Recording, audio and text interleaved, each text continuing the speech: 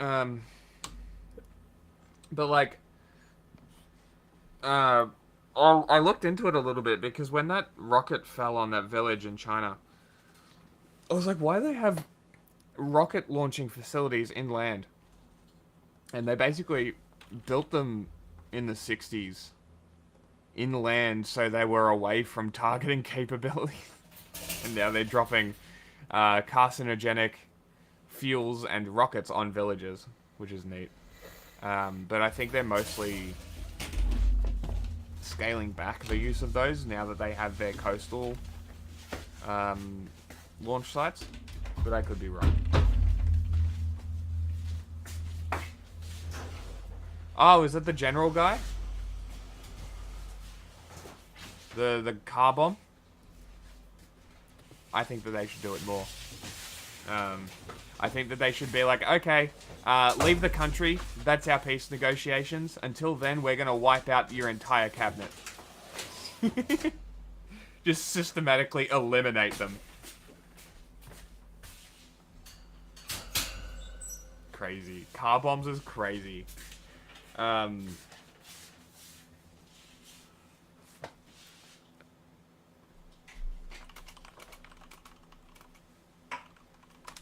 Don't talk shit about my culture. There's a dying seat. So I always get this quite mixed up.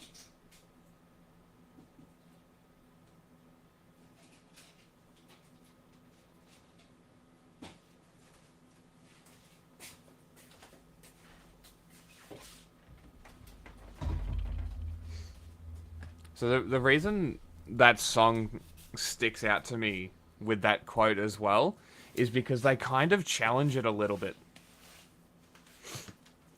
Because the quote is, die on your feet, live on your knees. But they're like, you have it backwards. It's better to live on your feet than to die on your knees, which that's kind of a interesting challenge to that idea.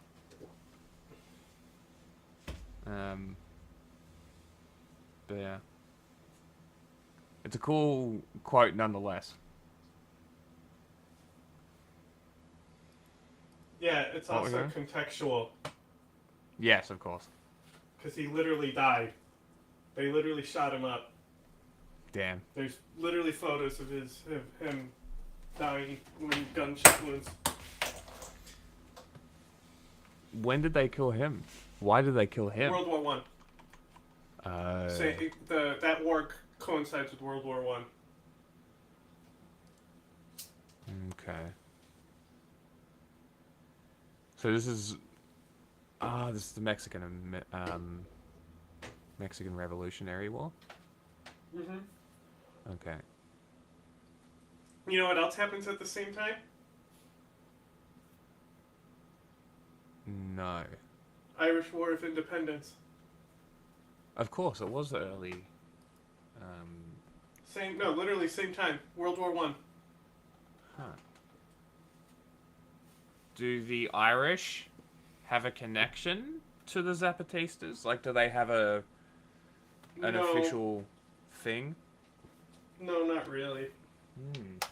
Interesting. Did Gaddafi send them C4?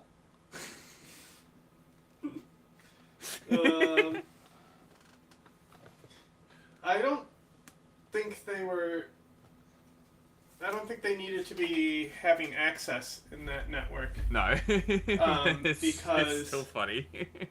because like we were saying in the interview, all the weapons come from America anyway.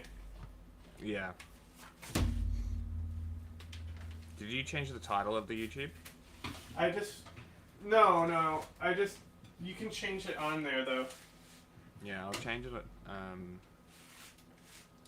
will Doesn't change matter. it. Just because. Oh, I guess we're not re-uploading the whole stream, are we? Yeah, I'm just gonna re-upload the interview, but I wanted it clipped for YouTube for watchability. Yeah. No, I think having just the 30-minute interview is better. Let me just change the name of the stream? An idea. If you want to put something on, can you put on the Kashmir video from James Kerr Lindsay? Yes. Do you know what happened? No idea. India and Pakistan are not... I don't want to exaggerate and say they're about to go to war. Obviously, that's the clickbait you would use for it. But it's the worst I've seen it since I've been paying attention. You know? Damn, okay. Like, obviously, there has been times that have been worse, probably. But since I've actually been cued in, which has only been like a few years at the end of the day.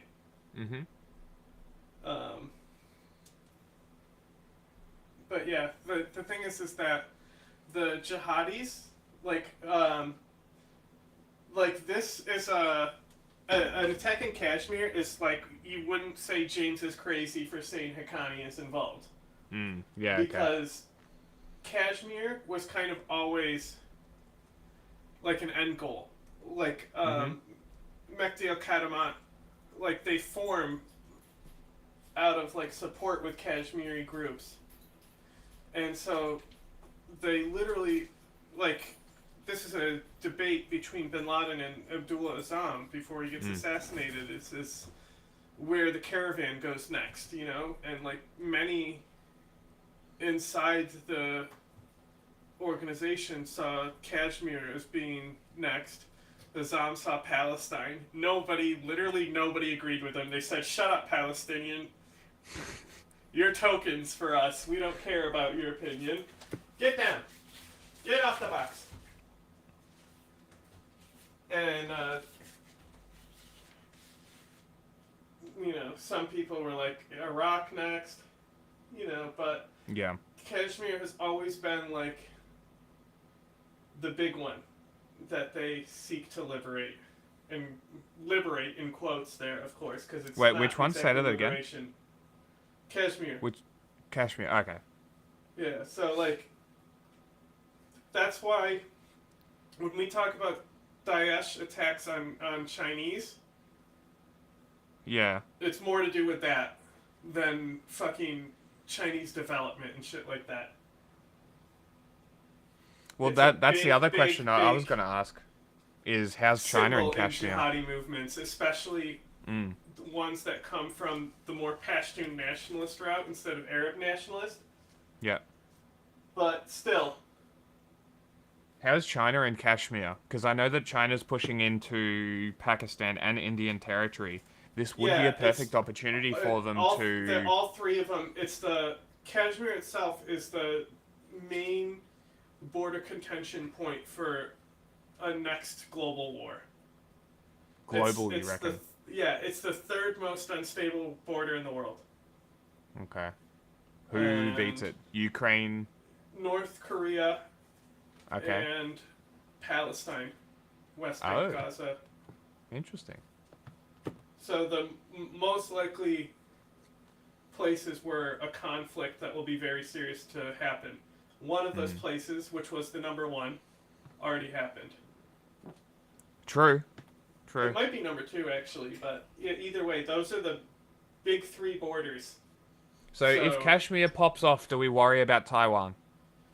Yes, because China will inevitably be involved, and we're also looking at more and more, like, an actual World War III situation. It's not about two factions, like how World War II was. World War I, it was like many factions, right? Yeah. So it would be more about theaters and where theaters of influence end. So yes. America... Well, Turkey's fucked. America obviously has investment in both India and Pakistan. They sure do.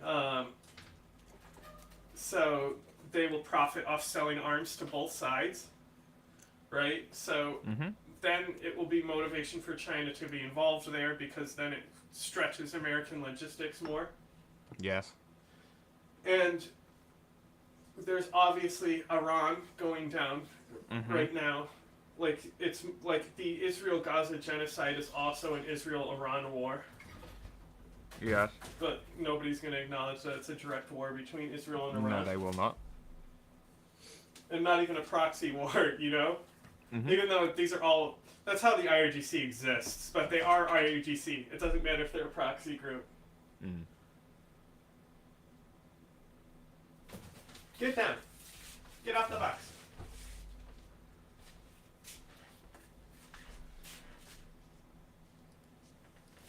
Is Kashmir returning to conflict?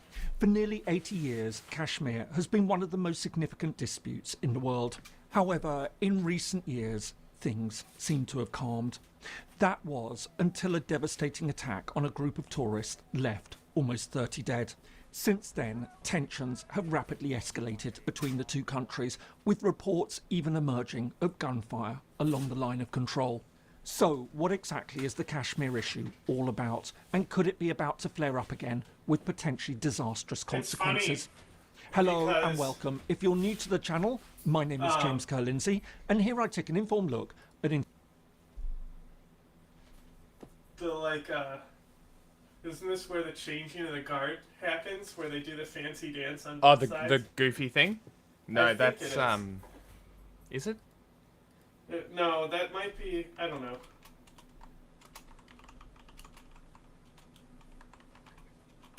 It might be Kashmir, actually. Atari Wagga boarding? I can't see chat where my chinchilla's at. I can only watch the stream. Map. Hold on. I have to pull up chat because I hear it going off. It's not near Kashmir. It's east of Lahore. I think that's how you say it. I don't know. Lahore. Lahore. Did you switch us back to the politics genre? I put it in just Lahore chat. You can is clip the it. capital and largest city of Pakistani province of Punjab. Mhm. Okay. So it's east of that. No, I didn't change the category. Yeah, just make sure it's in politics. Because I just set it to clip it. I think I can change it from here.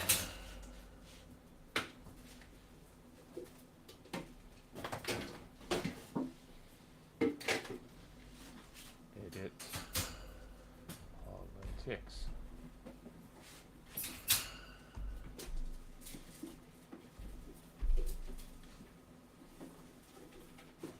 Done. So hopefully that changes it over. Let's see. Yep. Great. Well, Grape. Hey, talking about Pakistan. Big Pakistan, great! international relations, conflict, security, and statehood. In international relations, what sometimes seem like relatively small incidents can go on to have global effects. What may start out as a very localized event can spin off into much greater confrontations, potentially with devastating consequences. Around the world, few disputes have been as long-lasting and disruptive as the conflict between India and Pakistan over Kashmir. For decades, it's been a fundamental bone of contention between these two countries, leading to 4 major conflicts. At the same time, it's been home to a long-running insurgency as Muslim militants have taken on the Indian state. But in recent years, things appear... Indian insurgents go hard. Like, Well, you wouldn't expect... keep in mind, these are all the same ethnic group, basically. No. So, I'm not talking about these guys. I'm talking about other insurgent groups, like in near Bangladesh and over on that side. like Yeah, the Tamil Tigers? Sure, Tamil Tigers. I'm sure there's a Sikh group. I'm sure there's a Sikh group that's got insurgencies that go pretty hard. That's why India did those political assassinations. Yeah, exactly. So I'm like, yeah, I bet you the Sikh insurgents go fucking hard. I think there's been plane hijackings by Kashmiri groups Damn. before 9/11. Tamil tigers are Sri Lankan, you're right. You know, leave it to Al Qaeda to fuck up plane jackings for other terrorists. appeared to have calmed. However, any illusion of peace has now been shattered. Like, that might be A where they did serious the most terrorist damage, attack because, has led like, to fears of a renewed insurgency. you know, More to the point, as India shit- vows shit retaliation, happened around those many plane worry that a crises. new conflict Yeah. may yet Anyway, erupt with I don't Pakistan. want to overstate the likeliness for this to, like, Escalate. turn into a war, but, like, this is the most slept on, like, place when, like, even inside the international relations community, like, like, people know general facts about it. You know, like, I'm not even that well versed on it. But the thing is that if this does kick off, there's already so much going on. And, like, supposedly Sudan, Gaza, and Ukraine are on the tail end and about to end. Oh, that's what they say. Supposedly. But, you know, they said that in the Iraq War when stop loss happened. Yeah. We'll wait for time. It's just, it could Kashmir be lies very, very bad if Yeah. shit does not de-escalate. And it's, you know, it's like how Trump had to send Jared to the other conflict between India and China, right? Send in Jared. Now he doesn't have Jared. So J-Man. whoever's gonna help negotiate this shit from the U.S. better not be a fuckhead. Well. Whoops. Hey, look. Is that Chinese occupation of Pakistan? Look, it's Zapata. But China is an imperialist. What is this? Well, Why do that's they actually control China. an area It's of Pakistan? actually India and Pakistan, backed by the U.S., occupying Chinese territory. Look, it's Zapata. He's It just is a tiny Zapata. guy. Let's get full screen while he's running around. There he goes. Oh, parkour.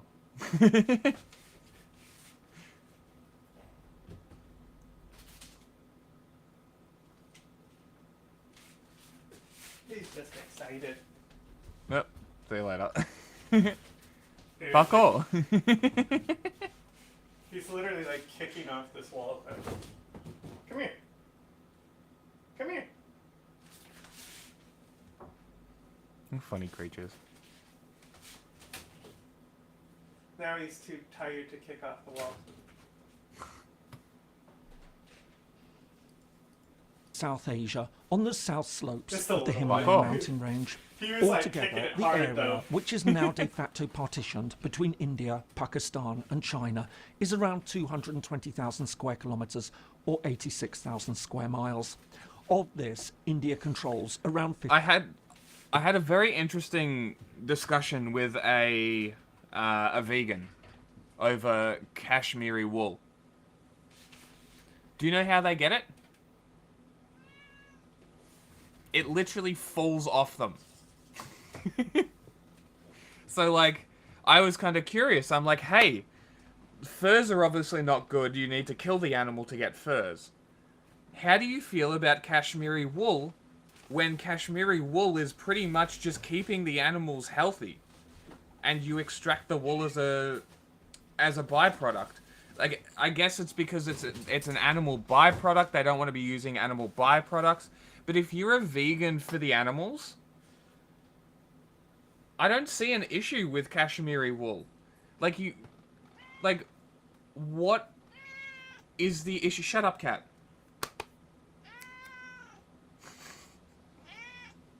Will you shut up? Thank you. But, like, I don't see why there would be an issue with Kashmiri wool. It doesn't make sense why it would. Because I would imagine that it's more about harm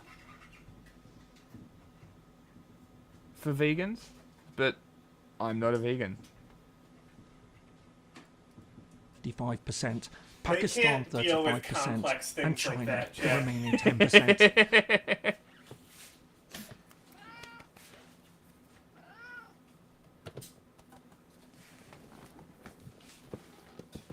Don't you know? It's vibe space. It's all vibes based.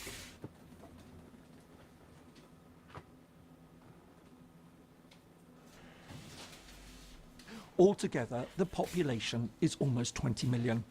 Of this, That's a lot of around people. 13 million live in India and 6 million in Pakistan.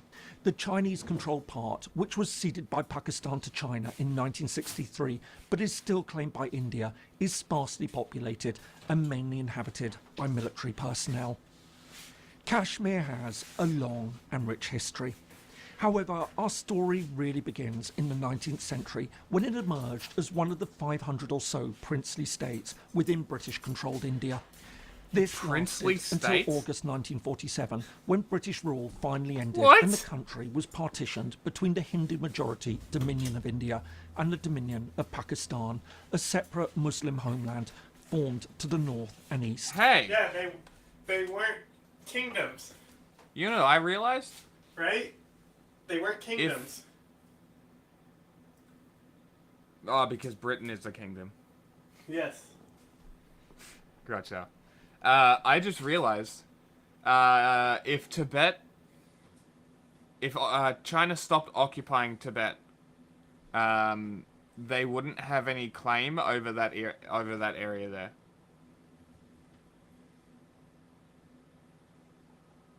So that's kind of interesting.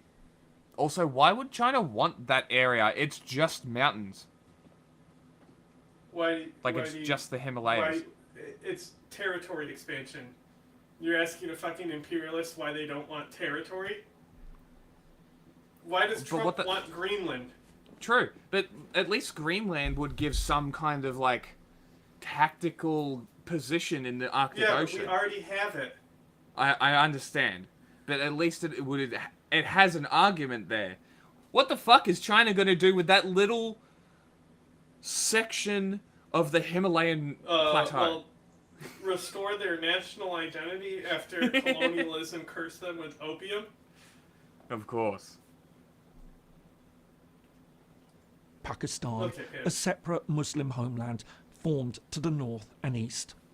At this point, the princely states were given a choice to either become independent or else join with India or Pakistan. Grab him now. While most of them chose to join with one of the two countries, often Fuck under off. extreme pressure, a few held out. This included Kashmir. As a Muslim-majority state with a Hindu ruler, it opted for independence. However, its hopes for statehood were short-lived. A little over a month after the end of British rule, it was attacked by Pakistani tribal groups. As a result, its leader requested to join India. But as Indian troops flew in to fight off the attacks, a full-scale war erupted between India and Pakistan. On the 1st of January 1948, India presented the issue to the United Nations Security Council, which ultimately agreed that the matter should be resolved by a referendum in Kashmir. However, by the time a UN-monitored Thanks, ceasefire UN. took effect, Kashmir had been divided. Although both countries formally claimed the entire territory, Pakistan now controlled the Punjab. northern and western third, while India secured the remainder to the south. Over the following years, tensions persisted between India and Pakistan. This culminated in another war in 1965, followed by a third one 6 years later in 1971. It was at this point that the parties reached a formal accord, the Simla Agreement. In addition to establishing the line of control between them, thereby effectively recognising each other's control over the regions they held, they agreed not to escalate tensions and undertook to resolve their dispute peacefully through negotiations. Although the Simla Agreement essentially ended the era of direct confrontation between India and Pakistan, it marked the beginning of a new phase in the Kashmir conflict. By the 1980s, tensions on the ground in Do you think dogs like being touched? Huh? Do you think dogs like being touched? Yes. You reckon? Yes.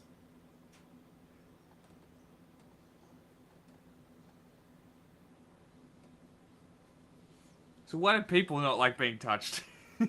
People like being touched. Oh, really?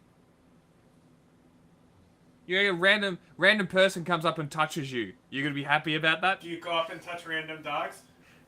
Sometimes. Do you introduce yourself first? Of course, I fucking put my hand Exactly. out and fucking whatever. You know, do you not shake hands? No, that's a fair point. That's a fair point. You know what's crazy though? I rarely see people do the hand thing for dogs these days. Like, I won't pat a dog if they don't lick my hand. You know what I mean? God, we gotta fucking make you play Undertale sometime. Why? There's just a lot of things about petting dogs in it. Oh, that's funny. There's this like dramatic music that comes in, and then it's like doggo wants to battle, right?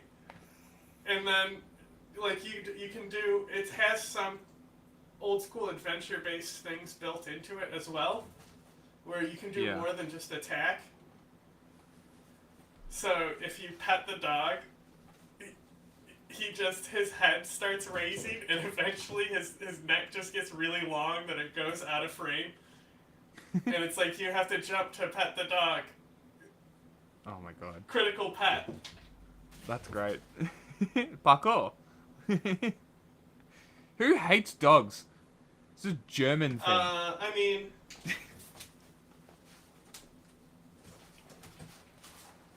they could have bad experiences with them.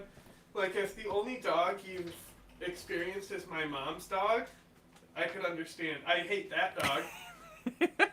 Like, do not bring it over here. It scares the animals. It's annoying. It's a handful. It gets into everything. It's poorly trained. Is it like a Shih Tzu? No, it's a beagle. Mm. And so, like, I told her, oh my god, Zapata was literally upside down underneath over here. I told her, it's like, you need to, like, crate train the dog. Mm. Like, you can't just tell the dog no.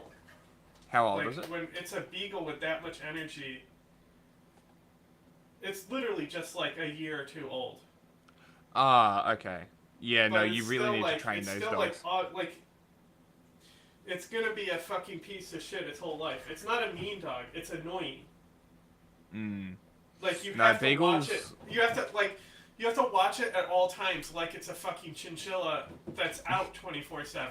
You know, like the chinchillas, they occupy themselves, and sometimes they're just loud in the background when I'm trying to specifically record something. Yeah. So yeah, Archie's good like that, where he'll just chill. Like, he's just laying on the ground the here. issue is also the breed. Yeah, beagles are working dogs.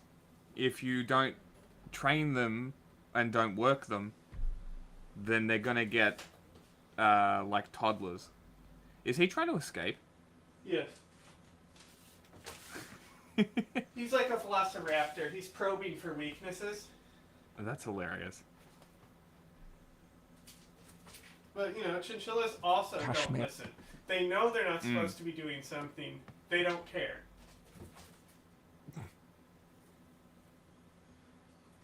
Yeah, because a family friend had a beagle, and it was trained, but he was still very cheeky. Did he just roll over?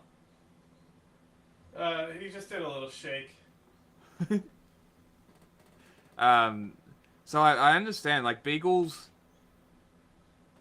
they have to respect you. They're one of those dogs that you have to be the alpha, or they just run rampant.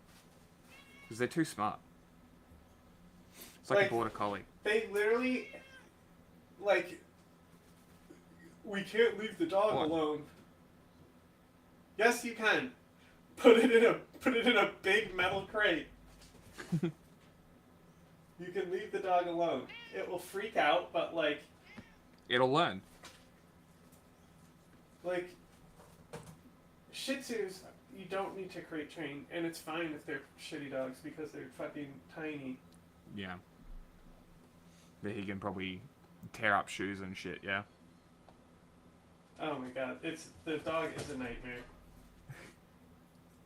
It's literally like the were worst increasing, dog I've ever driven by experienced. political disillusionment, economic marginalisation, and a broader sense of alienation. Kashmir's Muslim majority population began to step up their calls for either independence or union with Pakistan.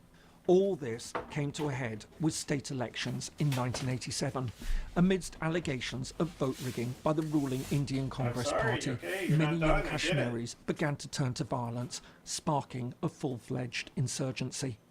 Over the next decade, the fighting steadily intensified as India launched a major crackdown on the uprising. This led to accusations of serious human rights abuses. In addition to extrajudicial killings and disappearances, many thousands were arrested under sweeping legislation, often facing torture while in custody. Meanwhile, acting with legal impunity, security forces often subjected entire villages to violent searches, frequently resulting in serious injuries and significant damage to property. Meanwhile, as India accused Pakistan of supporting the insurgency, a claim that the Pakistani government strongly denied, tensions re-emerged between the two countries.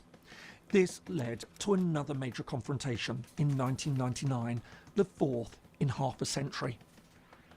I hope you're finding this useful. If so, please do give it a like and Very perhaps useful. subscribe to the channel if you haven't already. Thanks so much, and now back to the video. Since the turn of the millennium, Kashmir has remained a significant source of internal and external tension in India. In 2008, Kashmiri militants launched a high-profile terrorist attack in I Mumbai feel like that resulted Kashmir in is like 166 deaths. just one of those places where there's so much going on, but like for some reason it's just not interesting to people. Wait, the hotel attacks were Kashmiris? You might be thinking of the hotel attacks that were done by ISIS. Possibly. You should rewind and hear the exact context of what he said. External tension in India. Much. And now, back to the video. Since the turn of the millennium, Kashmir has remained a significant source of internal and external tension in India. In 2008, Kashmiri militants launched a high-profile terrorist attack in Mumbai that resulted in 166 deaths and nearly 300 injuries. More recently, the situation escalated again in 2019 when the Indian government Is that the revoked hotel attack Kashmir's you're autonomy. thinking of? Yeah. They made a movie about it. Oh, Was that ISIS or was that... no, the one in Mumbai, I don't know if they've made a movie about it. I'm looking but at the the most recent IMDb hotel right now. attack was an ISIS attack, and it was a shooting. It wasn't a bombing, Okay. and that was like in Pakistan. Independent action thriller. Also, I'm not sure if he said it, but this is a Mumbai. major 2008 tourist Mumbai attack. destination. Yeah. So the the fact that Mumbai it was attack. tourists who were all killed is a big deal. Series of Islamist terrorist attacks. 10 members of Lashkar-e-Taiba. Yeah, look them up. Look at their flag. Salafi Pull up their jihadists. flag. That one specifically. That one? Yeah, this is the flag that I joke. That's in my room when girls come over and they say sick Ah. anti-flag. Like, I love anti-flag. Anti-flag. We've talked about, the band. Oh. Like, because this looks like a punk poster. You know? It's my favorite jihadi flag. But you want to know what it actually is? What those black the stripes writing? are? Go on. Look up Taliban. Taliban leadership. Taliban headdress. Look that up specifically.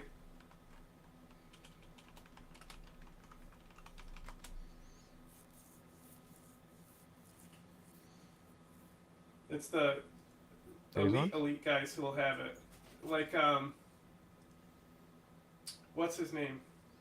Father. the father of the Taliban. What's his name? Like these ones? Hang on, I can't really see. I'm trying to think of the guy's name. The leader of the Taliban is not the leader. Mullah Baradar. Look at him. Type that in, Mullah Baradar. It's hard for me to see because I can only see the little image. It's not full screen. Sorry, I'm trying to figure out whether this is the attacks that I'm thinking of.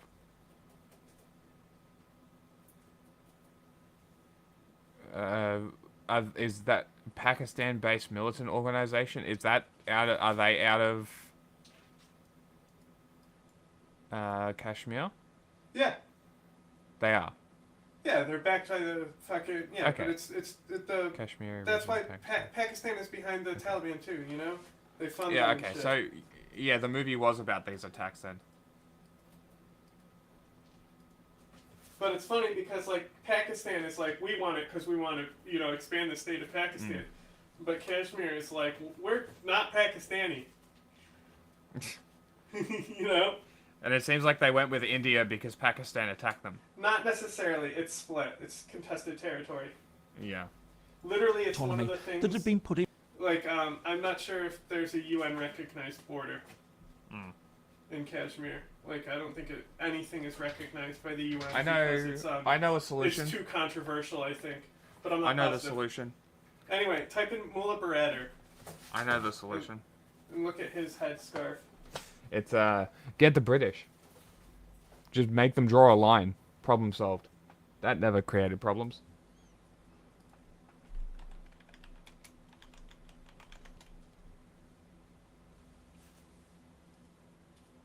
Abdul Ghani Baradar. Yeah, Abdul. What about him? Just look at his headwear. The hat? Bring up Yeah, his- that's the one that I bring was up his looking at. images. I'm told you, I can't see. It's not full screen, and I'm not sitting at my desk. No, that's a straight black one. If you go to the actual Google image page with the thumbnails.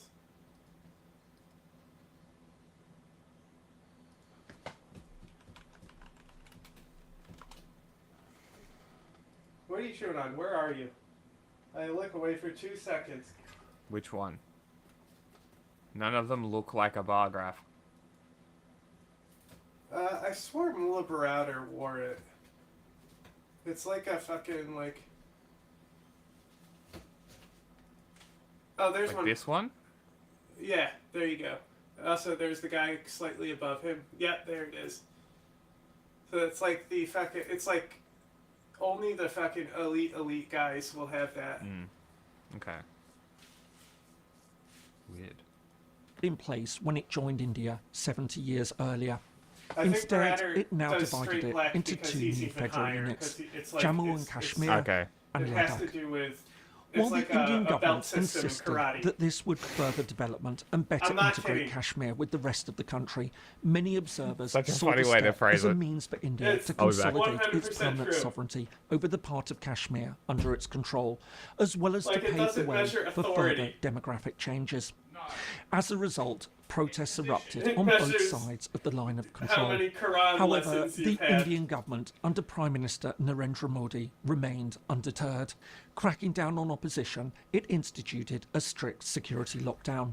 In addition to carrying out mass arrests, including of local political leaders, But I don't it know what it imposed was. a Just one day I communications was just blackout watching the and Taliban restricted and it movement. fucking clicked for me. Since then, there's been a That the noticeable black decline stripes I in the always thought amount was of so insurgent cool on that activity, flag was as well as a literally drop supposed in to the be the head recruitment wrap. of new militants. At the same time, public protests have also become less frequent. For its part, the Indian government argues that this is down to a combination of factors such as intensified counterinsurgency operations, improved intelligence, enhanced border management, and a heavy security presence. However, human rights groups and Kashmiri activists contend that the reduction in violence has come at the expense of civil liberties, including ongoing arbitrary detentions and widespread surveillance. But while things appeared to be relatively calm, at least under the surface, the situation remained tense. This came to international attention on the 22nd of April when militants attacked a group of tourists in the Baisaran Valley, a popular tourist destination in Indian-administered Kashmir. According to reports, the insurgents, who were dressed in military-style uniforms and heavily armed, killed at least 28 people, including 25 Indians, 1 Nepali, and 2 tourists from the United Arab Emirates, and injured over 20 others. Since then, a group called the Resistance Front has claimed responsibility for the attack. An offshoot of the Pakistan-based militant group, Lashkar Kharkov shit has reached the jihadi movement. Like, even they... Like, I mean, it's really because of... probably mostly because of HTS. But they're all, like... Like, Daesh used to just have, like... Their thing was just having a front mag carrier. Yeah. Which was the same for the YPG and YPJ for a while too, but it was a different type of mag carrier. Okay. Taiba, it's said that the attack was carried out to oppose population changes in the region, including the settlement of over 85,000 non-Kashmiris in the area. All this has had significant effects. Condemning the attack, India's Prime Minister Narendra Modi has vowed to bring the perpetrators to justice. At the same time, India has taken steps against Pakistan, which it accuses of being behind the incident. These have included suspending an important treaty governing the management of the Indus River, revoking visas for Pakistani nationals, and withdrawing diplomatic staff from its High Commission or embassy in the Pakistani capital, Islamabad. Meanwhile, Pakistan, which has strongly denied any involvement in the attack, has criticised the Indian actions, warning that any move to interfere with water supplies would be considered an act of war. Bro's name is As If.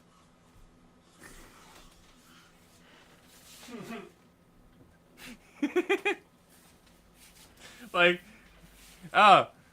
India. It's just a mean girly. Is Pakistan going to attack India? As if. As a result, the incident has led to a further escalation of tensions, once again raising concerns about potential military conflict between the two nuclear-armed neighbours.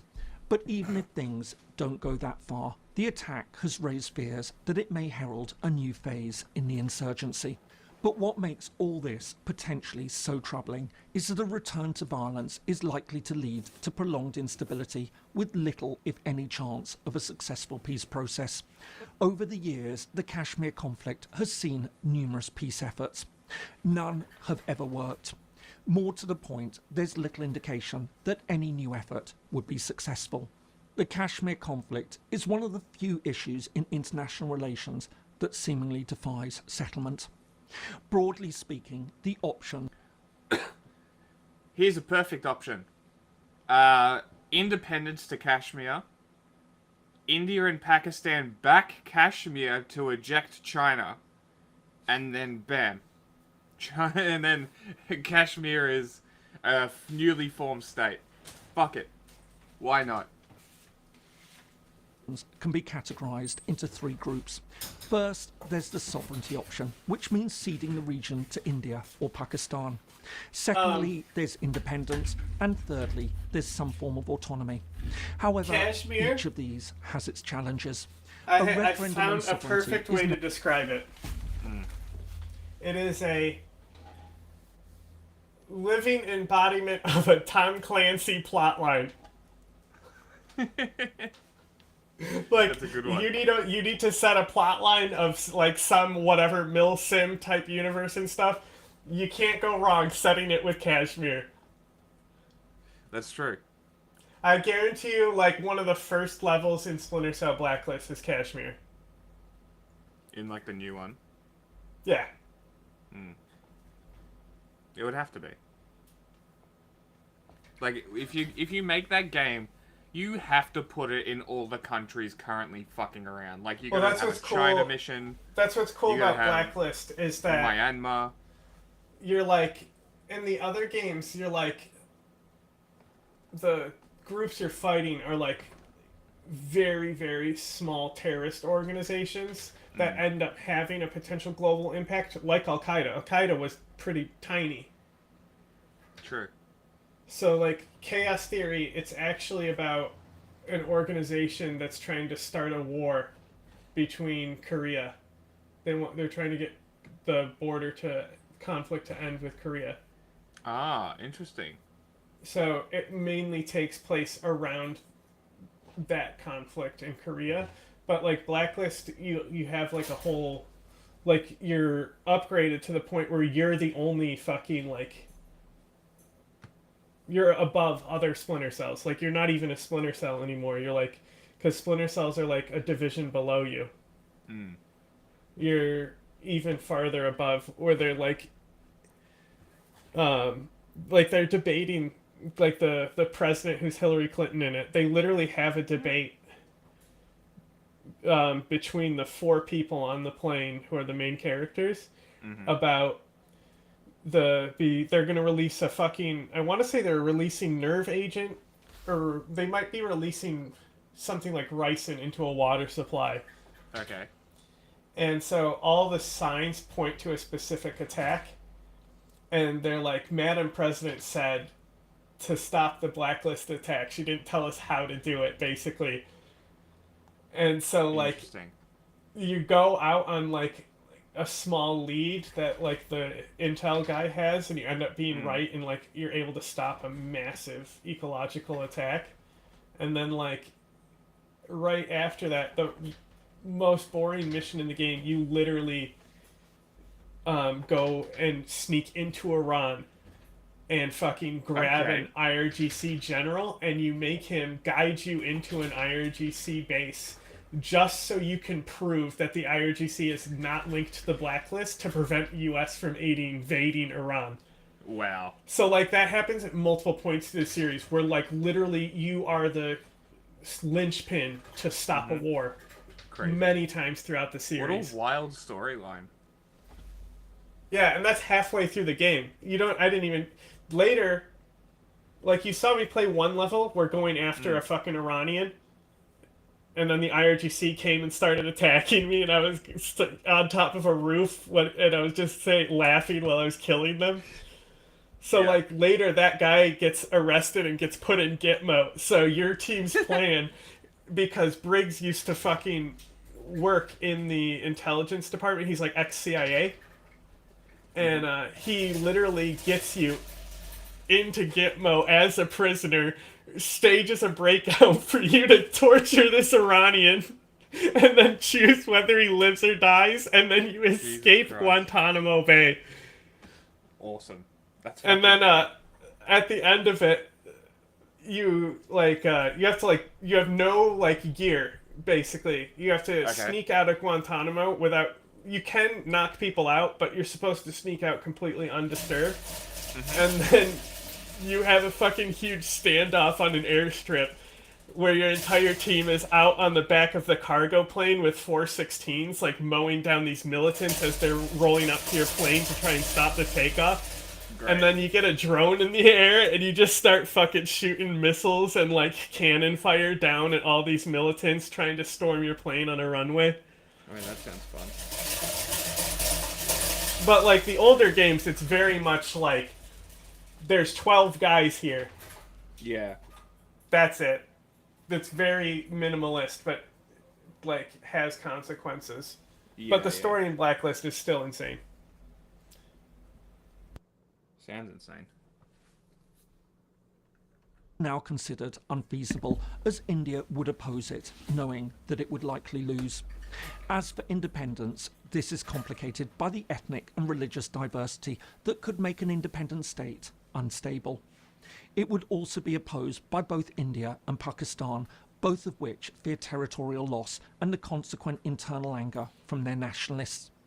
Even variants such as independence for a limited part of the territory, such as the Kashmir Valley, raise questions of acceptance and viability. Finally, autonomy would involve shared control while allowing internal self-rule. Once seen as a promising middle ground proposed by at least one senior Pakistani leader, this idea has lost traction. There's that asshole who... Especially since India look, it's Bin Laden's boyfriend. Kashmir's autonomy in 2019, and divided Look, it I'm into just two saying. parts. But I'm any just thought saying. of an eventual settlement is still There's no way. There's no way. There's no way Sharif didn't know. What about Bin Laden? Yeah. And you just didn't know. He's like he's ex-intelligence, and one of his most it's kind of, you know how we have the that Trump thinks is debunked, the good people on both sides, like they keep bringing it up and reminding people he said that, you know, like that wasn't debunked. You can look at the context and clearly see what he said there. Yeah. I bring up the So- context all the time because I hate that people only look at that little clip. Now, Because it's worse. so when the Taliban uprisings happened, Sharif is basically the general of the intelligence wing. So he's like the commander of, basically, because the commander of the intelligence wing is part of the authority hierarchy in Pakistan. Yeah. Like, Pakistan doesn't actually have one ruler, you know? It's a contested state between actual power structures. And it's a balance in a similar way to, like, our system in the US where we have 3 branches of government. Yeah. But it's like they're all actively, like, corrupt, militant, and, like, trying to gain power against each other. So the Taliban uprising happens, and they fucking, you know, they're like running people who are molesting kids over with tanks and shit, and they're like taking over the entire south of the Pashtun region. And Sharif is quoted as, "Those are our boys," as in, you know, people came in and be like, "Yo, what the fuck is going on in Afghanistan?" And he's like, "Don't worry about it. Those are our boys." And so there's this kind of claim that he's the true runner and founder of the Taliban by his critics. Okay. Obviously, that's the ridiculous part. But he still said that. Yeah. It was just, he says he just meant he supported the uprising or something, you know? Yeah, yeah. But, like, the way that it's set up by the Carter admin is that the CIA has to work through Pakistan's intelligence service, right? So the CIA are the ones who gave the weapons to Mujahideen, Yeah. right? So all the Mujahideen groups are linked in part to Pakistani intelligence. And that's why anytime a terrorist attack happens that isn't Daesh, you can just be like, Pakistan did this, because they literally, even if they didn't plan and plot the attack, it all goes back to them. They all fucking, that's the whole point of the Pakistan Intelligence Service, was to create these groups. That was what they did. So, yes, this guy was trusted by Bin Laden enough to fucking hang out next to the military academy. After Iran, by the way. He was in Iran originally. Great. What a good dude. far on the horizon. Even establishing a peace process seems nearly impossible at this stage. Despite calls for dialogue, deep mistrust and political resistance in both India and Pakistan prevent progress. Meanwhile, international involvement remains minimal, especially what's the as plan India from here? insists on bilateral talks and rejects. I have to go make money. So Yeah, so that's what I was asking, because I was going to see if I can crank out an edit to download and edit. Well, I was gonna go at about 12, which is in 10 minutes. Okay, so I don't have time. No. That's fine. So I don't know what you want to do. No, because I'll keep streaming, but... I assumed as much.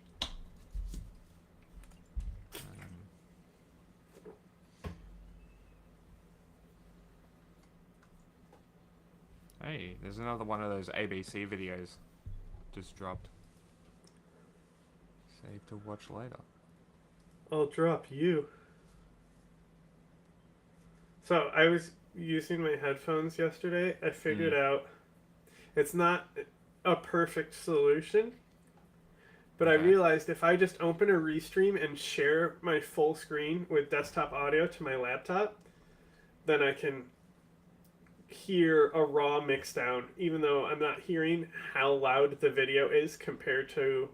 Okay. Like I'm in my headphones. I don't hear what's streaming because I'm hearing what's going straight to restream because I can turn down the desktop audio and my mic separately.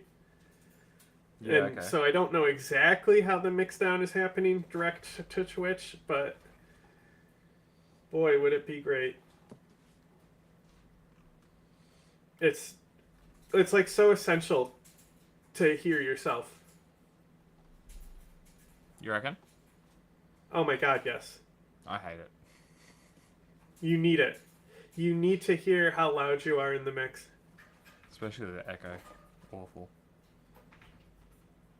Oh, I don't really think it's an echo. Mine is. Well, I can hear myself, and then I hear myself. Yeah, talk. no. It's slightly behind, but it's not enough to actually. I don't know. I just kind of focus inside my headphones instead of what's coming out of my mouth. So I kind of like tune out my mouth and only listen to my headphones and filter out my voice. So it literally sounds like my internal monologue almost. I am bored. Woody bored. Yeah, I don't that's know. My brain is just kind of trained. If I think about my voice, then I'll split them and it will be an echo. But if I only think about my headphones and tune everything else out, works much better. I assume with noise canceling headphones it's easier too. Even though these aren't. These are just shitty Chinese headphones. Okay, I did find it. I saved it to the wrong channel. Bagagua. Hold on. Save this video. Don't tell me what to do. Somewhere. Hey! Jack, Hey. Undertale is $3 right now. Okay. I will It's on see how sale. much it is on It's- the console. Oh, yeah, 'cause I'm outside looking at mediation. Steam. At the same time, the UN Security Council remains firmly I don't know if detached it's a from the console issue. game. I Indeed, think it's only PC. held one informal discussion on the issue since 1965. I'm pretty sure it's While on countries like the United Kingdom consoles. and the United States support It's a peaceful definitely one settlement that's that more reflects Kashmiri mouse-oriented, though. aspirations, they refrain from direct involvement. And it's for all these reasons that the Kashmir dispute remains one of the few global conflicts Yep, it's that for all of elude it. resolution, even on a theoretical level. More importantly, when one considers the history of the conflict, the clear risk of escalation, and the fact that India and Pakistan are both nuclear powers, it quickly becomes clear why Kashmir is not only amongst the world's most intractable conflicts, but arguably one of the most dangerous. And all this explains why this latest attack is particularly worrying. In such a volatile environment where there seems almost no chance of reaching an eventual settlement, even seemingly limited incidents can have significant and far-reaching effects. I hope you found that useful. If so, here are some more videos that you might find helpful. Thanks so much for watching, and see you. Alright, your turn. Who are you? Who are you? I wonder Good night. if I can... Hang on. Do you think...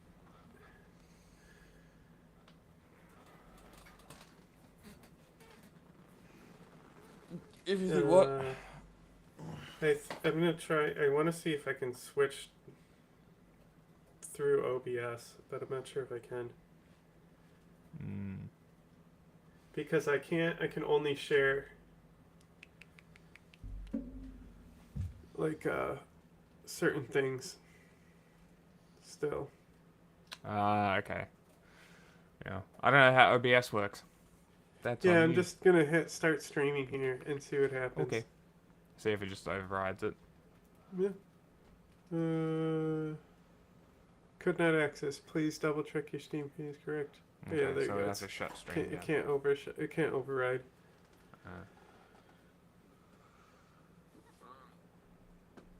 Which Well, is a pain in everybody the should ass. stay right the fuck there and just refresh it, I guess. Well, I mean, I'm just because I'm already streaming to YouTube. I'm not even gonna switch it. From this. Yeah. Yeah, you're just gonna use Restream. Yeah. Makes sense. Keeps it streamlined. And I guess it's like 6 hours a normal show time. You can switch it over into like the irregular hours. Maybe. I don't know.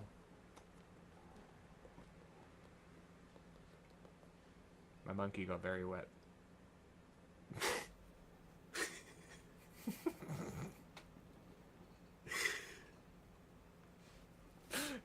Do you want the context? So I bought I went to IKEA because I've been looking for something to put onto the back of my bike, and I found a monkey. And I strapped the monkey to the back of my bag. And it rained. Monkey got very wet. Where did you learn to fly? I think it's still drying. You want to see something cool? I got time. I'll need a second. Gotta find it.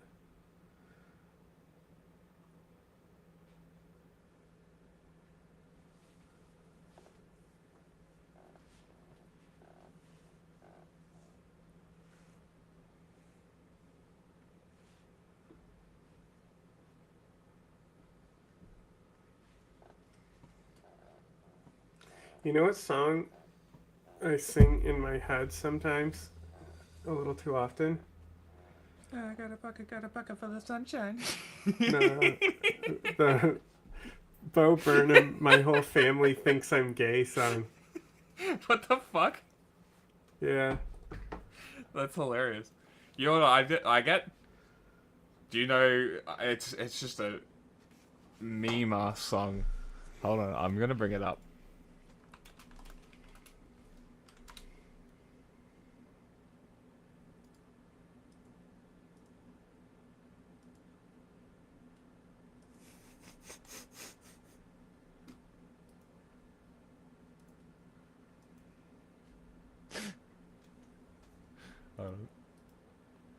I am gay. I like men.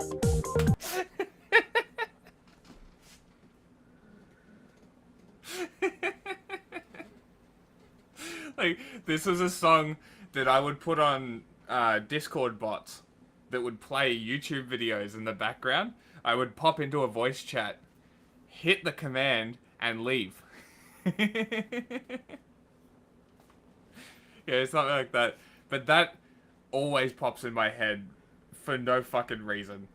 Just because of It's the meme crazy value of because it. we're in this era where, like, things that came out right when, like, the HD jump happens, like, just don't work.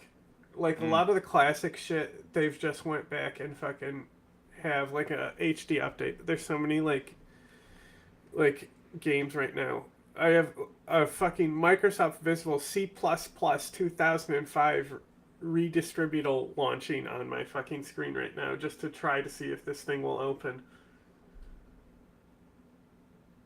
What, it's just not opening? Like, why? Like I said, games from this era, like from the HD conversion era, they just the fucking companies didn't fucking put in longevity so they would work in the future, basically, you know? It's almost like there's no backwards compatibility type thing. Yes. But like I actually had to, for Blacklist, I actually had to modify the code to get it to not crash anymore. Like, there's like alternate launch instructions that you just put in Steam because it keeps trying to connect to the online and there's no support to the online and it causes the game to crash. That makes sense. So I'm kind of just Man, online's great. waiting to see what happens. The box closed the whatever the C++ was. Mhm. Uh-oh. System validation in progress. Please wait. Okay. Don't sound good. I'm just trying to Anyway. open something, you know? Yeah. I got to go. Let me just grab food real quick. Okay. Entertain chat. I can't entertain. I am not a clown.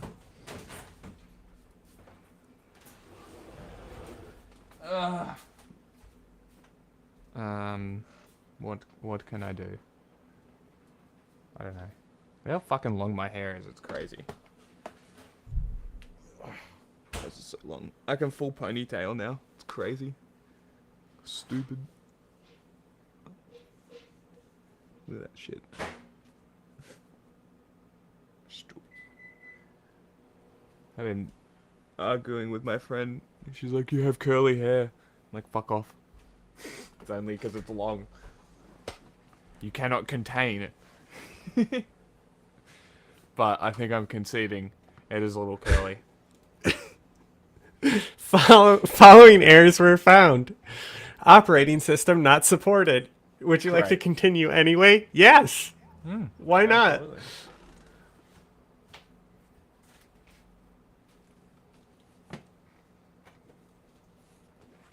Oh my god.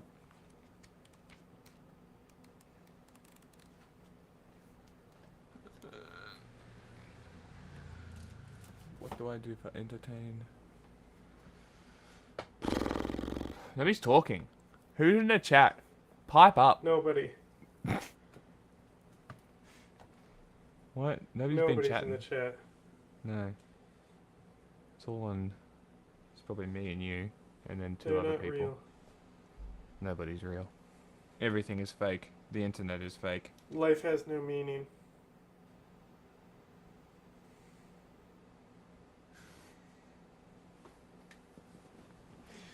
I mean, not really. Reproduce. You must seed the earth with a legion of kids. Okay, weirdo.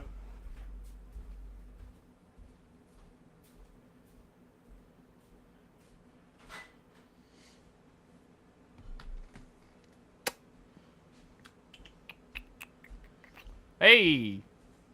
You been here the whole time, Cal? You just not been talking? What's up with that? The natalism shit's really weird. Dude, No it's way. so strange. Bro. It's I like, can't don't you believe this just realize? happened. Like, you know what's weirder is the people, if you're really pro-natalist, you'd be coming in cups and populating semen donations. That's what you would be doing. But you're not doing that. You're being a weird fascist online. So how about you shut the fuck up and go come in some cups and leave people alone? That's probably a better idea. Fucking weirdos. Get the fuck away from me. You're always culty too. It's very weird. Strange people.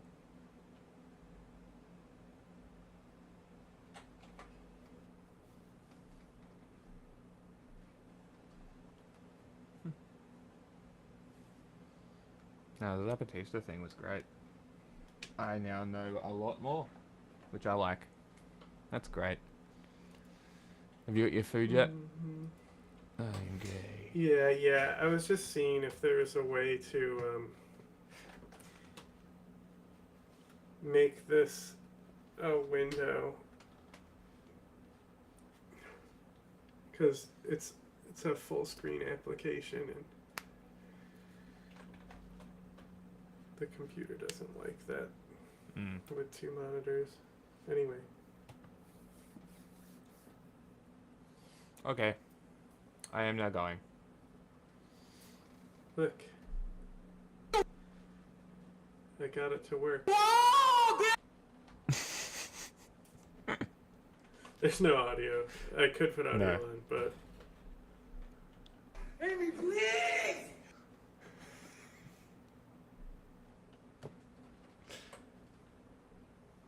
My monster condom. Where's subtitles? Video? Video. Change the resolution. I'm not fucking with that. It'll break it. This is before subtitles were a normal thing. Subtitles. Gameplay options. Okay.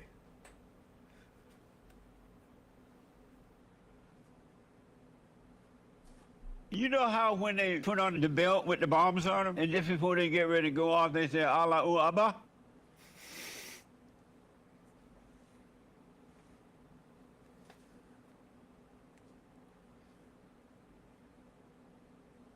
Awful jumper.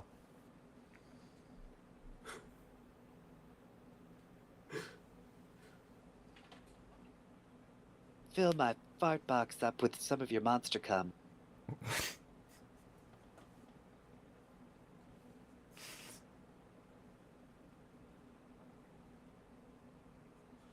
See, it says look up, you'll see it. And then see in the background it says look up. It's a little Yeah, I scrunched saw. on the capture. Right? So like you know how all the games will be like, do you like your invert settings, and they'll incorporate that into the tutorial?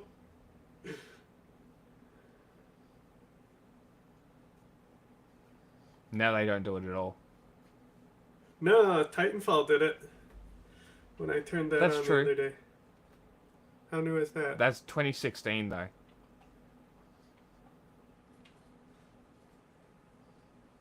There's just this torture scene like right out the gate here. Mm.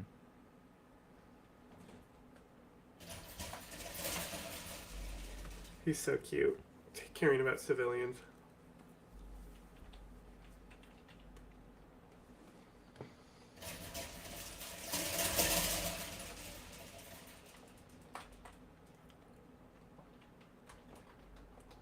That's a cool way to integrate it. Good to see cover system works.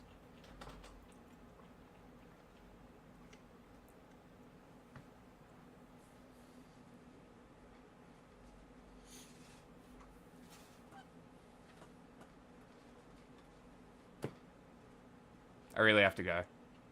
Hey. Oh, that's right. There's a whole flashback. Never mind. Okay. I could have sworn right here, like you literally kill 4 guys and then you go into a bathroom and torture a guy. But there's a whole flashback where they introduced his daughter to the story. Okay. What relevance And in is the Blacklist, you can optionally call her on the phone in between missions. daughter? That's funny. Optionally. Not central to the story. Be a good dad. Don't call your daughter. Well, it's complicated. That's what they always say. Need cigarettes. His daughter is dead.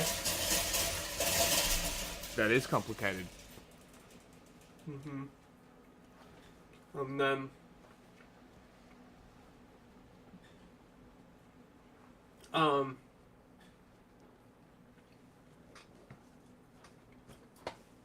Conviction.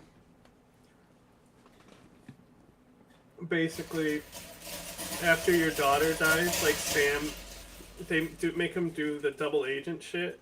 Uh-huh. And canonically, he kills his boss, and he's, to stay in his cover, he kills his boss in an execution to prove he's not CIA. And so Like he's he just, killed like, the done CIA with them, boss? so he left, and that's why he's in the cafe. And they basically...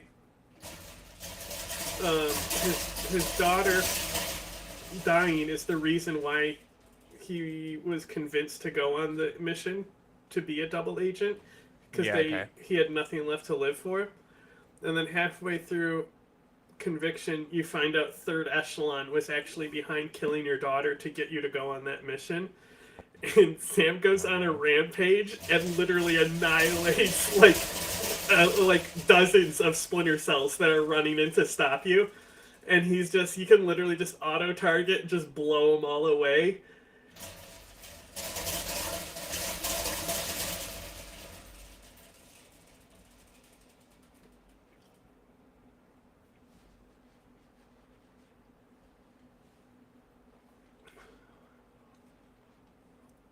I don't want to capture this no more. Get out of here.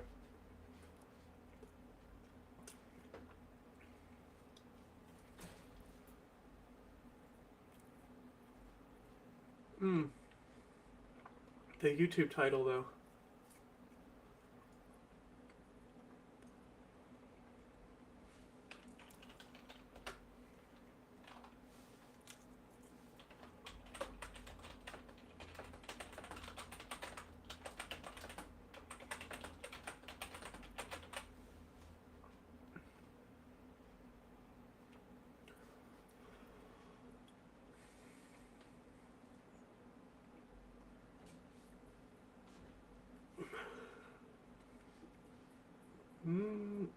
I didn't save the thing that I literally was gonna watch.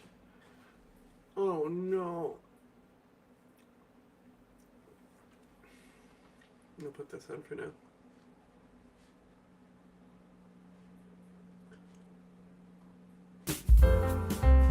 My internet kind of just killed itself. Hey man, what's up? That's How fine, you? leave it Hey, anyway. how you doing, man?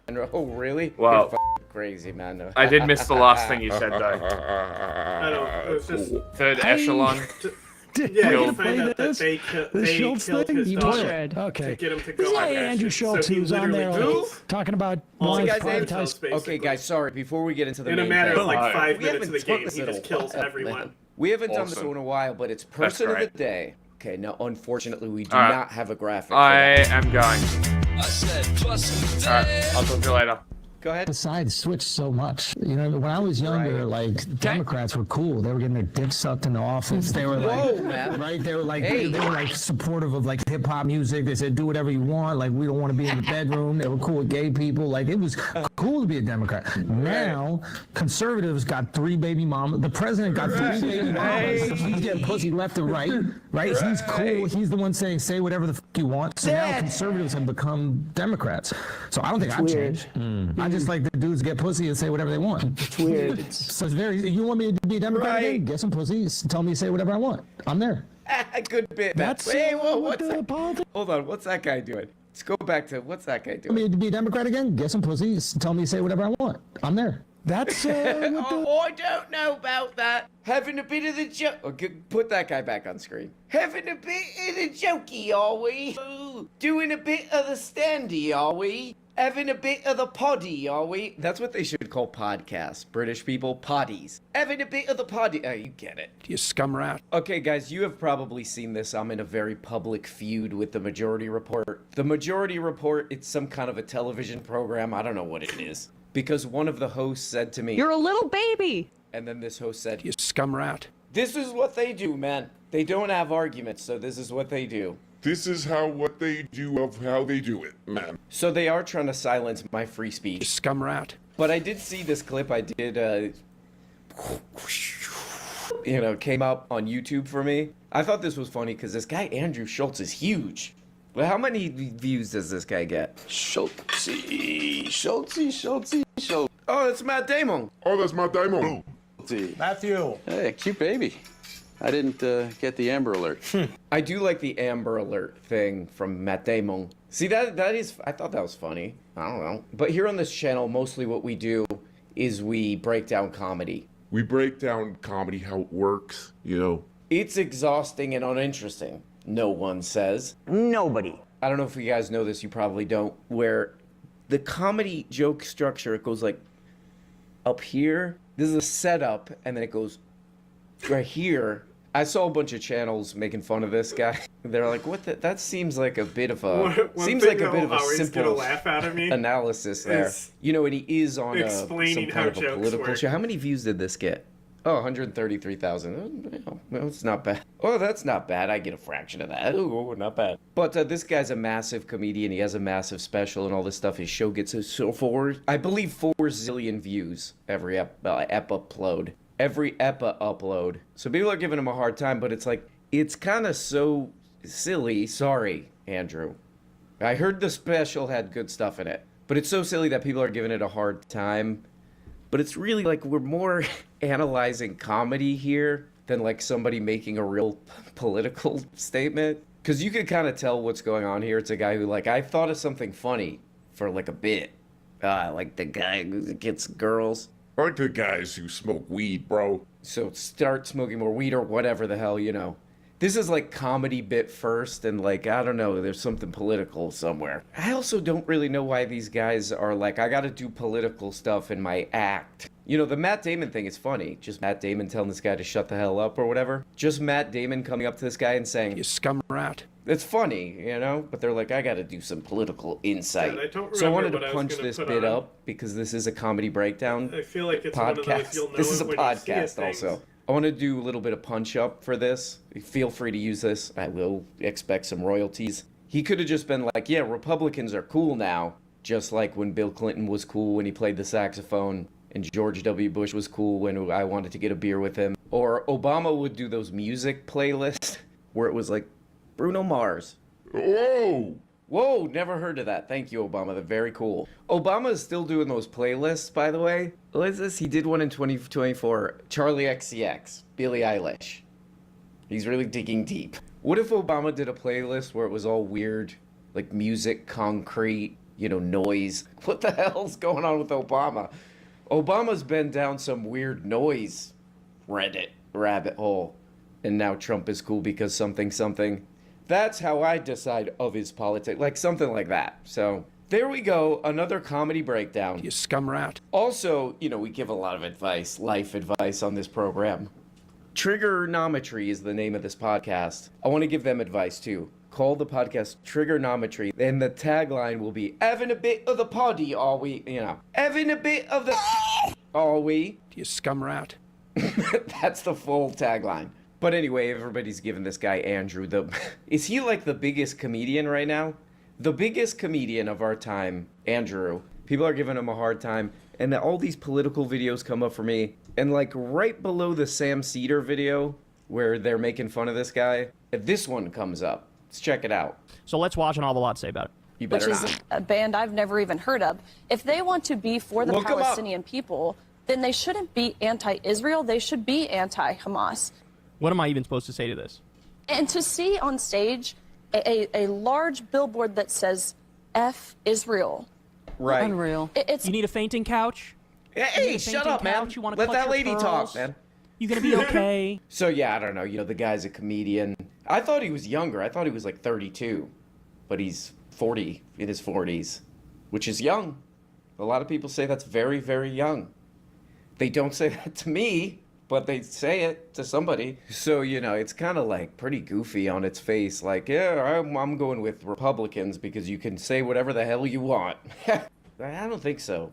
I don't really think any of them up there are too cool with people saying whatever the hell they want in general. So, you know, if you're the biggest comedian in the world, maybe, I don't know, look into the crap a little bit. Yeah, I don't know. 30 seconds. Did you ever think you could make it? Scum rat. I know this life's meant for me. Patrick, Vinny and Patrick. Better than anything. Okay, so yeah, many of you out there bet on Goliath when you should have bet on what the hell's the guy's name? Patrick bet David. like the song says. And you guys absolutely got cleaned out on that bet. Because Patrick won. Patrick is winning. This is one of my favorite YouTubers, and there's a thing that we've noticed watching Patrick Bet David's show. I'm going to play this. This is the most important part of this interview. Here we go. We'll play that part. And you know, she said something here, which is very interesting. And I was having this conversation with us, Rob. One day, you and I, 7 of us, were at Casa D'Angelo.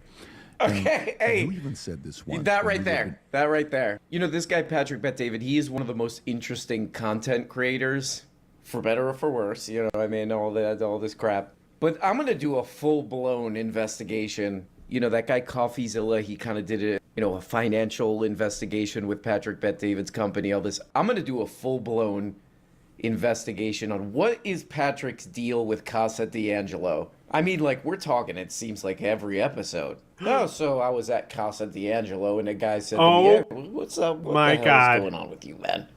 That was at, just to be clear, that was at Casa D'Angelo, which is at 1-2. Oh, my God.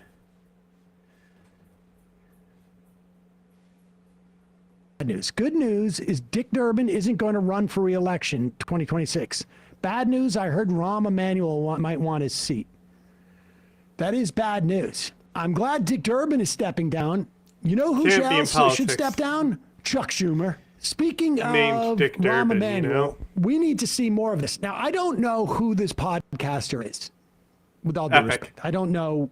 I probably Wait don't until know you see who it is. 99.9% You're gonna lose it when you of see. podcasters who are not named Sam Cedar or Emma Bigland or Matt Leck or Russ. Thank you. But we need more of this. Whenever Rahm Emanuel is on any show, he should be addressed in this way. And let me tell you something. I mean, Rahm Emanuel took credit for the 2006 retaking of Congress by the Democrats. And you could not have been handed Congress on a bigger silver platter than Rahm Emanuel was given. You had Bush's popularity plummeting because of the Iraq War and because of his attempt to attack Social Security and because of Hurricane Katrina. Then you had a Republican Party whose leadership was protecting a fellow congressman who they knew was trying to groom pages in Congress, a guy named Mark Foley. And they all knew it, and there was wide evidence of it. In fact, I can't remember the guy's name. Tom Reynolds, I think it was, in upstate New York, had a press conference where he surrounded himself with children and had to be asked at one point, could you ask the children to leave so we could ask you about this burgeoning scandal that crested in October? And Rahm Emanuel took credit for winning these seats. And incidentally, the candidates that he got who got into those seats were garbage, largely garbage, because he only wanted people who could self-fund. Many of the problems the Democrats have today in terms of why they are ideologically tone deaf as to what was happening in the country over the course of the past 18 years, 19 years, is because of Rahm Emanuel. Rahm Emanuel was the chief of staff when Barack Obama decided to bail out the banks instead of homeowners. Rahm Emanuel is the chief of staff when Barack Obama decided to skimp on the bailout in the wake of the financial crisis. Instead of going to $1 trillion where all the economists were saying you got to hit, he did $750 billion, 400 of which was just tax cuts, and tax cuts that were Come on, Sam, get to the clip. largely for wealthier people who are not going to go out and spend that money in the same way. So we have millions, literally millions of foreclosures in the wake of the financial crisis. We have, get a little bit of a crispiness. We have millions of financial foreclosures, and then we have that's why it's important to hear yourself slow in the mix. growth over the course of the next 8 years because of how anemic the Obama administration's response was. And then I'll remind you, despite all that, they got clobbered in 2010. And over the course of Obama's 8 years, lost 1,000 statewide seats in government across the states. And 2010, mind you, also, that election is what crushed Democrats for the next decade because that's where all the redistricting happened. Rahm Emanuel was as responsible for that stuff as just about any other individual except for Barack Obama, who hired him as his chief of staff. Then he went on to Chicago, privatized all sorts of stuff in Chicago, attacked the schools, got rid of all the parking meter revenue, handed it over to private interests. Was the Laquan McDonald malfeasance? Yep. Just a garbage man without picking up the garbage. I should say, like sanitation workers, my hat goes off to you. Yeah, he creates garbage. He Exactly. doesn't get rid of it. By garbage man, I mean like literally a man of garbage. Here Like he the is Pokemon. on. What's the name of the show Who's the again? garbage? This is I've had it with sorry. Who is it, Russ? The Labimbos. What number is this? Jennifer Welch. Party that became an advocate for. We became not a party that was built on the culture of acceptance, but a party that became an advocate for certain things that, in my view, were just nuts. Nuts. And they weren't core. Now, look, I think you pick. So you say to me, fight. Tell me what we're going to fight about. You can tell what's going on inside her head right now. She's thinking, I have just about had it. Interested in fighting about. I'll tell you what I I'll think tell you it this. I said this just a minute ago to somebody else. We were really south on kitchen table issues. We weren't really good about the family room issues. I disagree with you. I disagree with you 100%. Okay, the only room we were doing really well was the bathroom. And that's the smallest room in the house. That is such bullshit. That is total bullshit. That is buying into the right-wing media narrative. And I'm so sick of Democrats like you selling out and saying this. You know who talks about trans people more than anybody? MAGA. MAGA is the most genital-obsessed political party I have ever seen. Kamala Harris talked about home ownership. She talked about kitchen table issues. Trump's over there droning on about Hannibal Lecter. Are you kidding me? This is where the Democrats lose because we're playing the game with the rule book. They've ripped the rule book up and are cramming it down everybody's throat. And Democrats are upset because Joe Biden pardoned his son. We got to fucking fight. They're the gender-obsessed weirdos, not us. We're the ones who fight for Social Security. We fight for Medicare. And yeah, we're not going to bully trans people. We're not going to fucking do it. I'm not again. I'm not. Look, fine. Hey, let me say this: as mayor, 2016, I dealt with the bathroom issue. It's just not my. It's not my most important issue. It was dealt with, and I appropriately dealt with marriage equality, as I said. Well, it's certainly important to the Republicans. For me, it's just important not to bully them. And I think this is the death knell of the Democrats. It upsets me. It upsets me so much because we live here in this red state, and you see the damage of it. When I see politicians that are supposed to be leaders in the Democratic Party buy into the narrative that Republicans have defined us by, instead of fighting and saying, you're the weirdos that are obsessed with it. Yeah, we're not going to bully some trans kid. And we buy into their narrative. It's why we lose. And we have to live, I had to live in a state where rape victims can't get an abortion because of this bullshit. And so I'm going to fight till the bitter end, and I'm not going to let some MAGA moron define what progressive values are. And I think it's a really dangerous precedent, Mr. Emanuel. I'm sorry, but I have to push back. And I'm not some coastal elite liberal. I don't know. Do we need to hear even more from him? I would say, well done, but F, I'm calling him Mr. Emanuel. The fascinating thing too about, I mean, this is a big tell. And you see this with Hakeem Jeffries. You see this with guys like Rahm Emanuel. The big tell for all of them is going on and talking about what Democrats should talk about instead of actually talking about what Democrats should talk about. It's all them becoming pundits. And instead of actually like, wait, kitchen table issues. What the F does that mean now? What was Mark Cuban talking about? That lady in the kitchen table issues. The speech. Yeah, Mark Cuban. Like which kitchen table is Mark Cuban sitting at of his whatever 47 homes? The granite countertop one. Yeah, I mean honestly, like, give me an effing break here.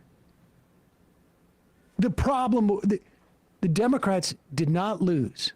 There is absolutely zero data that suggest an issue that all the exit polling showed, and even polling beforehand,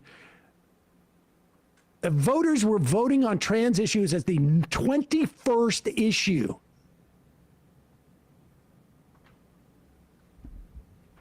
swayed the election. This is all just BS. And it's great. I think I've never heard of Jennifer Welch before, but apparently she does some sort of like interior design style reality TV, Sweet Home. I think she's from Oklahoma. And to say like, look at the comments here. She Russ, when you literally put these interviewed up, Kamala like, Harris. It's all things that we obviously agree She with. was This man on is one of the arrogant, approved delusional, and showing podcasts. his privilege to say you can just move out of a state. I can't stand Rahm. He talks about education like it made a difference in Chicago. Closed a bunch of schools. He sounds like he's in the wrong party, and he's disingenuous Epic. about it. I mean, it's wild. And this is like, again, this is not MSNBC from Manhattan. This is just a influencer from Oklahoma. That's fantastic. Honestly, like any podcast that has that dude on, it doesn't treat him with that type of I'm messaging Jack right now to of tell him anger. to look at chat. And she is on the front lines talking about like, yeah, being in front Oklahoma, lines, bro. you see it more acutely what happens stop when calling you it the put front wind in the lines. sails of these bigots. Hey, folks, don't forget to hit the subscribe button and check out our daily show. We do it I'm every so day. fucking. It's so fucking great that the bimbos got on Sam Cedar, and he now knows who they are too. I'm so happy. Hey everybody, Tim Miller from The Bulwark here with managing editor Sam Stein. We have breaking news. FBI Director Kash Patel says that he has arrested a judge in Milwaukee, Wisconsin on the Sounds charge of fascist. obstructing the arrest of an immigrant, an FBI It's a operation first-time to arrest chatter an there, immigrant, too. I guess, Isn't in that her fucking court. I'm going to awesome? read the tweet from Kash Patel that he since deleted. I want more chatters so we'll like get into that in a this to second, come in. But he with wrote, just usernames now, like the this. FBI arrested Judge Hannah Duggan out of This is Milwaukee, who I welcome the Wisconsin, most. on charges of obstruction after evidence of Judge Duggan obstructing an Please. immigration arrest operation. We believe Judge Duggan intentionally misdirected federal Bring agents all away your from the little subject to be arrested in her friends courthouse too. in We Wardo, love Ruiz, Chairman allowing Mao. the subject We're an illegal principled alien to Maoists evade here. arrest. Thankfully, our agents chased down the perp on foot, and he's been in custody since. But the judge's obstruction created increased danger to the public. We'll have more to share soon. So he tweeted that, then Do deleted you it. think Kashmir It will was go to unclear war? why, but I don't guess, think Sam, it now will we go have to war. confirmation I that this acknowledge judge the has been arrested. potential that it will. Yeah, we were also. I currently do not think it will escalate to war, Wondering if but it's a very serious normally territory. It's we a would have, very like, sort of serious. a Like coordinated, if this shit, announcement around this stuff, and like it's think all about right, something but on then this level Milwaukee happening with Korea, has a piece and that how says much the, everyone would care. that This the is just arrest as was important as that confirmed, border by when it comes to local, like US preventing Marshal like a Services, war actually, sorry, in that DC side of US Marshal Asia. Services spokesperson for them said that this judge was arrested at 8 So a.m. at it the certainly Milwaukee County matters courthouse and is who in federal custody. who So just shows let up that for sink in. delegations, We have and arrested you a know local judge. Modi and is detained pretty her in federal fashy. Custody, So over immigration. it depends on proceedings. how he wants to I act can't recall anything behind remotely closed like doors, or if he wants to be a TV Yeah, president. I mean, obviously, like we're Trump. going to have to wait for more details to emerge before you get into total speculation mode. But just like at the top, Quiet. Like arresting a judge over not like some other private crime, but of their Right. of their job, like of judging, like yeah.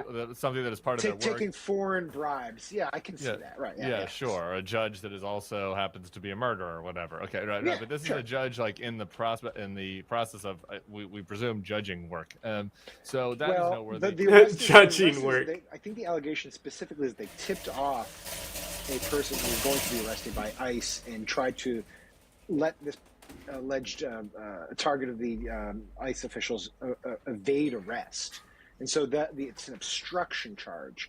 Now, I'm not, this is again, maybe a little bit beyond my expertise, sending the FBI after a judge over this, as opposed to sort of trying to adjudicate in less dramatic fashion, is a choice, right? Like, that's a choice. Well, here's another choice: the way that you announce it. I mean, like, I guess he's deleted it, but like that we have the FBI director, right? Like, this wasn't, Bob Mueller wasn't out there being like, "We nabbed him," like we nabbed him. Like, the idea of doing this as ostentatiously as possible is also a choice, and it is, and I think that is what we can speak on, with full information right now, because what they're trying to do here is intimidate people. They're trying to intimidate officers of the court. They've already gone after lawyers representing undocumented migrants, and so they are trying to intimidate anybody that wants to give any aid and comfort to people that are in this country, not illegally.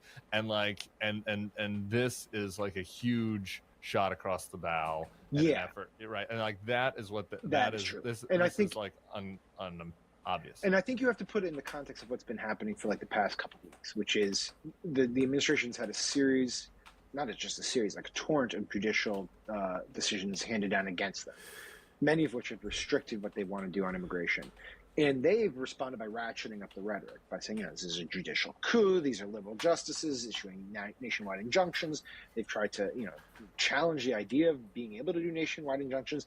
And they've basically been trying to fight this through more or less PR and legal battles. And now this, to me, and it's being presented this way too, is them responding to the justice system by actually flexing, real the power of their Department of Justice. Right, exactly. And so now you've pitted two parts of the justice system against each other. Yep. Yeah. No, there's no doubt about that. And I also think this is notable in the context of the Trump Time interview that came out this morning, because Trump was pressed by Time magazine about the way that he defied the Supreme Court. By stones being placed slowly on his chest. Is like he is almost trying to ratchet it down. Like he is hiding behind lawyers, right? Like, and I think Trump thinks that the safe play here is to be like, I'm just whatever my lawyers tell me. If Kash Patel, if Pam Bondi says this judge needs to be arrested, okay, nothing I can do. I'm not like my hands are clean on this one. If the Supreme Court says I got to bring back Abrego Garcia, but Pam Bondi and my lawyers say that they interpret it differently. Well, okay, I got nothing, right? And so this is like the game Trump plays, where they can intimidate, they can act extrajudicially, and he is trying to like avoid like personal accountability for it by saying, okay, this is what those guys are doing. This is over there. Right. He gets a little bit of a shield, right? Yep. There, he's human shield. And so if this blows up in his face or in the administration's face, he'll just say, well, Kash decided. Kash just went ahead and did it, and who am I? I thought you guys didn't want me to interfere with the DOJ. I thought you guys didn't want me to politicize. It's like I'm instructing you to investigate Chris Krebs in this case on one hand, but then on the other hand, when you guys go out and do something, I'm like, I can't do anything about that. Like this is the way that he's trying to have it. I think it's important just to like be blunt about that, so that to kind of expose like how. They're going to try to have it both ways. How does this play out from here, right? Like, obviously, this judge is going to challenge her arrest. I mean, she's not going to like just say, "Yeah, you got me." No, and the secondary question is, how does the other courts react to this, right? Like, there is sort of a fraternalism around the judicial system. Yeah. Judges should, in theory, be appalled that one of their own was arrested. But I am curious. And also, how does it go for more adjudication of local immigration cases, right? Like, if you're a local judge and you're trying to figure out what the right thing to do is around the adjudication of the stuff, obviously they want you to think, well, the FBI might come knocking on your door if you go in the wrong direction. Here's what I think. I think that the judicial system will fight back, and that we'll see a lot of pushback from judges. And but here's what I also think will happen. It's like a million different fires right now. There's going to be a chilling effect, though. Yeah. There's going to be a chilling effect, man. There are great CERT people out there who work for nonprofits, who advocate for migrant groups, who will not be cowed by this. But there will be people that look at this and are just like, ugh, I don't want to deal with the Trump DOJ. If I'm housing an illegal migrant, if I'm doing something, like I do think that that is where they will be successful. I think they will eventually lose. Again, we don't know the details of this particular case, but like they will continue to lose these broader fights in the courts where they're breaking the Constitution. Right. But I think that they will succeed in the chilling effect, and that's really, it's really bleak. It's somewhat related here, but the whole immigration thing, there's like two parallel storylines going on, and I think you hit on it. One is like the big national headline stories: Abrego Garcia, Andri, the barber, and those are taking all 95% of the auction. But then the 5% is what's happening locally, the stuff like in Milwaukee, and that's actually more consequential in a way, because this is where you're starting to see some really kind of nasty stuff. And so someone passed on our tips line, which by the way, use the tips line. It's great. What is it called? Theborg.com/tips. Thank Very you. I easy. appreciate it. Yeah. Okay. So there's a local story out of Dayton about a barber. This guy who has been here for decades, Honduran native. He's been here illegally, but forever. He's had sort of an understanding with local officials where he would wear a monitoring bracelet as his asylum process went through the system. And this is so messed up. But they basically said to him, this is how it reads. It says, ICE called Rodriguez, the guy, and told him he didn't need his bracelet anymore, and he should come to the Blue Ash, Kentucky office to have it removed. What officials didn't tell him is that he would be arrested and sent to the Butler County, Ohio jail, where he's being held currently. Jail records show. This is the stuff. It's this local stuff. I know, it's horrible. It's this local stuff that's happening all over the country. Now we're seeing it here and there. And then, of course, in Milwaukee now you have this confrontation, this arrest of a judge. This is what I think is like the real story. And I think this is also what's contributing to a lot of the backlash against Trump is that people don't like this shit. I don't think normal Americans are like, yeah, let's have a judge get arrested by the FBI because they might have like tipped off, someone here illegally. I think that stuff is the stuff that people recoil at. All right, much more on this to come. Our colleague Adrian Carrasquillo, who writes our immigration newsletter, which you guys can check out at theborg.com, will do more reporting on this. Send us tips if you got tips, theborg.com/tips, and subscribe to us on YouTube. And we'll be talking to you all soon. Thanks, Sam. See you, everybody. Thanks. Hey, YouTube fam, if you want to support The Bulwark, the best way to do it is by becoming a YouTube YouTube fam. Bulwark Plus member. The Bulwark is truly independent. We have no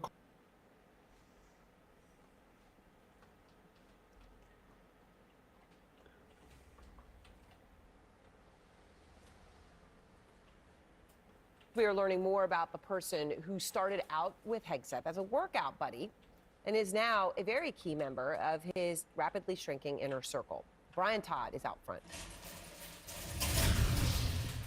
Good morning. How's life? Good, sir. In a line to greet NATO's Secretary General today, a man who's made a rapid rise to become a critical figure in Defense Secretary Pete Hegseth's shrinking inner circle. He's Colonel Ricky Berea, a Marine with several combat deployments, who served as a junior military assistant to Hegseth.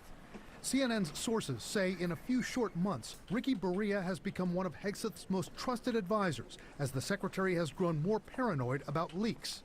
One defense official says Hegseth likes Berea's yes sir attitude.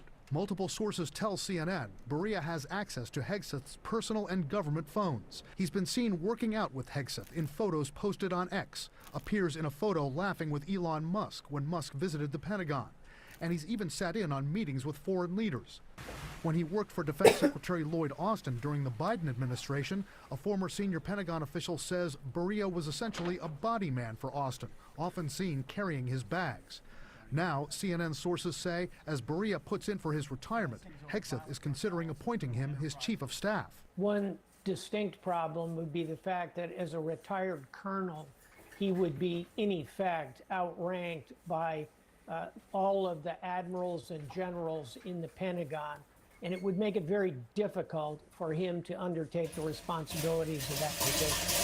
Multiple sources tell CNN that weeks before The Atlantic reported that Hegseth used Signal to discuss detailed military plans, Berea pushed to get Hegseth an extra desktop computer in his office with Signal on it, so Hegseth could text friends and family. Those sources tell CNN that after The Atlantic story broke, Berea asked the Defense Department's chief information officer if Hegseth could be granted an exception to use Signal more freely at work, a request that raised eyebrows among senior officials. It's also surprised a former Trump administration official. Asking for the authorization was crazy. I mean, why would you put a insecure commercial app that can be hacked by a foreign signals intelligence service on any communications device related to the Secretary of Defense, especially when he has the most robust communication staff of anybody in the government beyond the president? The Defense Secretary's office is considered a secure space, cell phones usually not allowed. It's not clear if Hegseth was ever given the exception to use Signal freely, or if he's continued to use it to discuss military planning. He dodged a question on that today. Did the Secretary use Signal for work purposes? Trying to get to work, which is what we do. The Pentagon's chief spokesman tells CNN the secretary has never used and does not currently use Signal on his government computer, but did not say why Hegseth had another computer set up with Signal installed on it. Even during the Biden administration, the government cybersecurity agency said that highly targeted individuals could use Signal to communicate. The Pentagon rules say Signal cannot be used to transmit non-public military information. Ricky Berea did not respond to CNN's repeated request for comment about his growing influence in Pete Hegseth's inner circle, including his role in helping to facilitate Hegseth's use of Signal inside the Pentagon. Kicking off the walls and everything. Senior Pentagon officials tell me and Haley Britsky and Natasha Bertrand in our Pentagon reporting unit that Defense Secretary Pete Hegseth's new closest advisor helped set up a Signal on a personal computer of his, Signal and text, on a personal computer of his at the Pentagon on his desk. And then that was before Signalgate broke. And then after Signalgate broke, they asked the Pentagon's chief information officer if he could keep using Signal on this personal computer. What's your take on that? This is kind of just flabbergasting, one story after another. I know how. I actually helped organize strikes against the Houthis. You're in your skiff, which is a controlled, compartmented facility. That's where our offices are. You're getting reports on something called SIPRNet. That's the secret system from CENTCOM on strike times, what's happening. And you usually then report that on an even higher level system called JWICS, to top secret system to others in the national security community. So the fact that it's on Signal, that type of information, is just wrong by any account. What about the Clearly second Signal classified. chat where his wife and his brother and his lawyer are on it? Again, he should have come out in the beginning and said, you know, this job's maybe a little harder than I thought. I take full responsibility. It won't happen again. It's the constant dissembling and blame shifting that has been a huge problem here. Look, I know Trump does not want to make a change at the Pentagon. At some point, though, when he is expending political capital to defend his own Secretary of Defense, that's going to be a problem. And also, let's not lose sight here of the Houthi campaign. This has been going on now for 5 weeks. And I think there are real questions about the direction in which it's going. It's about a 6-month campaign. I know something about it because we helped develop it under the Biden administration. We handed it off in the transition.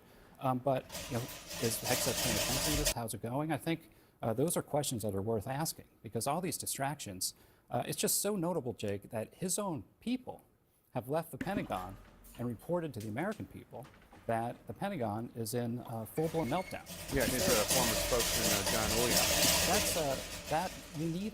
The chain of command goes from the president to the Secretary of Defense, and then every military deployment around the world. That's how it works. The button on the that Zoom office is so fucking critical. annoying. Discipline and professionalism in that office. It's about the protection of our country. President Trump took a lot of questions today in the Oval Office. Work Quite a half the change time from when the I try to previous press it. occupant. But he also just finished an interview with the Atlantic's Jeffrey Goldberg, who was, of course, added to that infamous Signal group chat where sensitive military operations were discussed earlier today. President Trump wrote on Truth Social, quote, "I am doing this interview out of curiosity and as a competition with myself, just to see if it's possible for the Atlantic to be truthful. Are they capable of writing a fair story on Trump? The way I look at it, what can be so bad? I won." This, of course, comes as CNN is learning that a new advisor for Defense Secretary Pete Hegseth, quote, pushed to get Hegseth an extra desktop computer in his office that he could use Signal on, ostensibly for personal communication so he could more easily text friends and family from the Pentagon, the sources said. Let's go straight to the panel. Aaron McGuire, we'll start with you. So far, one House Republican, one congressional Republican, let's include the Senate too, Don Bacon was on the show. He said if he was in charge, if he was the president, he would fire Hegseth because it just upsets him so much, especially as a former Air Force general. He should. That this information would be shared so irresponsibly. Do you think Hegseth should keep his job? What do you think? As of right now, all indications from the Trump administration and from Republicans in D.C. is Hegseth's still on good standing. Now, we all know that could change at literally any second and at any moment, but he's doing what Trump wants him to do. One, anytime a story comes out, he is fighting back. At the Easter egg roll, he went straight to camera and made his appeal to the president, pretty much, to be able to keep the job as this firestorm continues. They're using Twitter for rapid response right now, or X, about the story about the green room and whether or not he was adding lights to a makeup studio. Again, pushing back. They're being aggressive. That's what Donald Trump wants to see. But if you start to hear more whispers, more names come forward, because we're not even hearing it off the record, right? Because there is always times where in reporting it's, oh, one Republican's public, but behind the scenes they're all saying the same thing. You're not hearing that yet. So Hegseth is still on solid ground. across the board. And the White House continues to push back against that NPR reporting from earlier in the week that said that the White House was looking to replace him. So, Jonah, I mean, Hegseth did go out on the Easter egg roll day and give this defiant appeal, perhaps directly to President Trump. I mean, he said things that people in the know told me were just obfuscatory, just misleading, like the idea that that second Signal group chat was about media appearances and casual stuff. It was, until he started sharing war plans, and then it became something else. Yeah, look, I mean, if the question is, should he be fired? He shouldn't have been appointed in the first place. And if you just go by the standards that Pete Hegseth, my former Fox News colleague, said about Hillary Clinton and about national security and about I think he's done for a minute. Hopefully he drink his water, so hopefully he's done. The reason why I don't think you're going to see a lot of, I agree with Aaron, that there are not a lot of Republicans who are clamoring for him to go. Him being rowdy, first got of all, Bishi bouncing off the who are walls. you going to replace him with, and will he be better? And can you get anybody through the Senate right now? They just don't want to deal with it. So until Trump gets tired of him, they're just going to say, they're going to roll their eyes a lot. Today, the Atlantic's editor-in-chief sitting down with Trump for an interview 1 month after Goldberg wrote about the Signal group chat that he was inadvertently added to about all those war plans in Yemen. So why is President Trump doing it? Here is how Trump explains it. Quote, he's doing this interview out of curiosity and as a competition with myself, just to see if it's possible for the Atlantic to be truthful. Are they capable of writing a fair story on Trump? The way I look at it, what can be so bad? I won. Maxfly, ranked as the most underrated ball by My Golf Spy. Back on all major U.S. tours and played by Lexi Thompson. But it also comes as we continue to learn more about the extent of Defense Secretary Pete Hegseth's use of the commercial messaging app Signal. Today, CNN reporting that after Goldberg's bombshell article, one of Hegseth's, quote, closest military aides made an unusual inquiry to the Defense Department's chief information officer. Would they grant an exception so that Hegseth could keep using freely? It is unclear if that request was ever approved.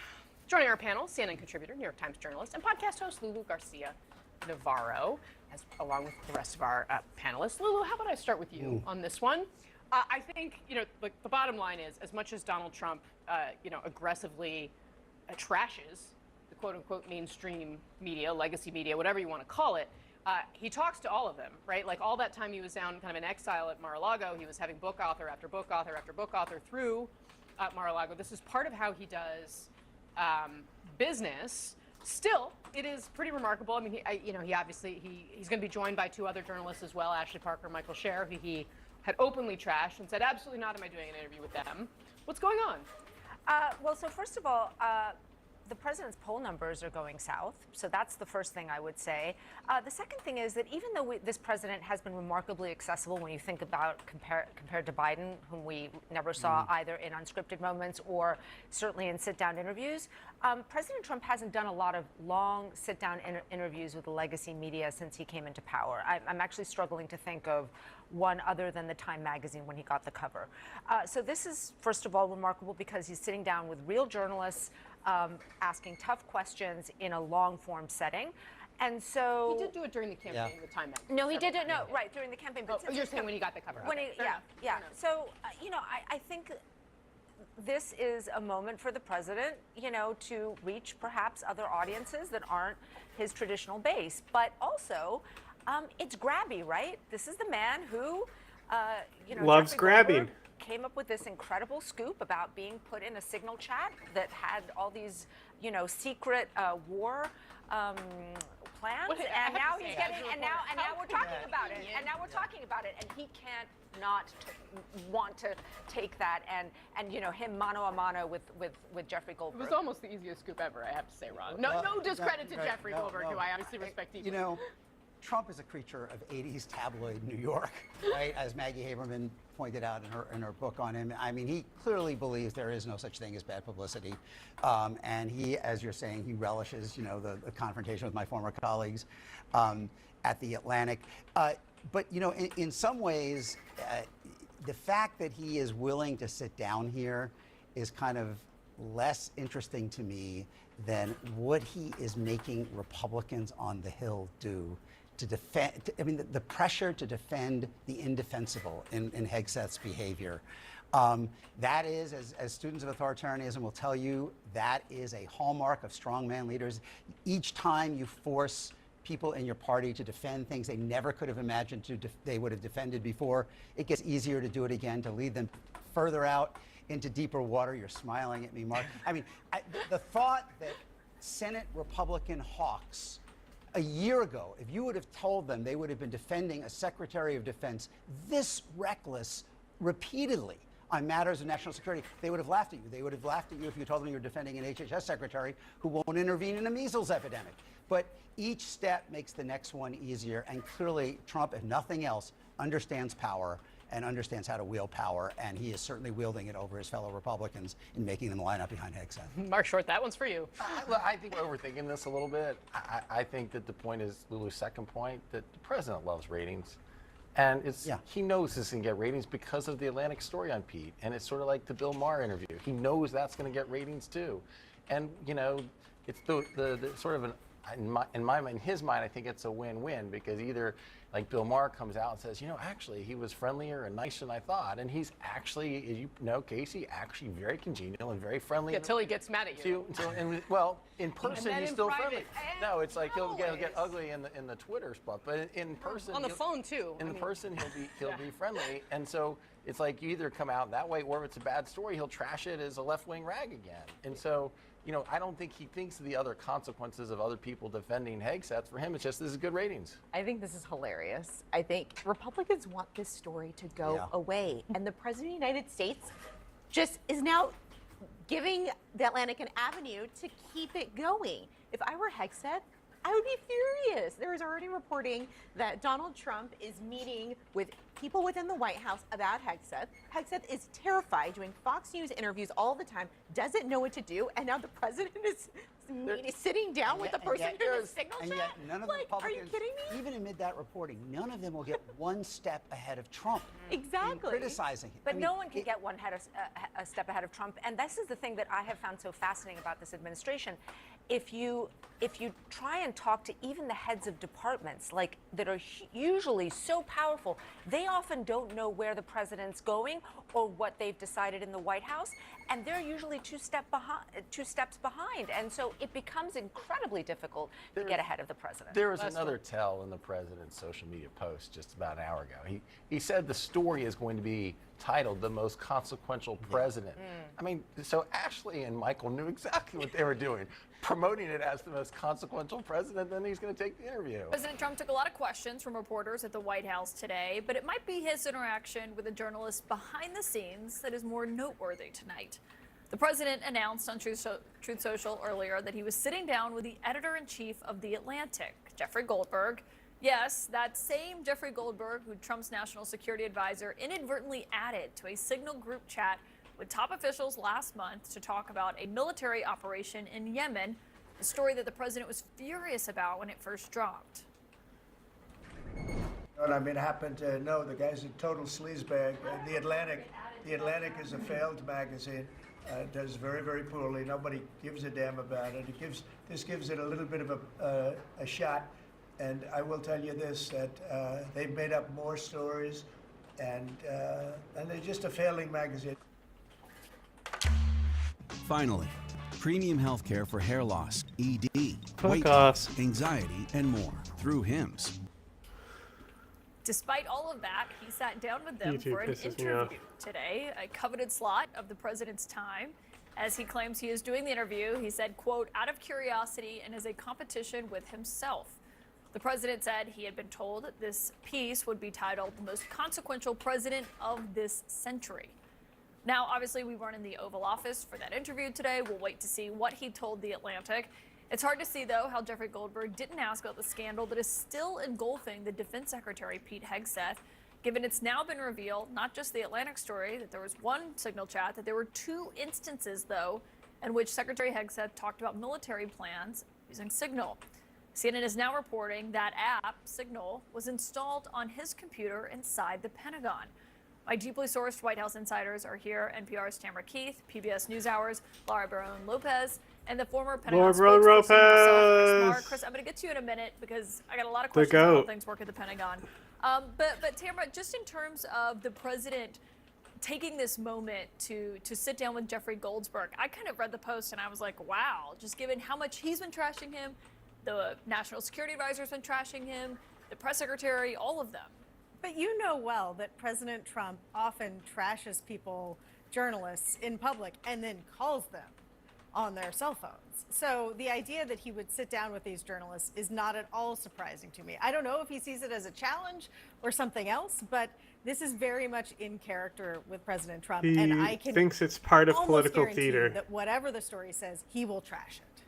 And so given that, though, I mean, what does it does still say something about the fact that he chose to, there were two other reporters there as well who sat down with him in the Oval Office to talk about this. It also speaks to the president always tries to, in terms of shaping the coverage, he always does feel, maybe rightfully so, that if he does speak to an outlet or sit down with them, that his argument can at least get across in terms of what that looks like. That's true, and maybe he was enticed by what they said the article was going to be about, which is the consequences or a consequential presidency. And if it's consequential, can be positive or negative. It's not always necessarily positive, but at least if he's talking to them, the people that are writing this article, then you're right, he can get in what he wants to get in, and he enjoys, I think, a bit of the battle, which is what he forecasted in that tweet. Yeah, and he's obviously going to be asked about the Signal debacle that it has turned into. It has grown into this huge story now with the revelation of a second chat. It's also revealed so much of the infighting at the Pentagon that has come at the same time with this. I mean, does it have a chance to just continue that storyline in a way that maybe the White House doesn't want to? I don't think there's much they can do to stop this storyline from continuing. The leaks coming out of the Pentagon and all of pretty much every good Pentagon correspondent in this country has gotten a different little piece of a story about something involving Pete Hegseth and his inner circle. The knives are out, clearly. Based on the stories that are coming out, the leaks, the CBS story about the makeup studio. Like these are stories that come out when you are in an agency that it's rejecting the host. Yeah, the makeup studio was less glamorous, I think, than maybe some people might believe. We saw the picture that the Pentagon posted. But Chris, you obviously worked there. I just wonder what you make of one, just this being revived, but the CNN reporting today that it was really becoming one of Pete Hegseth's most trusted advisors. His name is Colonel Ricky Buria, installing Signal on his computer so he could use it not just on his phone, which is, as you know, hard to use at the Pentagon for no service, but also on his work computer. Is that normal? No, it's not normal. This is fairly unprecedented. I didn't use Signal on any of my devices. We occasionally would use it to schedule meetings or something like that. We certainly did not use it to discuss classified sensitive information on operational details before those operations took place, as it sounds like Pete Hegseth did, not just with people that were part of the National Security Council, but on chains with his wife, with his lawyer, with people that have nothing to do with the Pentagon. So it's extremely concerning, and we're seeing a habit. He's a repeat offender. We don't even know how many of these chats are out there. But essentially, you had used it for All right. mundane things, Like logistics, how scheduling. So like you we've had heard used it all some at this use point. and We've heard this story over and over again.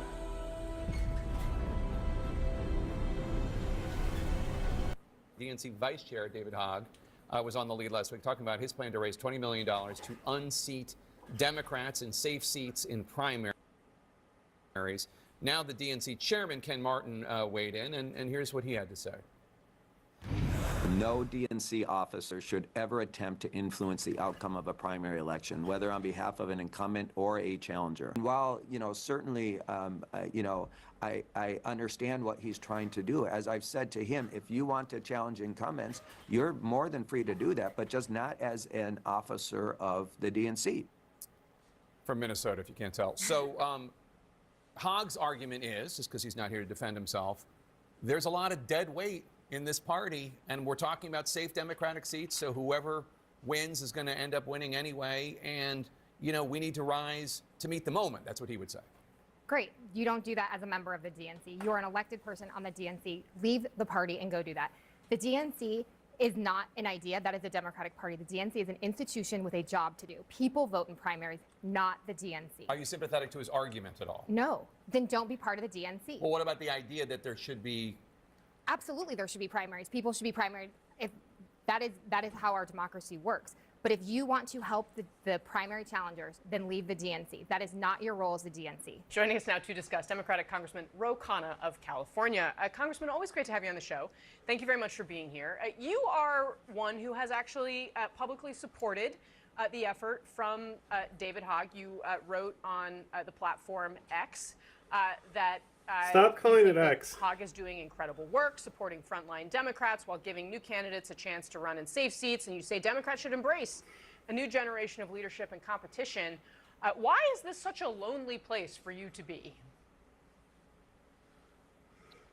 Well, look, I think primaries are healthy. Competition is healthy. I won my seat in a Democratic primary.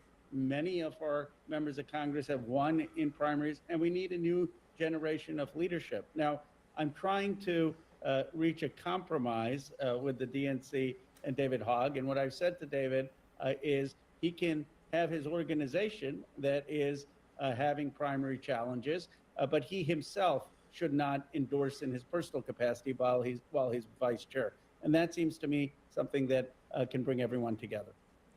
Do you think they're actually going to go for it? And I should also say, I mean, do you think he has a point about some of your fellow House colleagues who've been in office for decades? I think he has a point that young people deserve the chance to lead, that many of these folks are in safe Democratic districts, just that's where they're active and growing up. And if we tell them you can't run against a Democratic incumbent, that incumbent could be there 10, 20 years, and they're not going to get the chance to lead. So I think what his point is that we need to make way to give a new generation and new people a chance is absolutely accurate, and there's a huge incumbency advantage. I do think that Ken Martin's point that while you're an officer, you shouldn't tip the scales has validity. And so if he were to just say, I'm not going to endorse in my personal capacity, he can be affiliated with an organization that has primary challenges. There are other DNC officers that are affiliated with organizations that get involved in primaries, but that seems to me a way that everyone can be happy. The DNC gets to follow their rules, and David Hogg's organization can still encourage primary challenges. All right, fair enough. Of course, the party has, bigger picture challenges as well. Figuring out the right way to take on President Donald Trump has been one of them, especially considering that he was reelected after the wake of everything that happened January 6, 2021 and on. Alyssa Slotkin, the senator from Michigan, Politico is reporting about a speech. She's yet to deliver it, but these are some of her prepared remarks, and they're pretty tough. I'll read them for you. I'm not sure if you've seen them yet. They write this, quote, Slotkin, is urging Democrats to effing retake the flag with appeals to voters' sense of patriotism, to adopt the goddamn alpha energy of the Detroit Lions coach, Dan Campbell, and to embrace an airing out of potential 2028 presidential candidates in a broadly contested primary. And she also says, as you see in the headline, don't be weak and woke. Do you agree with her? Is woke weak? I'm a 49ers fan, so I can't agree with her on the Lions part. But look, I agree with her on the patriotism. I've been pushing, as you might know, a new economic patriotism, which is to say, here's how you actually build new factories, advanced manufacturing, that Trump's tariff war is destroying the economy. And I think if Alyssa is saying that we need to have patriotism, we need to have an economic message, then she's absolutely right. But look, the Democratic Party has a huge advantage now. The party that's in trouble is Donald Trump. They're destroying the economy. It's been the most irrational economic policy since Herbert Hoover. You have consumer confidence at the second lowest level since 1952. The April stock market is trending to the worst month since 1932. And you have these high tariffs that are destroying wealth. I used to think we had a tough time coming back. Now I'm very confident that we're going to win in 26 and 28. And Trump's really made a mess of it. Do you think if that happens, and look, I take your point on the economy, and as someone who's been a long-time political reporter and always learned from the James Carville maxim, it's the economy stupid. It does seem like some of these actions, may turn the American people against it. My question for you, though, is will some of these lessons that Alyssa Slotkin is talking about, do you think Democrats will still learn that piece of it if, you know, they go on to win elections just simply because of these economic issues you're talking about? Well, the economy is the whole thing. I think we have to be the party that says we're going to help bring new jobs and bring new prosperity. We understand the future. We're not going to appoint people who don't know the difference between A1 steak sauce and AI in a digital age. We're not going to have a commerce secretary who says, let's do screws and screwing in America when we need advanced manufacturing and technology in America. We're going to appoint competent people who are going to help you build wealth and have good jobs. And I think that's going to not only win, it's going to win decisively, and we have a good vision on healthcare. And that, to me, is why we lost the last election, that Donald Trump was seen as a business guy who understood the economy, who was going to be good for building wealth in this country. People in Silicon Valley voted for him, and he's lost all of that. Where do you see a potential deal with China right now? I know this is something that you have thought a lot about. There are other concerns that, of course, many business leaders raise. Intellectual property, for example. Is there anything in what Trump is doing that you see as potentially being good for the United States in terms of taking on China? Yes, I'm on the China Select Committee, and sure, have strategic tariffs on dumping into the United States of Chinese products. But you can't have a blanket tariff, because if I was just talking to a manufacturer in my district back in Silicon Valley, and they were saying 70% of their parts come from China. So it has to be a gradual approach where you combine it with investing in manufacturing and the supply chain here. And that's where I think that the policy has been off, is that there hasn't been any strategic approach. Have the tariffs on steel and aluminum and in key areas, but you can't have blanket tariffs. But my hope is that it will force the Chinese to stop dumping and stop some of the unfair trade. There's no doubt, and there Trump is right, that China was not playing by the rules. The Secretary of Defense for the United States of America doesn't want fat soldiers. Hear it for yourself. Play the clip. Fighting in the unit that many of you will lead are capable, truly physically capable of doing what is necessary under fire. They need to be fit, not fat, sharp, not shabby, especially our leaders. And that's why we're reviewing how the department has maintained standards in the past, especially the last 4 years. Okay. Has he seen the footage of a MAGA rally? I'm not trying to be rude here or anything, but you know, they call it the gravy seals. Yeah. All the men that sit around acting like they're tough guys. I mean, has he seen the MAGA base? Has he looked in the mirror? He is the most incompetent, incapable. I mean, it's irony is dead. The lack of self-awareness is jaw-dropping. That he would have the balls to get up in front of military personnel and make that speech, to me, is jaw-dropping. Imagine if Lloyd Austin or Barack Obama or Kamala Harris or any Democrat said something like that. The meltdown that would ensue. I mean, they would just lose their minds. All right, moving on. This is something that I do not want to die from the news at all. I think this is super duper duper important. And it is the House Democrats who went to El Salvador asked for proof of life for Andrew Hernandez Romero, the gay 19-year-old Venezuelan makeup artist. They didn't get one. No one's heard from him since March 14th. Everyone is extremely worried. And the Bulwark says, we know that Donald Trump wants this story to die. You guys, I have to say, I have an 18-year-old son. Pumps has a 19-year-old son.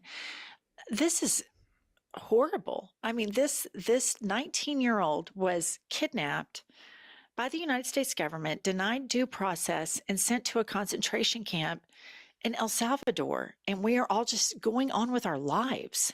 Well, and sadly, he is not one of the only ones. You hear more stories every day of people disappearing from these plain manifestos, like these people. Nobody can get in contact with them, can't get proof of life. It is absolutely terrifying. He's not the only one. We are seeing an epidemic every day. The paper is telling us, the news is telling us people are being taken off the streets. They're disappearing off the ice rolls. This is becoming something that is a 5-alarm fire. The Supreme Court saying you can't deport him anymore. Judges are saying bring him back. And the Trump administration is not doing it. Yeah, this is the why they want to talk to you about all of these other issues. And don't be fooled and think that it's the Democrats that want to talk about all these alleged woke issues, human rights. It is the Republicans that always try to throw red meat to take your eye off the ball, that people are denied due process. And it's all fun and games. And you can sit there and freebase and snort Fox News all you want to until your little darling gets disappeared. And then you'll be like, oh, now I get why they were fighting for that. I love Which Fox brings News. me to this whole like red state, blue state. And I will love say Jesse. that MAGA has done a really good job demonizing blue cities, who are typically the epicenter of all economic activity. And they have spent a long time, a lot of news cycles, a lot of rigor, a lot of discipline attacking anything that is linked with the Democratic Party or Democratic Party successes. Democrats, to the contrary, don't spend enough time bashing red state policies. We personally can testify to this because we are boots on the ground in Oklahoma, and our state is ranked 49th or 50th in education. There is no transgender, secret, super duper gay agenda happening in the state of Oklahoma. These people are just trying to not get bullied by their government.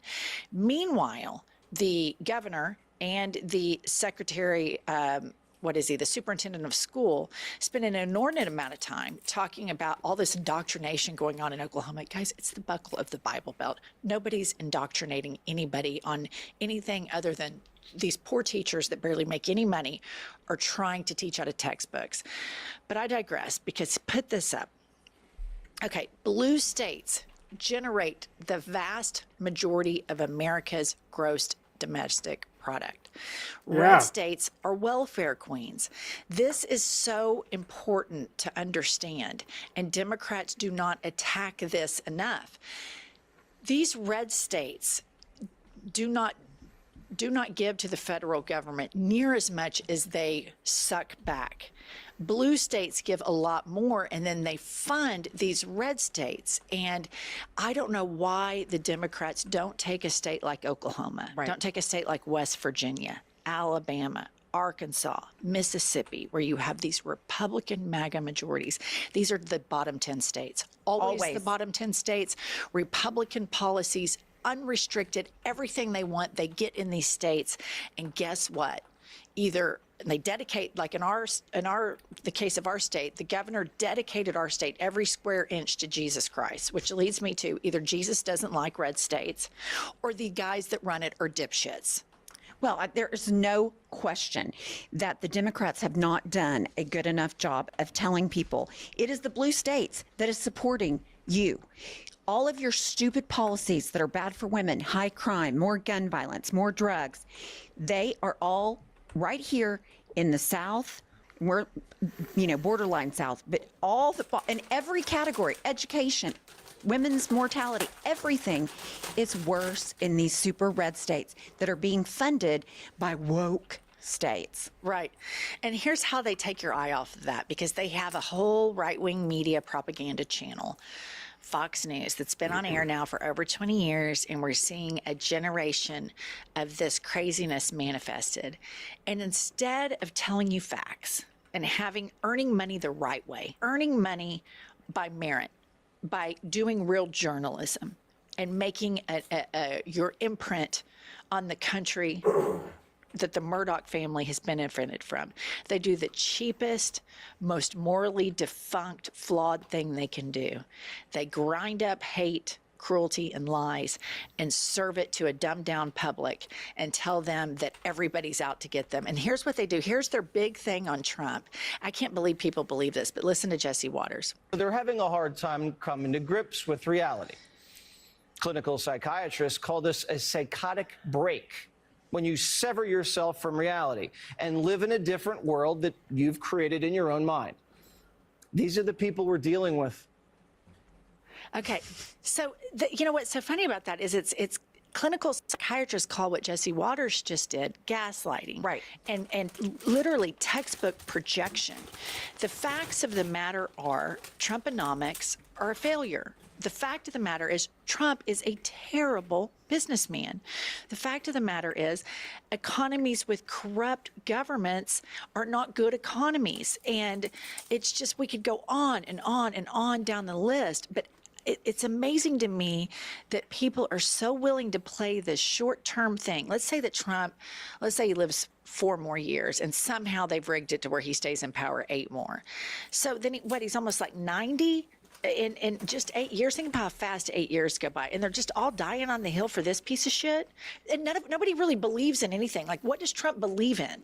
What does MAGA believe in? They believe in hate. They believe in cruelty. They believe in white supremacy. I mean, this is the Fox. Here's what's so interesting to me. All we ever hear about is Biden did this. I mean, Trump is still talking about all these problems are Biden's problems. Because of Restream. He has Biden derangement syndrome because he's still blaming everything on Biden, even though Biden handed him the best economy in the world, and he's fucked it up because he's incompetent. And they're going through the Constitution. They're not talking about that on Fox. They're not saying we are denying constitutional rights.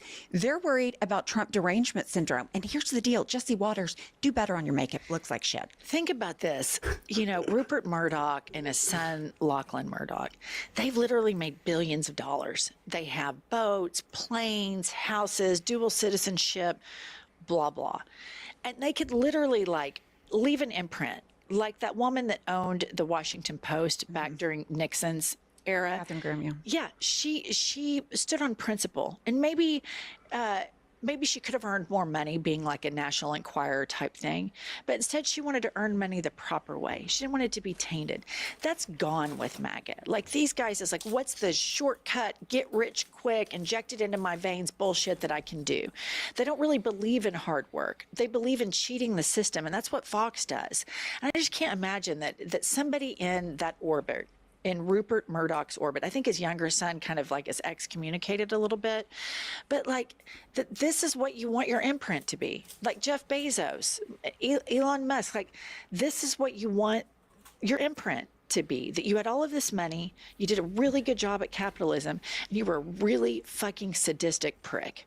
Right. Like, that's what you want to go with your the historical record of yourself. That's just crazy to me. Okay. And while we're talking about all of these, you know, terrible things that is happening with the United States of America, don't worry, you guys. The president is on the hard-hitting issues at the White House. Play the tape. You're going up to lunch for flag. We're putting up a beautiful, almost 100-foot tall American flag on this side and another one on the other side, 2 flags, top of the line. And they've needed flagpoles for 200 years. It was something I've often said, you know, they don't have a flagpole per se. So we're putting one right where you saw us, and we're putting another one on the other side on top of the mounds. Wow, great. It's going to be 2 beautiful poles. Okay. Okay, here's all I have to say about that. It is so intellectually and just objectively dishonest to claim that Washington, D.C., or the White House doesn't have enough American flags on it. This is the dumbed down bullshit where he hugs a flag and says he loves America. Dry humps it. While he rips up the Constitution, denies people due process. But, oh my God, Trump said that he likes Jesus. And you know what he's doing out there in Washington, D.C.? He's putting up 200-foot tall flagpoles so that everybody can see it. And it's like, Jesus fucking Christ, Barb, you're a dipshit. You're ruining America. Quit watching Fox News, for fuck's sake, Barb. All right, we'll see you all later. I've had it.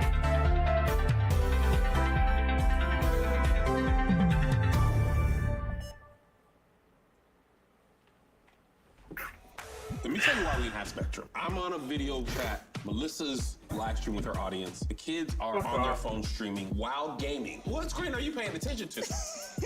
Fast, reliable internet, starting at $30 a month.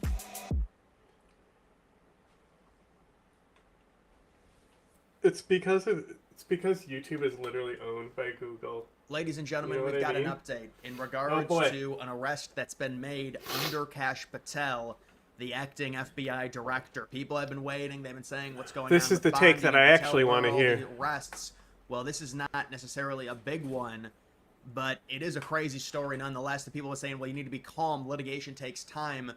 It's all about investigation. They're finding stuff right now, and then there potentially will be big arrests. I wouldn't hold my breath on that, but either way, this is good to see, because you would imagine this stuff would certainly not be happening under a different administration. There probably wouldn't even be a reason for this woman to obstruct under another administration, because there wouldn't be an ICE getting funding to be able to deport these people. And it says, I mean, he's half right. Patel has announced the arrest of Milwaukee Judge Hannah Duggan for obstructing ICE during the arrest of an illegal alien. Patel says, quote, "We believe Judge Duggan intentionally misdirected federal agents away from the subject to be arrested in her courthouse, Eduardo Flores Ruiz, allowing the subject, an illegal alien, to evade arrest." This is how crazy these people were. Like, look at this. But what about the one photo? I'm going to show you guys a crazy photo. We will have more to share soon. Excellent. That's Kash Patel saying it. Thankful for our agents who chased down the perp on foot and has been in custody ever since. So the person she was trying to harbor apparently has been captured, the illegal immigrant. You're a judge and you're sacrificing it all to try and protect an illegal immigrant, but because of how deep these people are and how liberal they are, and this is alleged, we'll see what happens, but it wouldn't surprise me. But this is the stuff that we want Patel going after, so you can see that. But look at this photo. This was probably during the heart of COVID, but still, is that He's Abraham like, wow, Lincoln, great. a statue of Abraham Lincoln with a COVID mask? This is the type of thing you're dealing with these people and these judges, and you see some of the judges in the rulings against Trump, the DEI stuff. That's how they're trying to stop Trump, because they have no real authority. They don't have the House, they don't have the Senate, they don't have the executive. Trump is able to operate cleaner, and then we'll see what happens with the midterms, but Trump has a lot of power right now, and so they're using all of these local judges, many of them appointed by Obama. They try and make excuses like, oh, this judge was appointed by W. Bush. It's like, well, the neocons also hate Trump as well.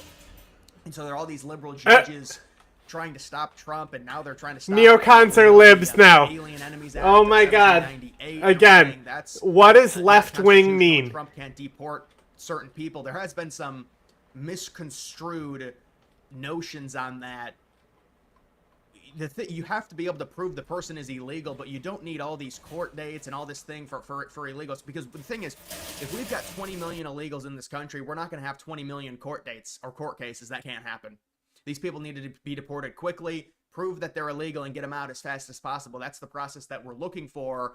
But you're talking about the one illegal immigrant, Garcia, that was deported to El Salvador. How do you prove it? We know that situation. How do you prove it? He was not legal in the country. What do you think it's called? He was when you prove part something of MS-13. That's why you have the tattoos, and that's why he fled El Salvador to get protection. But see, I don't want to dwell on that too much, but they were justified in deporting him. He was just there was a ruling to where you couldn't deport him specifically to El Salvador. So they deported him to El Salvador. Okay, well, we can't get him back, even though the Supreme Court ruled we had to facilitate his return. El Salvador is not giving him back to us. You didn't point out that this judge also has the Ukrainian look, symbol. This is ABC News, and there's a bunch of people coping in the comments like, oh, where's the proof of this? I'm sure they have proof. Milwaukee County Circuit Judge has been arrested by the FBI over allegedly helping an undocumented immigrant evade arrest. You're ruining your career over an undocumented immigrant. This is the ultimate cult. An illegal immigrant, and you're a judge. And these are the type of people that Trump has to deal with when it comes to enacting his policy and it being blocked. And Patel's like, we're just done with it. And we would expect more arrests to come. I know people have been down on Patel, but now there's like this turn to where there's people saying, well, wait a second. Behind the scenes, they're hearing Patel is doing some huge things, and it's investigation. This is litigation. This is what happens. It takes time to put together cases against certain high-level individuals. And so that right now, Patel's only been in 3 months. People are saying, be patient, be calm. And so you see something like this, they're starting to move more aggressively. This button is such dog shit. You can press it 1,000 times, won't mute, won't unmute. Right now it's the fuck. And his wife arrested by federal authorities after they harbored a TDA gang member. Bro at said home. cases. Bro said they're establishing and Back-to-back creating cases. days, Isn't that funny? Judges helping a gang member and an illegal alien, obstruction, harboring. And so we're starting to see more and more of this. That's back-to-back days with arrest. The other thing I'll say about Garcia, if you look at that case, and they were trying to make it, and now, unfortunately, by the way, if you take a look at some of the immigration numbers, the approval rating for Trump, it's really irrelevant because it's a snapshot. But it's like, oh, now it's gone down to where Trump's approval rating on immigration is only 48% and he's in the negatives. And that's from, it's like, do people even understand what's going on when it comes to illegal immigration in the United States and Trump and him sealing the border completely? It's a 25-year low. The encounters are down to like 7,000 per month. It's unheard of. Under Biden, they were like 200K. It's a 95% decrease over the past 4 years, even every year. Like you go back to March of 2021, March of 2022, March of 2023. It's called a chilling effect. March of 2025. And then they're like, well, Trump's got this negative approval rating because of what? This is a gang member that was deported to El Salvador. They were well within their right to deport him. He's breaking the law. That's why. Man. People don't like it when you break the law. Like, oh, this is just a normal American, just like you. That's not this case at all. That's media manipulation. That's what it is. And that's why it's affecting Trump's overall approval. But you see stuff like this, these liberal judges, this is why we always say whenever they rule against Trump, these people are demented. They hate Trump. They want to make it as hard as humanly possible for him. And this is the exact caricature we're talking about here. And Patel is like, we're just done with it. We're sick of it. You're going to mislead us and give us the wrong information on where an illegal immigrant is. That you're a judge. You're going to harbor a gang member in your home. Wow. What happened to innocent until proven guilty, bro? We've got a new FBI director. What do you call that, by the way? And so this is why people are saying, wait, be patient. And so this is good stuff what Patel is doing here. And this is, we want to see more of this, especially when it comes to some of these judges and what they're doing and how they're undermining Trump. And they say, well, Trump shouldn't do all this. He shouldn't have all this executive authority. Well, what about Biden with the student loans? But it's not even just that. It's like Trump was put into office to deport a bunch of immigrants, or illegal immigrants. My little secret. And nobody else fucking knows who this guy is temporarily of the reaction and commentary community. Like, he is my little baby. How about also the other false narrative? Now they're saying illegal immigrants help the United States and make the United States billions of dollars because they pay taxes, when in reality, if you look at the overall numbers, that's highly disputed, and it's more likely they cost the United States billions because of subsidies, because of the amount of resources that illegal immigrants command relative. Oh yeah, illegal immigrants are paying millions of dollars worth of taxes each. It's all minimum wage jobs. They pay barely anything. So think about that. They cost the United States. Oh my God, you're a moron. It doesn't even matter, honestly, even if they did generate us money and we lost that money generation because we deported them because they're illegal. We're the United States of America. We should be able to function without needing illegal immigration labor. So that's the point when it comes to it. So this is good stuff what Patel is doing. And look, when it comes to immigration, people are angry at Trump for not deporting enough people, because the number one thing you need is you need a ramp up in American citizens in that funding case. To ICE. That's how you're able to get a lot of people deported quickly. And you're not going to need all of these crazy court cases. That's only for the ones that are gang members and potentially going to prison in other countries. You do also have the return to sender issue, which Trump was dealing with when he was deporting more people. It was like 1,000 or 1,200 every single day, to where the countries wouldn't accept their immigrants back that are here illegally. But I mean, you can kind of force them to do it because we're the United States. What are they really going to do? They're under us. So the point of it is we need the deportations to ramp up.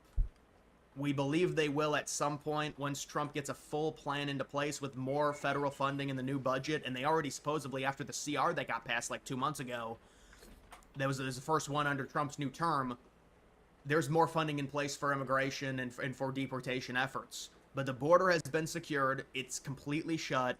We're dealing with all these judges. They don't have the House. They don't have the Senate. They don't have the presidency. They're trying to make Trump seem like this horrible figure. Look at all the executive orders Bill Clinton had. They don't use the same. Well, now they probably view Bill Clinton as a conservative at this point. That's not liberals. They've just got so liberal and so demented. And so Trump's just like this standard Republican. And he's like, look, I'm just trying to deport people, do my job. This is what they put me in for.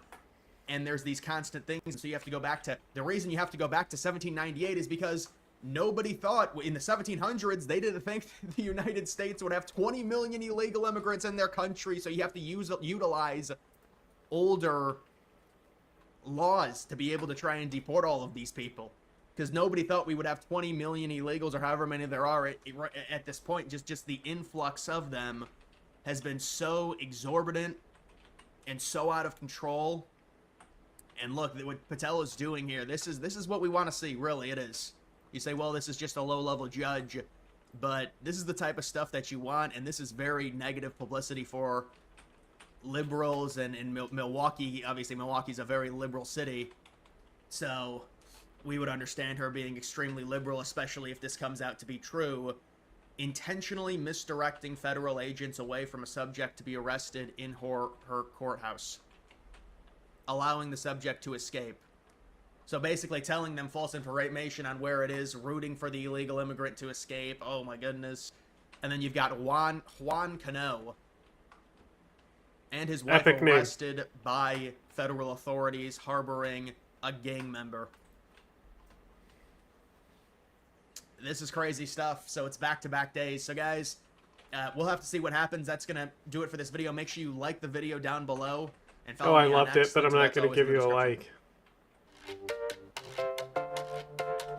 So are we supposed to start the podcast? Welcome to the News Hour. Today, an escalation in the Trump administration's battle with the judiciary and local authorities over the president's deportation agenda. FBI agents arrested Milwaukee County Judge Hannah Dugan on charges of obstructing immigration agents.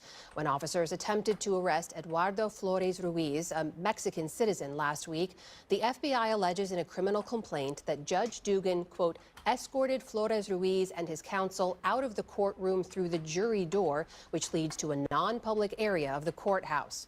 Earlier today, Attorney General Pam Bondi addressed both Judge Dugan's arrest and another recent arrest of a former New Mexico judge charged with hiding an alleged Tren de Aragua gang member. I think some of these judges think they are beyond and above the law, and they are not. And we're sending a very strong message today. If you are harboring a fugitive, we don't care who you are. Our White House correspondent Laura Barone Lopez joins me now here for the latest. Laura, an extraordinary move, as we say, a sort of escalation in the ongoing showdown between the Trump administration and judges who they say are undermining their agenda. Break this down for us. So much of the public first found out about this when FBI Director Kash Patel posted on X that the arrest had occurred, accusing the judge of, quote, intentionally misdirecting federal agents away from Ruiz in her courtroom, although that's not what the official criminal complaint alleges. So the complaint details that members of an ICE task force came to the courthouse last Friday to arrest Flores Ruiz. That included ICE, FBI, DEA agents, and Flores Ruiz was at the court for a misdemeanor battery charges tied to domestic abuse, so not for an immigration hearing. And Judge Dugan told agents to talk to the chief judge. She allowed the undocumented immigrant to exit through a jury door. Agents spotted Flores Ruiz later in a public hallway, and at one point a DEA agent even rode in the elevator with Flores Ruiz and with his attorney, and that's all laid out in the complaint. Ultimately, they apprehended him down the street near the courthouse after he was running away from agents. So today, though, the judge was arrested on 2 charges of obstructing a proceeding of federal agents and concealing an individual to prevent discovery and arrest. You talked to a former FBI special agent about all of this. What did they have to say on this? I spoke to former FBI special agent Asha Rangappa, and she believed that both charges could be an uphill battle for the Justice Department in court because it's hard to prove corrupt intent. And she questioned whether the Trump administration was not very focused on the merits of the case and more focused on the signal that it could send. I think this could be highly embarrassing for the Justice Department if they take this this kind of case, which is a spectacle, and then don't prevail in court. And I have to wonder whether this is not so much about the merits of this case, but perhaps to send a message. Again, Judge Dugan was arrested on the grounds of a Milwaukee courthouse where she presides, according to the U.S. Marshal's office. And so that kind of spectacle, which is what Asha said, may be sending a chilling effect to others across the legal community. Now, Laura, you've been reporting on this. Administration officials have been threatening for months to prosecute officials, judges and lawyers and lawmakers, people they accuse of wrongfully aiding undocumented immigrants. Now that this has happened, what's been the reaction, and are more arrests like it expected? It appears as though more could be expected, Amna, because administration officials are saying this is not the end. President Trump's border czar, Tom Homan, posted today on X, quote, "Nobody should be surprised by the arrest of 2 judges." He also said that if you are actively impeding our enforcement efforts, you will be prosecuted. But just as Asha Rangappa, the former special agent, said, I also spoke to a former prosecutor, Julius Kim, who has worked alongside as a lawyer, the Judge Dugan, who was arrested, and he said that this type of arrest of a judge is not typical, it's not normal, that he is worried that the process is being politicized, and that ultimately, again, that the administration is not necessarily focused on seeing this case all the way through to the end, but is more focused on the larger message that it could send to judges who may act in a similar manner to Judge Dugan. As for the reaction from Democratic lawmakers and the public in Milwaukee, it's been very swift. And today there were protests outside Judge Dugan's courthouse with chants of people saying, "Free the judge now." I want to ask you about something on a different front. I know you've been covering as well. We saw a major reversal from the Trump administration on their immigration agenda when it comes to restoring the status of thousands of foreign students after the administration had terminated their records in a federal system. What happened here? So earlier this month, the Trump administration terminated the records of thousands of foreign students from a federal database that tracks students across the U.S. This database was created after 9/11 to track foreign students. And in response to those terminations, there were 100 or so lawsuits. Dozens of judges blocked the termination, saying that this wasn't lawful. And so today in a federal court, the Trump administration did a complete reversal, essentially saying that it will restore the status, the record of these foreign students in this federal database that tracks them. Now, the DHS said that they have not necessarily reversed course on a single visa revocation, but this is a key important status for students to have, and it affected some 4,000 foreign students. What are the experts telling you the impact could be here? So even though their status is being restored in a court hearing today, the administration said that ICE is still developing a policy that could provide a framework for these record terminations of students in the future. And I spoke to Charles Cuck. He is an immigration attorney that says that the impact of these record terminations is potentially irrevocable. They have paid a very serious price.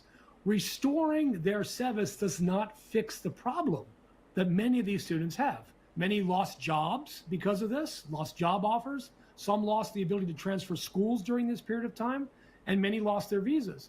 What we don't know yet is how ICE is going to fix any of these problems. Immigration attorney Charles Cuck said that these terminations are sending a loud and clear message. Despite the fact that they're being restored now, they're sending a message to foreign students that once you're done with school, that you should get out of the United States. Laura Brown-Lopez, thank you as always. Thank you.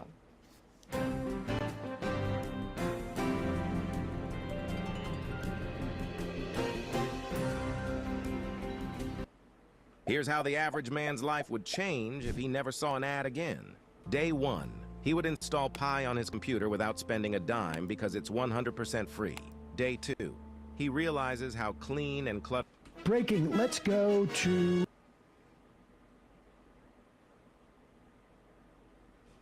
Breaking, let's go to a journalist in Washington, D.C. at the White House press briefing. Really asked the tough question of, what's her face, Levitt?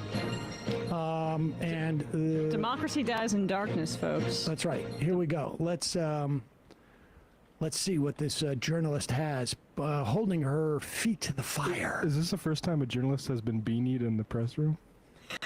Many of the news organizations that are represented in this room have marched in lockstep on false narratives, such as the Very Fine People hoax, the Covington smear, and now what's being called the Maryland Man hoax, where an MS-13 gang member adjudicated by 2 different judges, I believe, is just simply being referred to as a Maryland Man over and over again. Now, in an effort from the White House to expand access to new companies, you've created this new media seat. So I'm wondering if you can comment on following this expansion, you've had numerous outlets disparage the companies that you've had sit here, as well as the reporters. I'm wondering if you could comment on the unprofessional behavior, as well as elaborate if there's any plans to expand access to new companies. Sure. Well, pause it. Wait a sec. Wait. I'm going to parse out this question.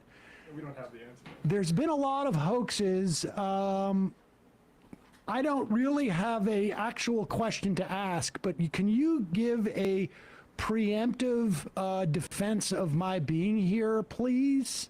Yeah. Is that what the question he's asking is? What did the Maryland man hoax have to do with the can you please protect or say something nice about these corporations end to that question? I'm just giving him some constructive feedback. No, he's saying that all the hoaxes are done by the mainstream media. Right. But people who have sat in his seat, which is the new media seats, have taken criticism. I mean, the best part of this is like, by I believe 2 sources, because it really occurs to me that Tim did not go too deep into this. But do we have this? Yeah. We have her answer. We have her answer. There he Let's is go. over there in the corner. The companies that you've had sit here, as well as the reporters. I'm wondering if you could comment on the unprofessional behavior, as well as elaborate if there's any plans to expand access to new companies. Sure. Well, we certainly welcome diverse viewpoints in this room, which is one of the reasons we have you in here, and there's many new faces in this room in comparison to the previous administrations.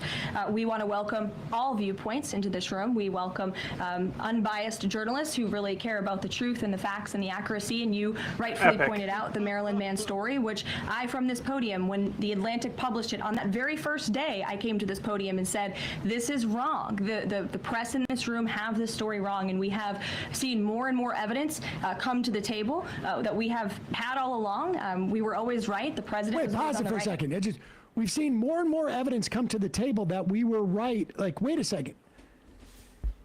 There was a time in this country where you needed to provide evidence if you were going to detain or arrest somebody or send them to a foreign prison. I don't even know if there was a time where we were sending people to foreign prisons. But why does evidence have to drab out and come to the table? Where's the evidence?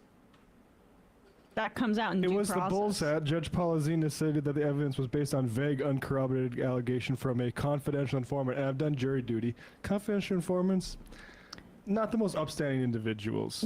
Right. Also, first of all, one of the confidential informant that said that about him claimed that he was in New York, where Kim Abrego Garcia has never been. So that's part of why they didn't use that. Okay, but the Bulls hat, Emma. That evidence was presented, and then they still issued the withholding of removal. The judge did, meaning that they did not find that evidence compelling. So when he says that it's been adjudicated by 2 judges, no, it hasn't. Or to the extent that it has, the final judge's claim was that he should stay in the United States, and said specifically if he's going to be deported, the one place he can't be deported to is El Salvador, and they did that. Emma. Yeah. Everything you're talking about was not in paragraph 1 of the story he read. You're right. So I don't like. This is I don't know. If he would have read lawfare, the allegation seems to stem from double hearsay in a document authored by a later suspended police detective. That's the very first line, so we could have got that one to his death. Okay, well, I'm not going to go to not lawfare. Lawfare. I read it on Breitbart in just the first paragraph. Right. And so that's all that I Mail. Gang member. Yeah. His favorite source is the Daily Mail. All right, let's do a little more. Come to the table that we have had all along. We were always right. The president was always on the right side of this issue to deport this illegal criminal from our community. And it is despicable to see the media continue to refer to this individual as someone who is just a peaceful man living his life in Maryland. This was and always has been an illegal criminal, an MS-13 gang member, and a designated foreign terrorist. And the administration maintains our position to deport these individuals from our community. It is shocking. The amount of lies that are going on there. Oh, I'm out of the amount of lies that she is spewing is absolutely shocking. Shocking. He's not a designated terrorist. He's just not. Because he's not in MS-13. Even if he was in MS-13, like insane to call gangs terrorists. These are not terrorist organizations. The word has meaning. But they're trying to use terrorists as a way to expand their policing power. If you are deporting Yeah. 900 of these so-called terrorists. How is it that they have just come along, like, no guns, no gunfight? Yeah. Do you think that we wouldn't know if there was a gunfight with these terrorists? Mm-hmm. Do you think we wouldn't have seen the plans they have for the terrorism that they're committing? Because truly, like, she said 3 things: illegal, a criminal, right? Like a criminal illegal, basically, MS-13 gang member, and terrorist. Those last 2 are just plain patently unproven, probably ludicrous. The first one is what they're pegging it on, which is just he's not documented, and that's what they have to stack on the other 2 because it's not popular if it's just that. And also, if he was in this gang and participating in criminal activity, wouldn't there have been a record of that or instances of that during his period of being in the United States since he was a 16-year-old boy? They don't have that evidence. Hey, folks, don't forget to hit the subscribe button and check out our daily show. We do it every day at 12 p.m. Eastern for about 2.5 hours. We even take phone calls. You should check that out.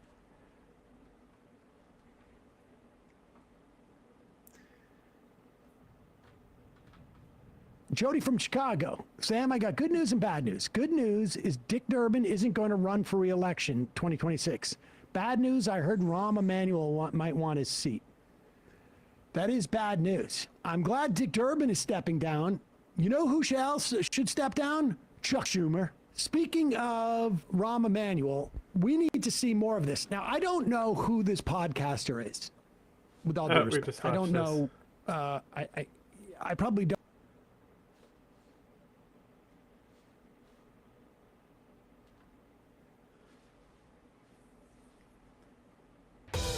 These fucking ads, man. Like, I'm trying to fucking do research work in the background as well. I don't even think Asmongold was being serious here. He's just trying to be bold, okay? He's just trying to be bold and trying to get these likes and trying to be talked about. And he succeeded, right?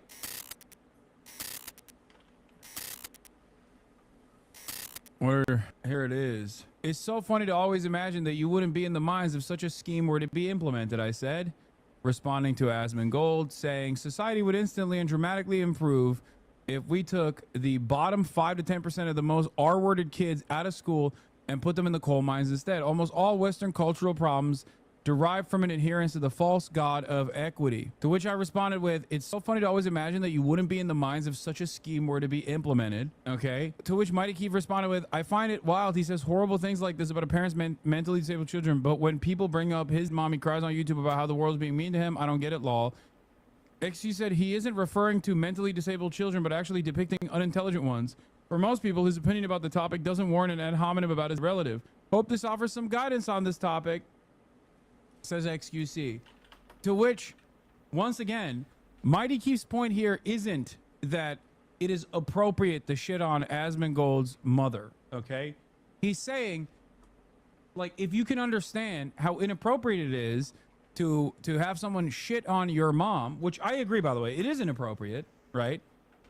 Then, you know, why are you making these broad declarative statements? Like, empathy begets empathy, right? And it's wild because then he says, he specifically said R-worded children, which by definition are mentally disabled kids. You aren't putting your own interpretation on it. I'm using reality. You are putting your own interpretation on it. I'm using reality. Saying the ad hominem on Asmon is bad, but the ad hominem on parents who have disabled kids is okay is hypocritical. Putting actually mentally disabled children in coal mines would, I assume, endanger them. Even Asmon knows this. You are misreading obvious dialogue cues. Okay, what if they're stupid kids? Like, what if they're just not, like, full-blown mentally disabled kids, but what if they're just like the bottom 10%? How do we make this assessment on who is the bottom 10%? The entire conversation is f***ing idiotic. So don't interpret his actual words he's using as what he means. Assume he means something else. You're an idiot. I assume I mean that however you want. Surely no one still uses derogatory terms in different ways in their literal definition. Brother, what the f*** is happening? The underlying basis for this argument is eugenics, okay? A eugenicist principle that will dictate, like, this is genetic predetermination talk happening on the timeline and getting a shit ton of likes, and you have XUC who under normal circumstances would absolutely fall in the 5 to 10% bottom intelligence quotient, okay, talking about how, well, actually, you know, maybe this is a good idea. Maybe he put forward this this strategy because he truly believes that this would be beneficial for society. It's like, what is going on? What are we doing here? What the f is happening? Everyone has lost their goddamn minds, it seems. All it took was for Donald Trump to come out and say some insane nonsense for half of the streamers to be like, yeah, actually, we should be sending people to the coal mines by force if they're too stupid to study. What the? The irony, of course, is that if you don't understand how psychotic, if you take this statement seriously, if you don't understand how psychotic this policy would look like if implemented, you probably are in the 5 to 10% bottom intelligence, and you would be sent to the coal mines. That's the irony here. All of the people that are liking that tweet would be in the coal mines. It's the same idiotic fantasy of a guy with a busted down 1994 Honda Civic thinking that if there was an anarcho-capitalist dystopian future, that they would somehow magically become a factory owner and enslave the rest of the population. Brother, you are basically servile right now. Why the f do you think, if the systems that have kept you alive in spite of the best interest of your bosses and the people that dominate society right now. With Chewy, get their mealtime match at a great price. Figaro loves chicken, except when he hates chicken, but has no beef. If they were left unchecked, why the do you think you would magically become the factory owner? You would be a slave. Actually, you would probably not even make it to the class. You would just be melted for biomatter. This is something that I don't understand. They're so oblivious to class consciousness. They're so far removed from understanding their class position that they literally fantasize about one day being the foreman of the factory in an anarcho-capitalist dystopia. Yeah, dude, it was the rules that was actually stopping you from achieving this unlimited success that you will get. Meanwhile, you're trying to Sigma grind set your way out of your shitty job as you are being melted down to your core. If you can't make it within the confines where these regulatory agencies have basically prevented your bosses from baiting you to death, then how the do you think you're going to make it when there's no rules? They're just going to literally force you into the salt mine, and once you are discarded like an old horse with a severe injury, you're going to be sent to the glue factory. Why are you so upset? Because stupidity is not only offensive, but it's incredibly frustrating. This level of stupidity and the way and the oblivious nature of Americans frustrates me to no end. That's what pisses me off. This is my point. This is the point that, I mean, it's just, how are you not mad is the question. You got an insane eugenics policy getting a shit ton of likes on Twitter, okay, by people who would be sent to the mines. Like, people that are liking this are going to the mines, okay, if implemented, if this policy is implemented. I don't want this policy to be implemented. I don't even think Asmongold was being serious here. He's just trying to be bold, okay? He's just trying to be bold and trying to get these likes and trying to be talked about. And he succeeded, right? But, like, and XUC is joining in on the conversation because he wants to present himself as a centrist as well, okay? A center-right figure himself. Oh, new copium just dropped. What? Sorry if this is derailing. I'm not gonna watch an H3 subreddit post, chatter. Come on. He will say it was a joke and his song crashed out about it. I mean, the irony is I also joked, but what I'm crashing out about is the stupidity of other people that know better trying to be like, well, actually, I'm gonna defend this policy on its virtues alone. Like, that's what's more frustrating to me. Because, like, yeah, I saw this take from Asmongold and I was like, this is ridiculous. It's sad that there's so many people that liked it, not realizing that they would also be victim to this policy, Asmongold included. I made a joke about it. I said, it's so funny to always imagine that you wouldn't be in the mines if such a scheme were to be implemented. And then Mighty Keith said, I find it wild he says horrible things like this about a parent's mentally disabled children, but when people bring up his mom, he cries on YouTube about how the world's being mean to him. I don't get it. Saying, like, you are so unempathetic, but you have the capacity to demonstrate empathy when someone is attacking you in an action. This tweet has 46K likes in X's community. Juicers see this. Yeah, I brought this up the other day. Yes, XQC's audience is also aware of his ways, you know? the silliest point of contention here is always to take, like, the silliest thing here is always whenever centrism fans and centrism understanders will take the argument at face value. Okay, they will never scratch the surface, where they'll just be like, yeah, dude, this is what actually is happening here, you know? Like, remember, the conversation started with me saying, don't ever let anyone tell you your voices don't matter, right? There's real discontent towards Elon Musk. In some instances, that discontent is so vast and so insurmountable that it leads to literal vandalism, okay? Acts of vandalism. This isn't to say that acts of vandalism are good, okay? I'm not saying that. I have a platform. I can't say that, regardless of what I may actually think, okay? Having said that, like, this isn't even about the fucking cars burning on fire anyway. I'm literally talking about the ways in which the discontent towards Elon Musk has blown up, so much so that he is basically saying he's gonna fucking leave. But then people turn around and go, no, he's leaving because they're lighting Teslas on fire. As in, they're taking Elon's reaction, which he hasn't even delivered himself personally, at face value. They're imagining an alternative that Elon is actually quitting because people are lighting the cars on fire, not realizing that people are lighting the cars on fire because of how fucking little they want to do with Elon Musk due to his actions inside the federal agencies, okay? And then the centrism defenders look to that argument and go, yeah, he's right. It is actually because the cars are being lit on fire, and Hassan is saying it's good to light the cars on fire. I never said that. Why did you use the QRT Hassan on some shit he's objectively correct on instead of 1,000 actual moronic things he's posted, bro? Defend it. Violence equals voice. Look who's doing the defending now. It's so annoying whenever people take this like unnuanced position in an effort to defend right-wing attitudes and right-wing ideology. Okay? It's so goddamn frustrating when people will just look to this and go, well, you know, he's making a good point here. Like, the conversation has shifted from the point that I was making, which is that there is very real discontent. There is very real discontent towards Elon Musk. And that discontent is so vast and so powerful that it even fucking... I'm going to show you guys how my style went. Dude, from this is ridiculous. All I had to do was fill out a style quiz. It asked me different things like how many my ads fish on a preference, fucking any troubles I Hassan have video while that's shopping. probably not even I his get to try original on everything at upload. home and return anything that I don't like for free.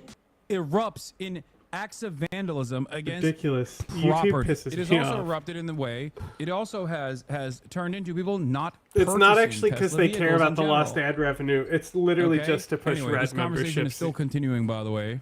Because everyone wants the This isn't subscription an argument. model You're telling me I'm because it's supposed more to just assume exploitive someone and means takes something more other than what data. they said. There wasn't just, even any they're so context much that could better allude overall. to him meaning what you're saying. You just pulled it out of your ass to defend someone who has the same ideals. I don't understand. Why is XC addressed as a relevant interlocutor? Because whether we agree to it or not, the reality of the matter is people that put forth these incredibly silly, incredibly dumb positions are actually getting a lot of prominence because other people are even dumber than they are. Okay? I don't even personally think that XQC is authentic in these authentic as to why he's arguing on these positions. Like, I don't think he's authentically arguing for this shit. I think he's doing it specifically for clout purposes. He sees Asmongold's metrics and he's like, well, I want a piece of that.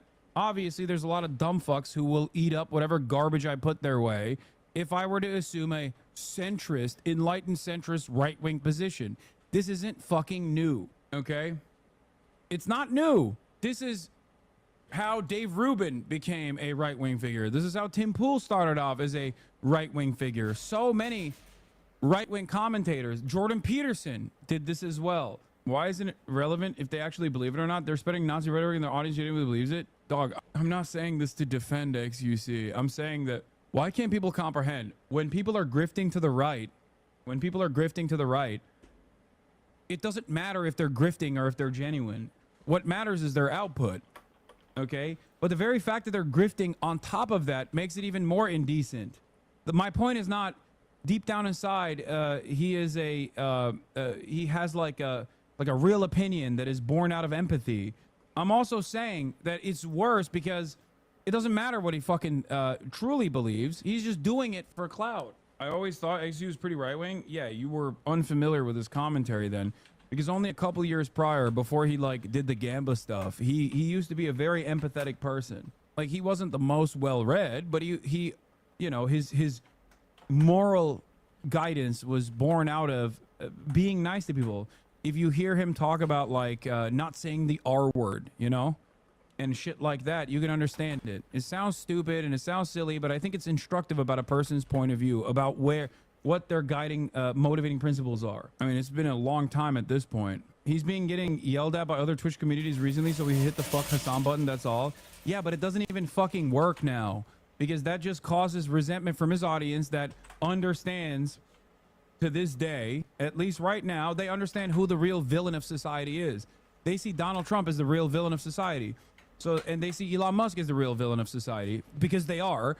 So when XQC says fuck Hassan, they don't read that as like, yeah, you know what, Hassan's again, Hassan is doing it again. He's just being a fucking moron. Oh, fuck that guy.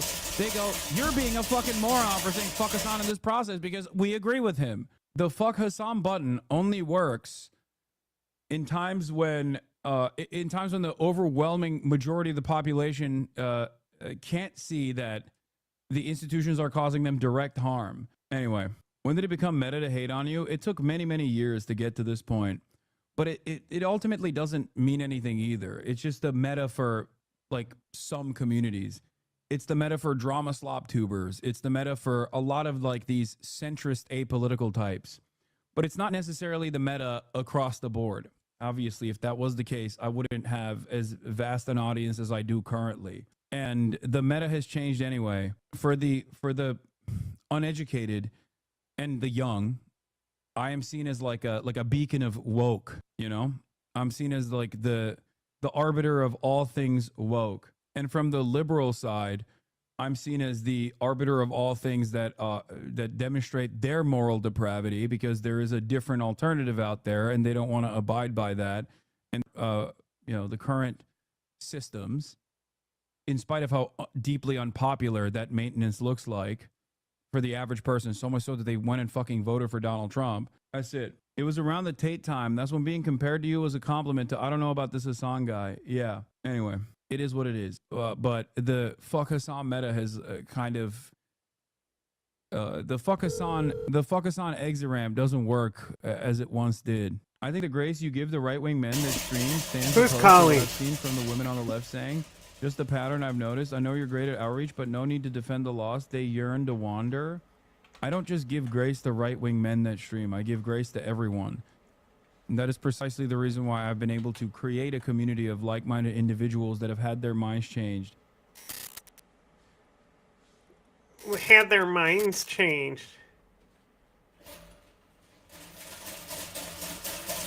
If you're still watching ads in 2025, you're doing something wrong.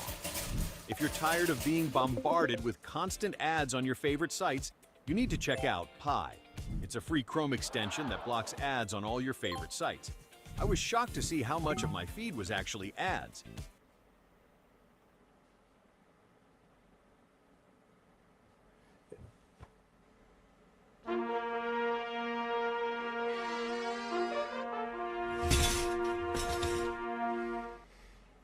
Hey everybody, welcome You to probably America deserved Unhinged. it. My name is Francesca Fiorentini.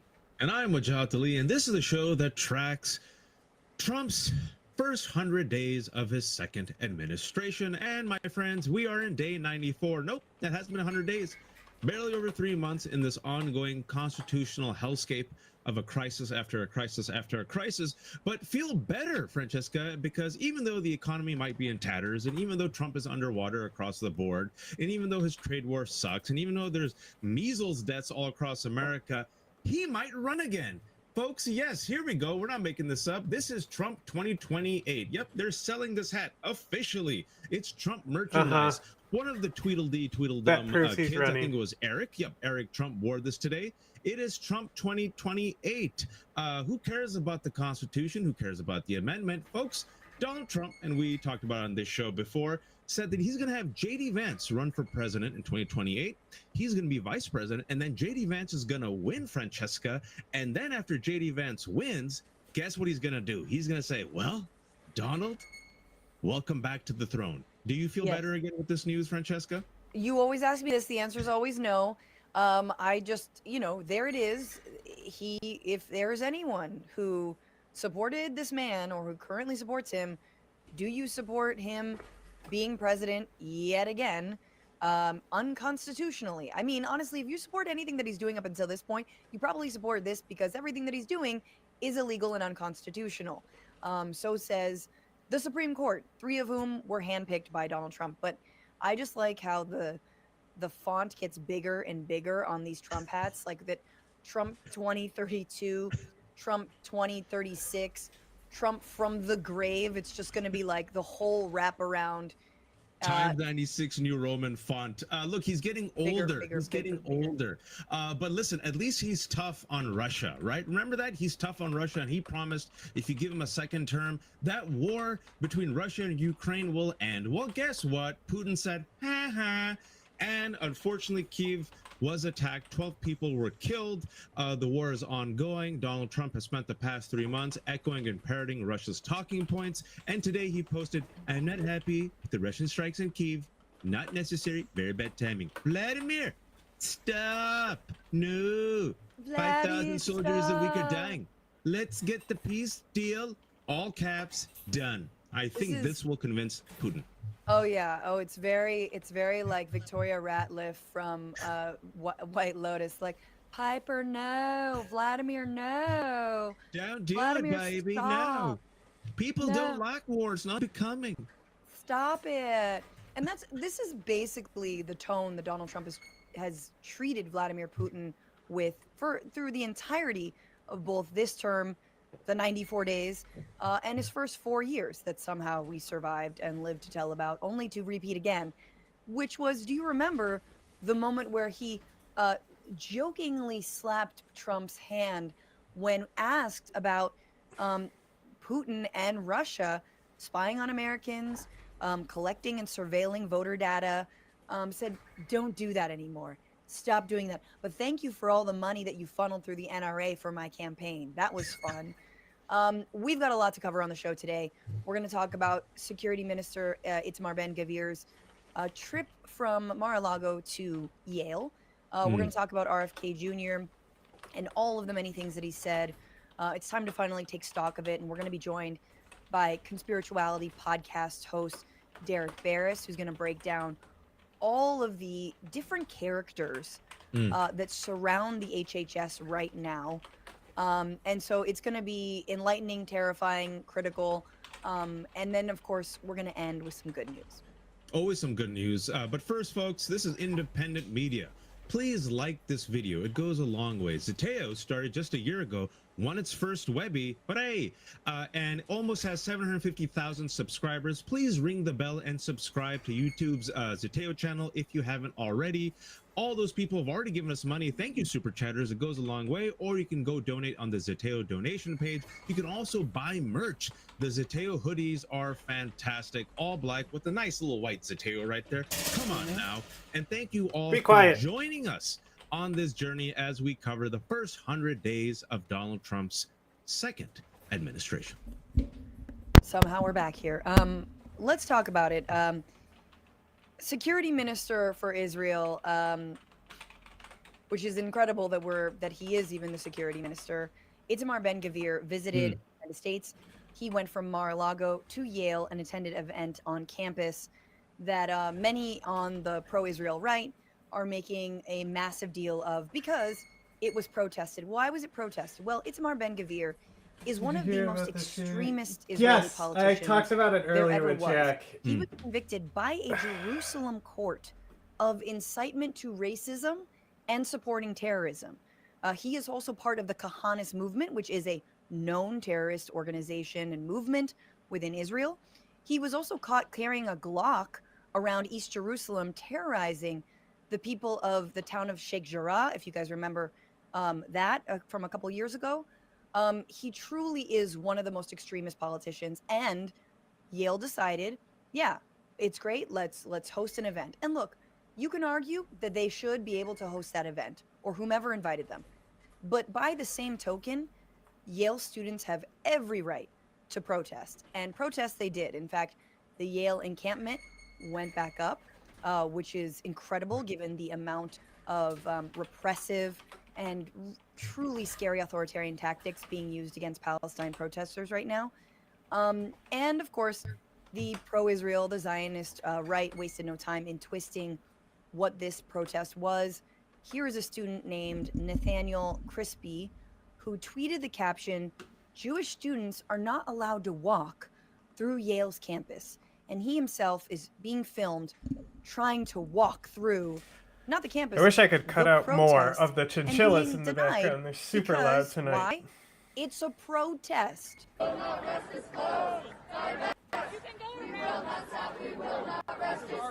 campus, public space. He can only go around. This is public campus. I pay for this, just like you. I'm a Yale student. I pay tuition. This is my space too. I want to walk through. People united will never be defeated. Get out of my way, can I walk through? United. So this to them is what oppression looks like, according to this one student. And of course, we're going to talk about how he claims to represent all Jews at Yale, which he certainly doesn't. And it was very funny because halfway through that clip, Waj, there's a woman who's just walking by. She walks to, because he's at the corner edge of this demo. He's not even in the middle.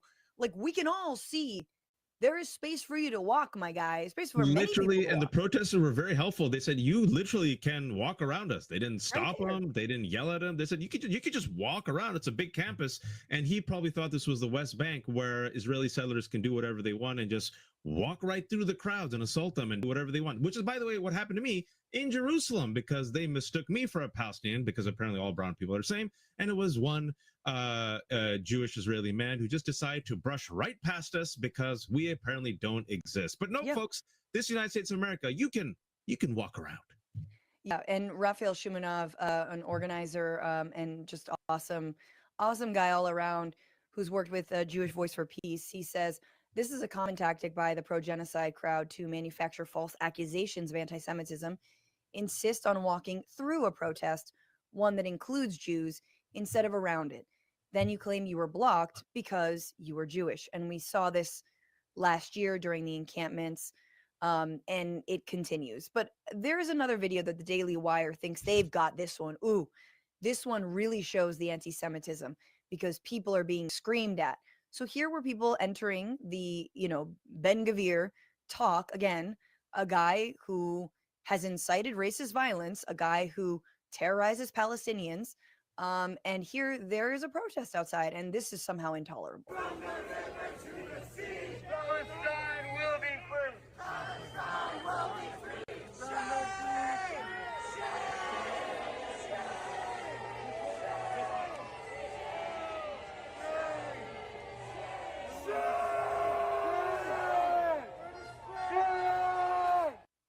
I have never seen so much oppression in my life. My eyes were watering, and I had to go to CVS and buy some Kleenex because I saw these poor, privileged Yale students comfortably walk to attend a lecture given by an extremist, Itamar Ben-Gvir, whom Israeli journalists say is akin to the United States voting for a KKK member to be our national security minister. And some students said shame. I don't know about you, Francesca, but that was chilling to me. I mean, I think it's really important to note, like, yes, the students were allowed to walk in freely. There was a barrier there that was not erected by cops. It looks like it was just, part of a hedge barrier.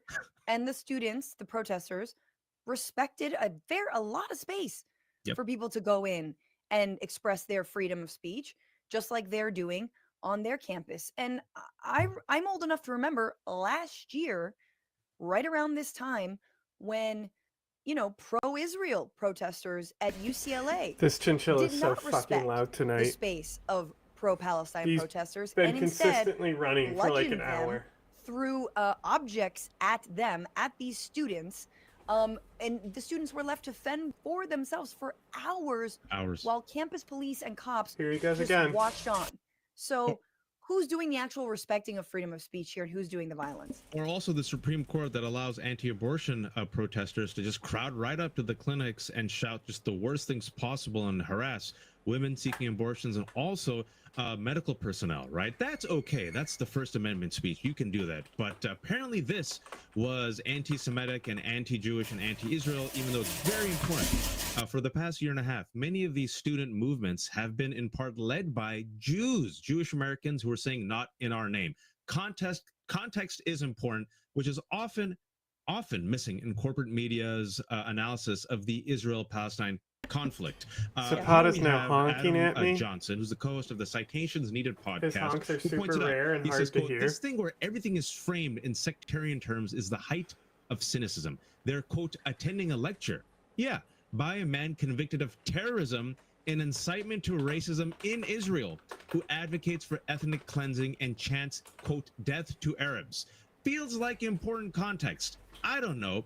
And then there's Yale. Surely Yale would be a normal, sane, moderating force here, right? Nope. This is how Yale responded. Yale College withdrew Yaleys for Palestine status as a registered student group, citing the organization's role in promoting a Tuesday night protest on the plaza. Yaleys for Palestine said Tuesday night that it was not responsible for the protest, which began around 8 p.m., dispersed before 11:30 p.m., only about 3.5 hours, Francesca, didn't even break the midnight curfew. However, in a university press release Wednesday afternoon, the university cited social media posts the group made calling for people to join the event and a public statement allegedly taking credit. In the announcement, folks, I'm going to say this really slowly. I'm not making this up. In the announcement, Yale acknowledged that the gathering was not affiliated with Yaleys for Palestine or any official student organization. And despite announcing that and admitting it, they nonetheless punished the pro-Palestinian student organization.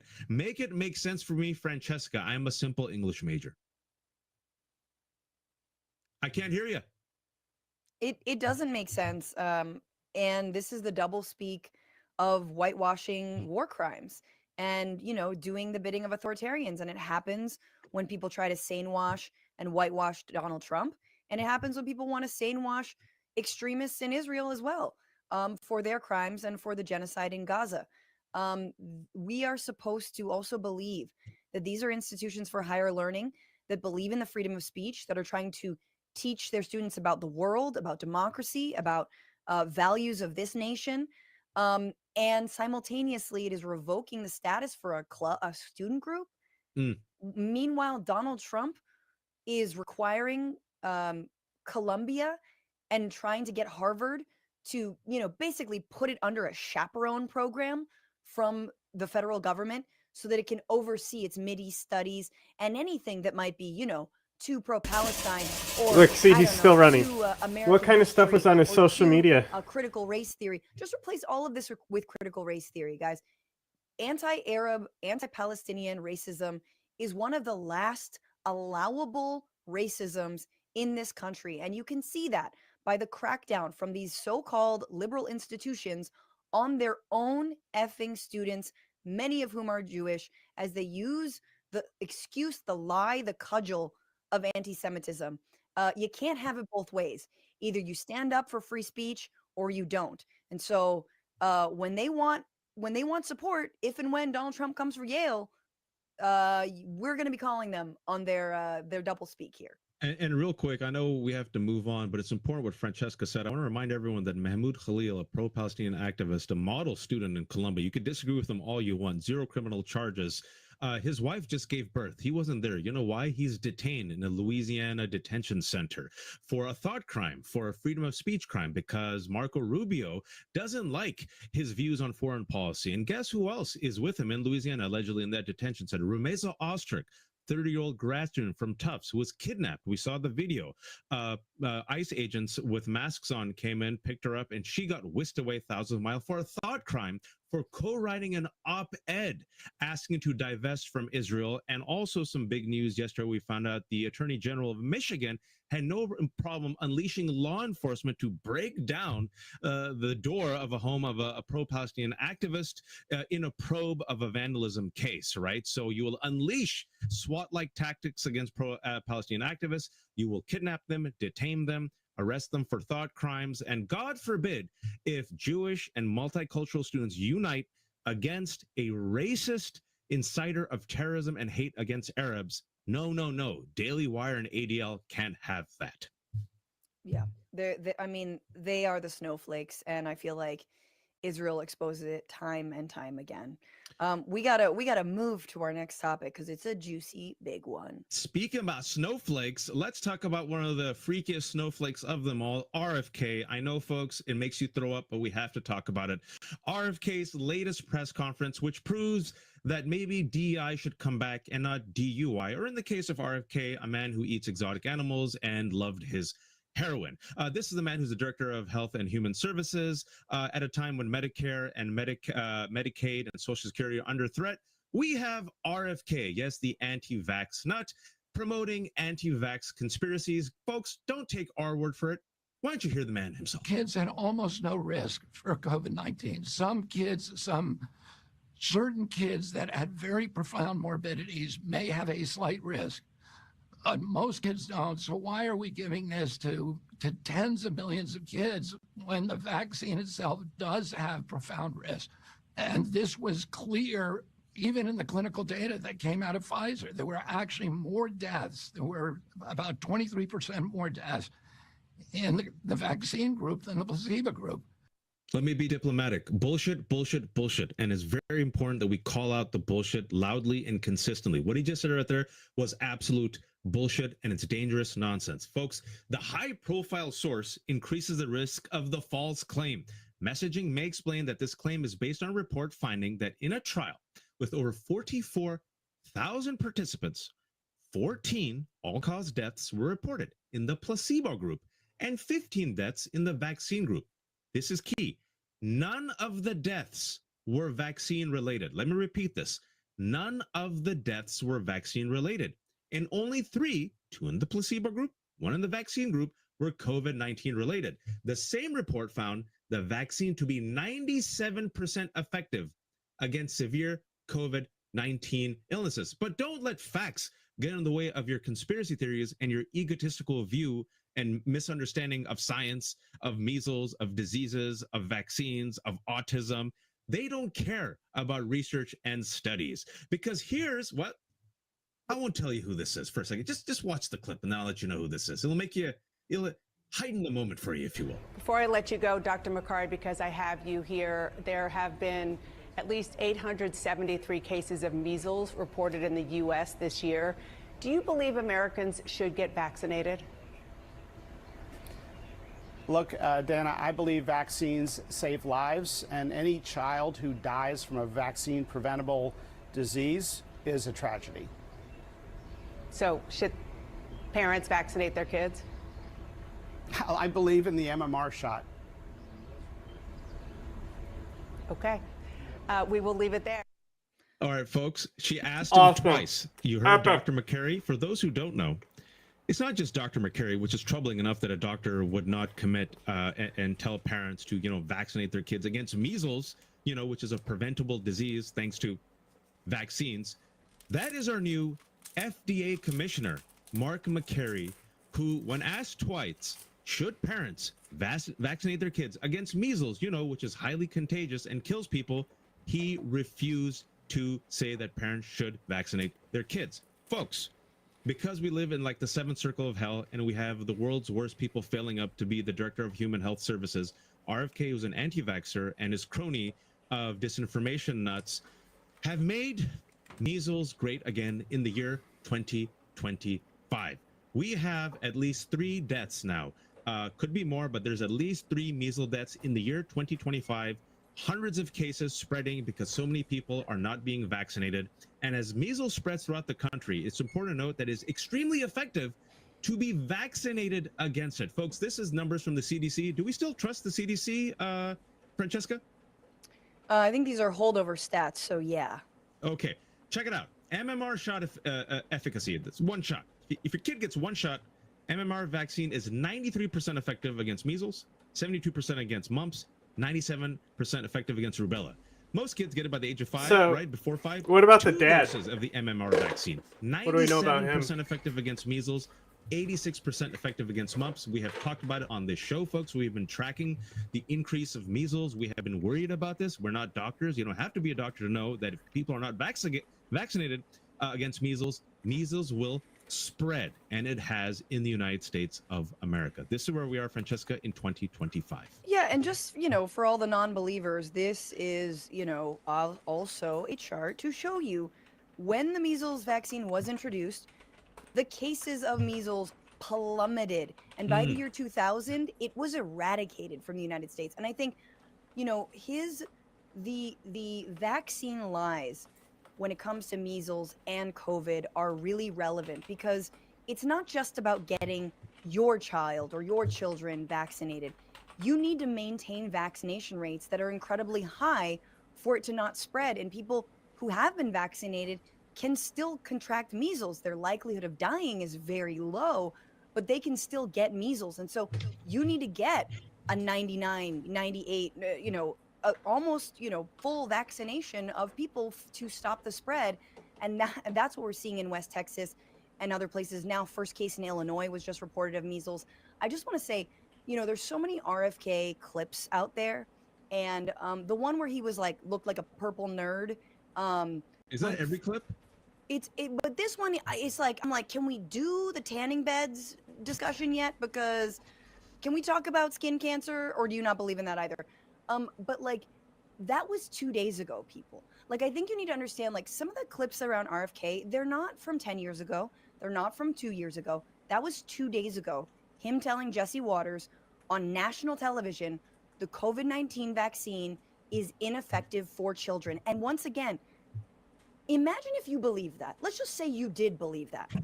My uncle died of COVID-19. Why?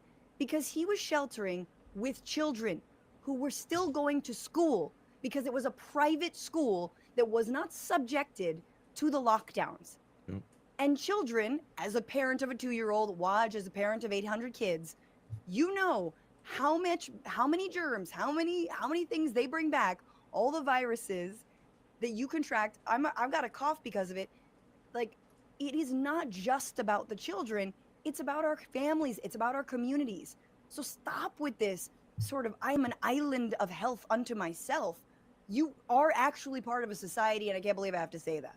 Hey, real quick, I'm so glad you mentioned that. We are the front line of defense against all the germs our kids bring. I have 932 children. I always fall as the front line of defense. And as people know, I have an immunosuppressed daughter who's 8 years old, who's a cancer survivor. So she had to have a full liver transplant. Why this is so important, folks, and if you just give me 30 seconds, my daughter couldn't get the second shot, right? The MMR second shot, the graphic we just showed, which increases the prevention of measles and mumps and rubella.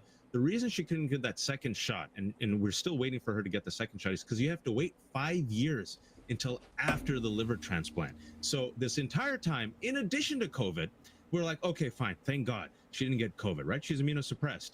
But now measles is in Virginia, folks. And I'm like, here I have spent 5 years trying to keep my daughter alive. Somehow we survived. She survived stage 4 cancer. And man, now there's measles. Folks, it's not just for you. It's for your family. It's for your elders. It's for the immunosuppressed. And it's for your kids. Please, please, please vaccinate your children. Do not listen to RFK, especially when he talks about autism. Yeah. Francesca. It's interesting. Yes, I really want to and know before we bring in our the guests, let's environment just he was raised run in. down some of the latest things that he's said. And remember, RFK Jr. founded the Children's Health Defense group that has been peddling lies about linking vaccines to autism for decades now.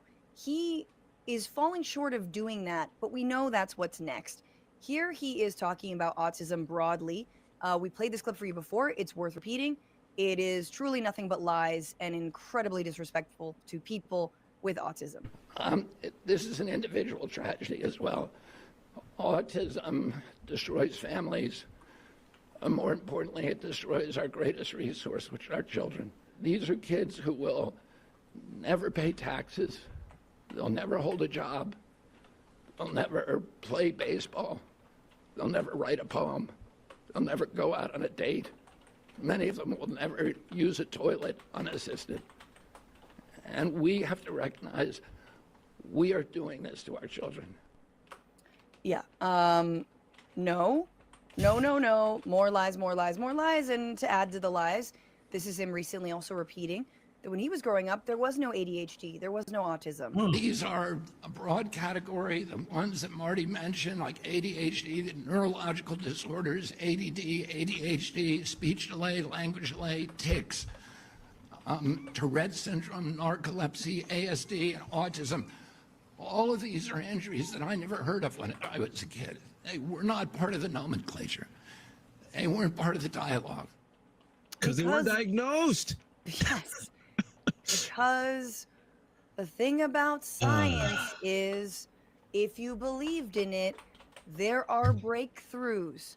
All right? And if we weren't summarily locking up our scientists right now, or firing them from their positions, or gutting funding for research, you might have something called progress.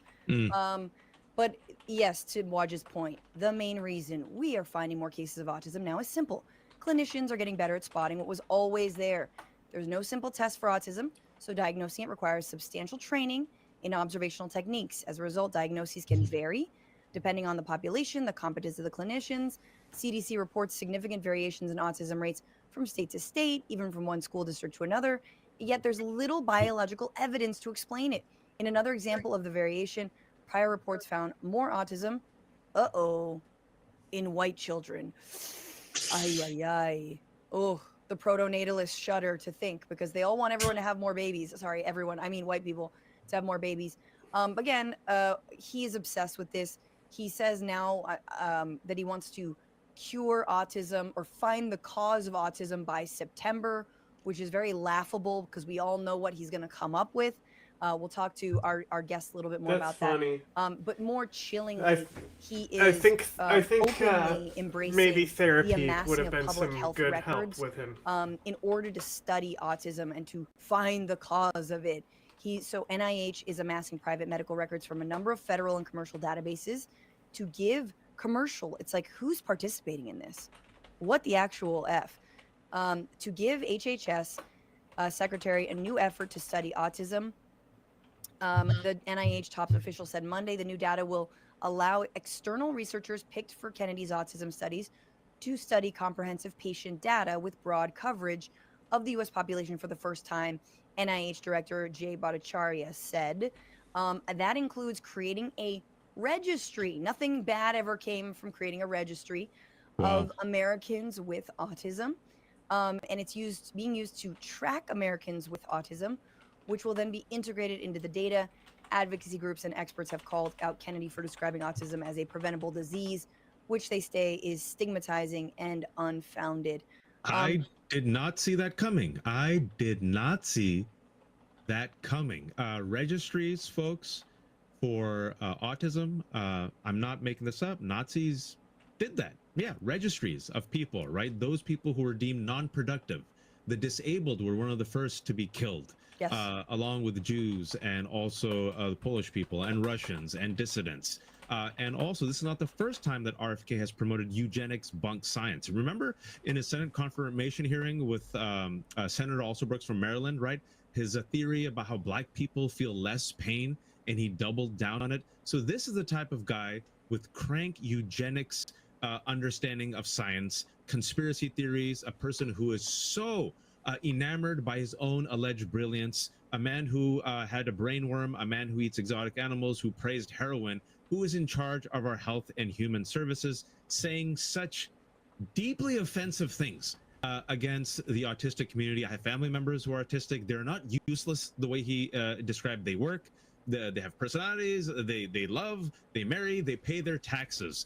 And the fact that this man now wants a registry. That's interesting. In addition, folks, not just autistic folks, but this administration also texted Jewish professors and asked them if they were Jewish. So there's a bunch of registries being started up by this Trump administration. And I know our guest, Francesca, has a lot to talk about. Oh, he's been waiting. He's pacing. I can see him pacing back and forth. Yeah, and he is the co-host of the Conspirituality podcast and also a co-author of the book Conspirituality: How New Age Conspiracy Theories Became a Health Threat. He's been tracking this for many years. Please welcome Derek Barris.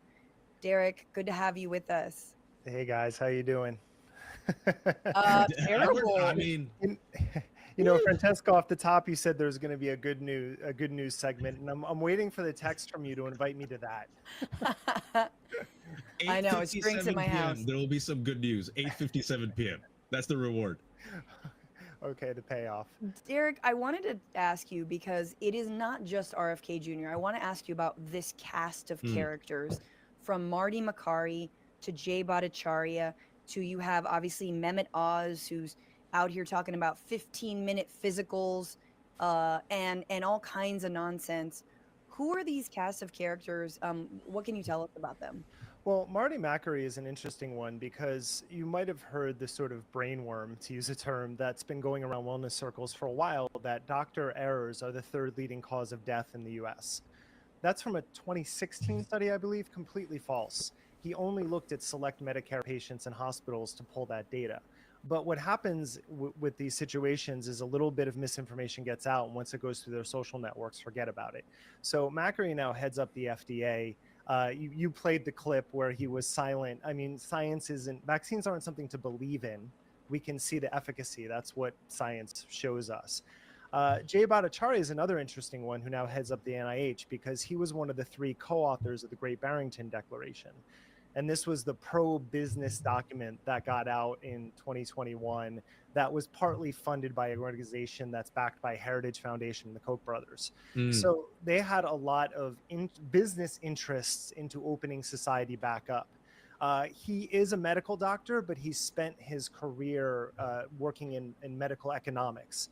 To be honest, he's written some very good papers years ago about disparities in healthcare. That's partly why it's so frustrating seeing what he's done and how he's pivoted. And in fact, he was just on Barry Weiss's podcast right before 2 weeks ago. And when she actually, to her credit, lightly, she pressed him on vaccines because she is very interested in this topic. And he would say that, yes, I believe they work, but no one has tested whether or not the COVID-19 vaccines cause autism. We need to look at that. And so what's happening is you have this cast of characters that have coalesced around Kennedy, who will in their own ways support his broader message without contradicting him, even if they kind of give lip service to the vaccines. Mehmet Oz, who's now in charge of Medicare and Medicaid, which is frightening. I mean, people will know of him from his longtime grifting and continue to rightfully blame Oprah for platforming him 20 years ago. But the fact that he has this position is also frightening. And I also want to point out someone who doesn't have an official position, but I would watch out for Mark Hyman, because he's old friends with Kennedy. He was just on Barry Weiss's podcast. He also skirted the vaccine question by saying, you know, it doesn't directly cause autism, but what if it exacerbates other conditions that can lead to that? We need to study that. So there's a lot of real danger in these people because they have a lot of influence. Yeah. Well, you know, I wanted to ask this because I think it's important to repeat it and to connect the dots for folks, right? It isn't just MAGA, Derek. When it comes to the anti-vaccine hesitancy, I remember I wrote a piece in the New York Times before COVID, and it was about the rise of vaccine hesitancy. You know, I married up, Francesca knows this. My wife, who's a family health physician, tells me about the challenges that she has when it comes to certain communities to get them vaccinated and the disinformation they come to her with. The World Health Organization listed vaccine hesitancy as a top 10 global threat in 2019. But it isn't just MAGA. And the intersection of, if you will, well-off suburban communities. I'm originally from the Bay Area. I remember the anti-vax craze started in these well-off, highly educated, kind of liberal, left-of-center communities where they're like, I'm going to go organic. I'm going to go natural. I'm going to go healthy. I'm against vaccines. Can you talk about how that aspect of society, you know, the privileged, the wealthy, those who have, if you will, profited off of the wellness craze, have helped increase vaccine hesitancy? It isn't just MAGA. No, and you just basically define conspirituality, the field of study that I now specialize in, which is the intersection of left-leaning, predominantly affluent liberals crossing over with right-wing libertarian ideology and conspiracy theories specifically. And so this has always been the case. And my feeling on this is it's all rooted in individualism, because even on the wellness liberal side, we can talk about, especially from the Bay Area, the concept of NIMBY, right? Because everyone wants social services, but not here. And that proliferates throughout wellness circles. I taught yoga for 17 years in New York and Los Angeles. I know this community very well, and a lot of we'll good see if people, they to be touch clear. it, but with all the Trump shit going at the on, top, the influencers, the way they who needs monetize it, is you by know? creating this paranoia around anything that they deem unnatural. And so vaccines just fall into that. Most of modern medicine, in their view, falls into that. But then on the other side of that, what you have is them selling supplements and monetizing all of their products and services. And supplements, of course, are almost unregulated. The regulations on them are so minimal. And of course, RFK Jr. came out and said that they're being suppressed by the FDA his first week in office.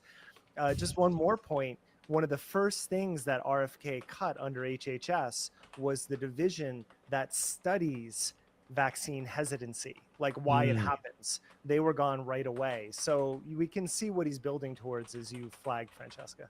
Yeah. I mean, the big reveal is not going to be surprising at all. It's what do we do about it? But I did want to ask, each of these characters is in it for different reasons. And you have talked about on your show this concept of soft eugenics. Waj referenced, Nazi Germany, the murder of disabled people as seen as not productive. I mean, what do you think the end goal is? Or are they just insane? Like what, how that now that you studied it, you see the moves, like what do they want to do with people? Well, I think it's a combination of things. First of all, these are people with extremely inflated egos who, part of the reason we're talking about Kennedy right now broadly, much more than even before, is because he has the position he has. He's been saying this for decades. Like, this is not new. I've been tracking him since 2014 in the Los Angeles measles outbreak that happened, because he was involved back then. So he's always talked like this. For Kennedy, it's, the Washington Post, I believe, reported in 2023, he made $10 million from consulting and his lawsuits that are all against pharmaceutical companies and vaccine makers. But for all the people around him, they all have different interests, like his advisors, Mark Hyman and Kayleigh Means.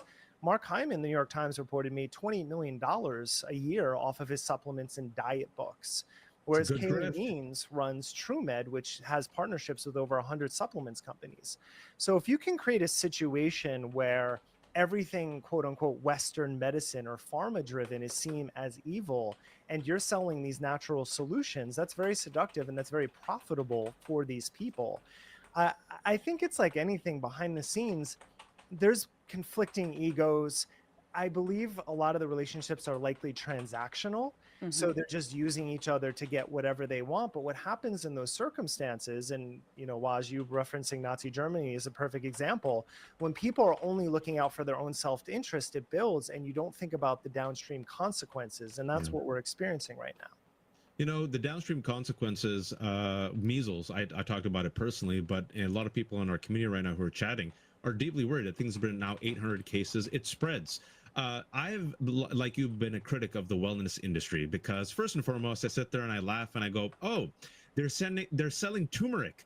Oh, the stuff that my grandmother has used, turmeric pills. I'm an idiot. I should have sold a turmeric pill for $15, right? Oh, they're selling meditation. Oh, the stuff that I've been doing. Fasting. I'm an idiot. Why am I not a good capitalist? But, the wellness industry, how it is so complicit in this anti-vaccine hesitancy, especially as it is leading to the rise of measles. Can you connect the dots for our community right now and those people who are on the fence? Because look, Derek, I know a lot of smart folks, informed folks, educated folks who are like this. This is how they get them.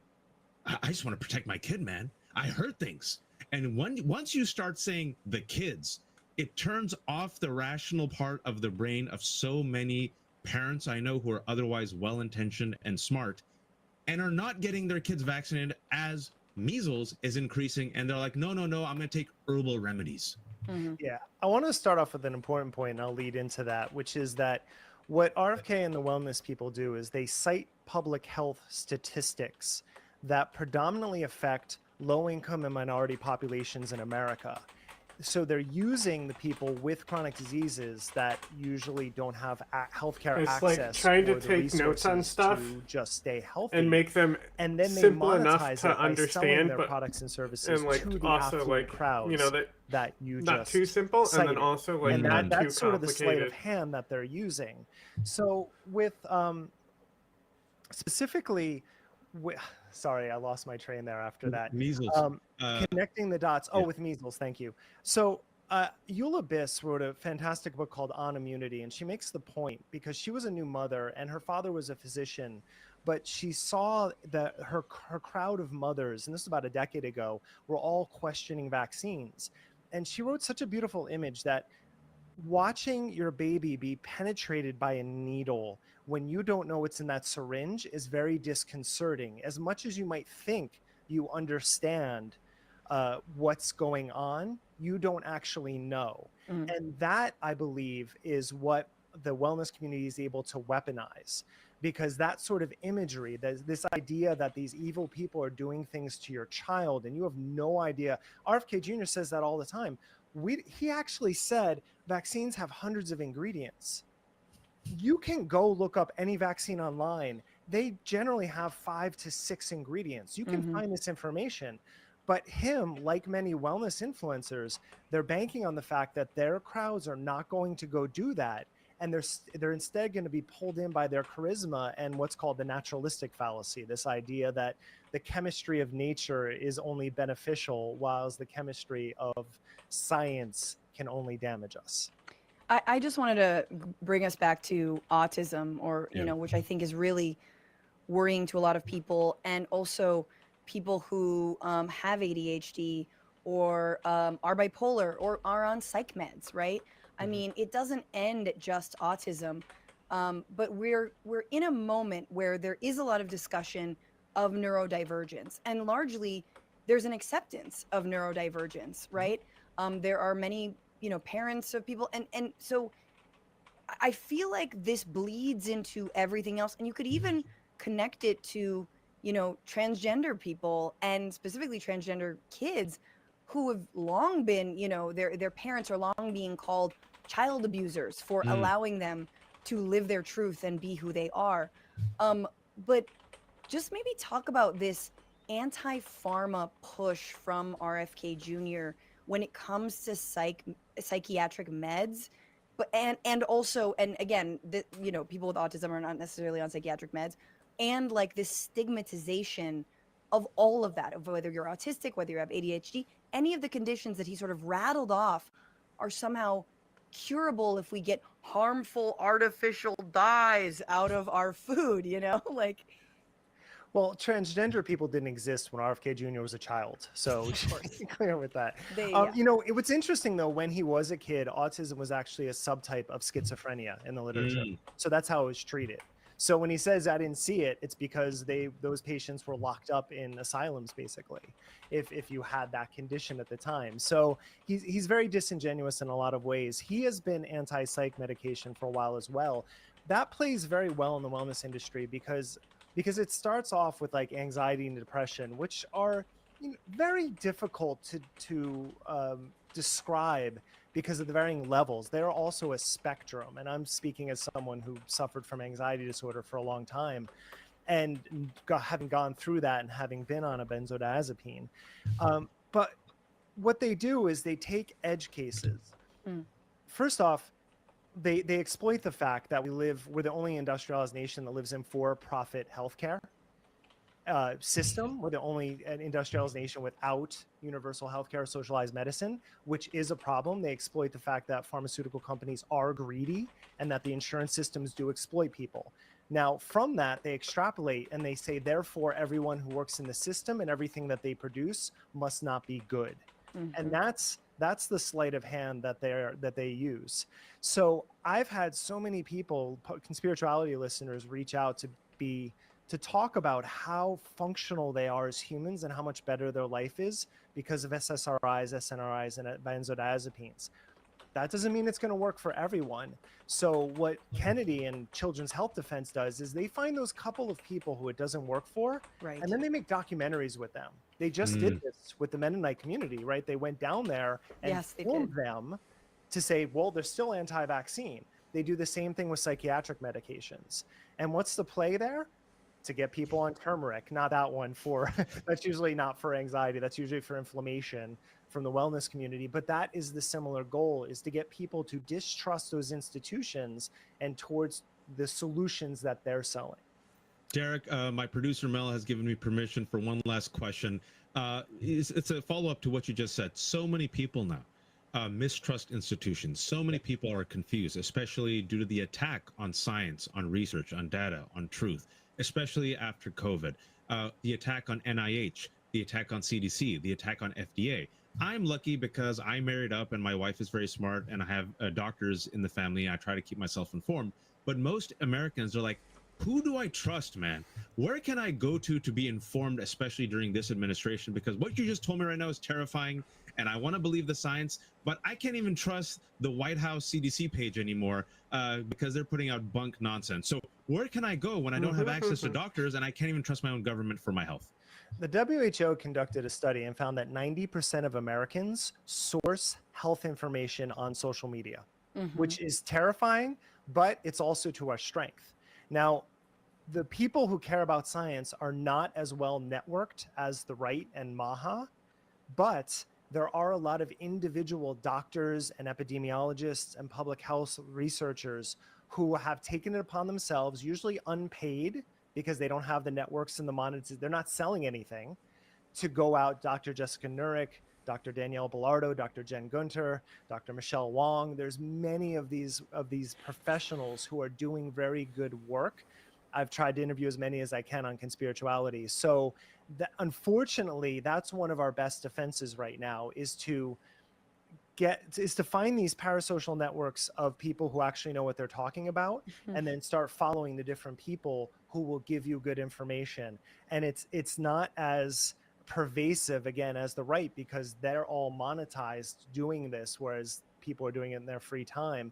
But it is one of the places where you'll find credible information, which is where I often turn to. Whenever I have a question, I will reach out to one. Dr. Andrea Love, I want to point out, is one doing some of the best work too. I reach out to them, and so that's what I suggest. And it's mostly like. So go ahead, Francesca. Oh, on social media and things like this. Yeah, they've all have different platforms, but I'm predominantly on Instagram and Blue Sky, and that's where I follow them. Yeah. And I would also say, like, other, like, you know, like out of the UK, out of, you know, Germany, whatever, like some other country that is not our country, sadly, go to their websites, right? For data. I'll also say in this fall, I started a nonprofit called Cyrus Health, SIRIS, to try to bring together all of these people. And I am working on a page that lists like vetted influencers that I hope to have up in the next couple weeks. I want to be able to share that so people can be like, oh, I'm interested in these topics, and find them easily. So again, I think it's really just people who care about science who are trying to do this work right now, because it's not because of all the distrust we rightfully have in institutions for so long because of for-profit healthcare. Now we can't actually trust what those same institutions are saying. If you go to the FDA page, you'll see RFK Jr. both saying that food dyes are toxic and poisonous, and the FDA page says that they're completely safe. So people have to deal with that dissonance. Get ready for beet juice on everything. Yes, Beet Derek. Squirt beet juice. Derek Barris, co-host of the Conspirituality podcast, co-author of the book Conspirituality: How New Age Conspiracy Theories Became a Health Threat. Derek, you were fantastic. Our community loved you. Please shamelessly promote yourself. How can people hear you, listen to you, support you? Conspirituality, that's our main thing. The three of us, we do this work. I focus on health. My other two co-hosts have different aspects of the exploitation of the wellness industry. And we're predominantly on Instagram, and I spend most of my time on Blue Sky because that's just a network, at least now, that isn't compromised by too many big interests. And now it's back. And now it's back. It's back. It was down for a bit. It's back. Yeah, I saw that. Thank you, Derek. Thank you so much. Folks, we promise we're going to give you some good news. We promise. Just wait about 7 to 8 minutes. But before we do, an important news that is developing in South Asia, which will have worldwide implications, and it should be covered by more folks. We're going to cover here on Zateo.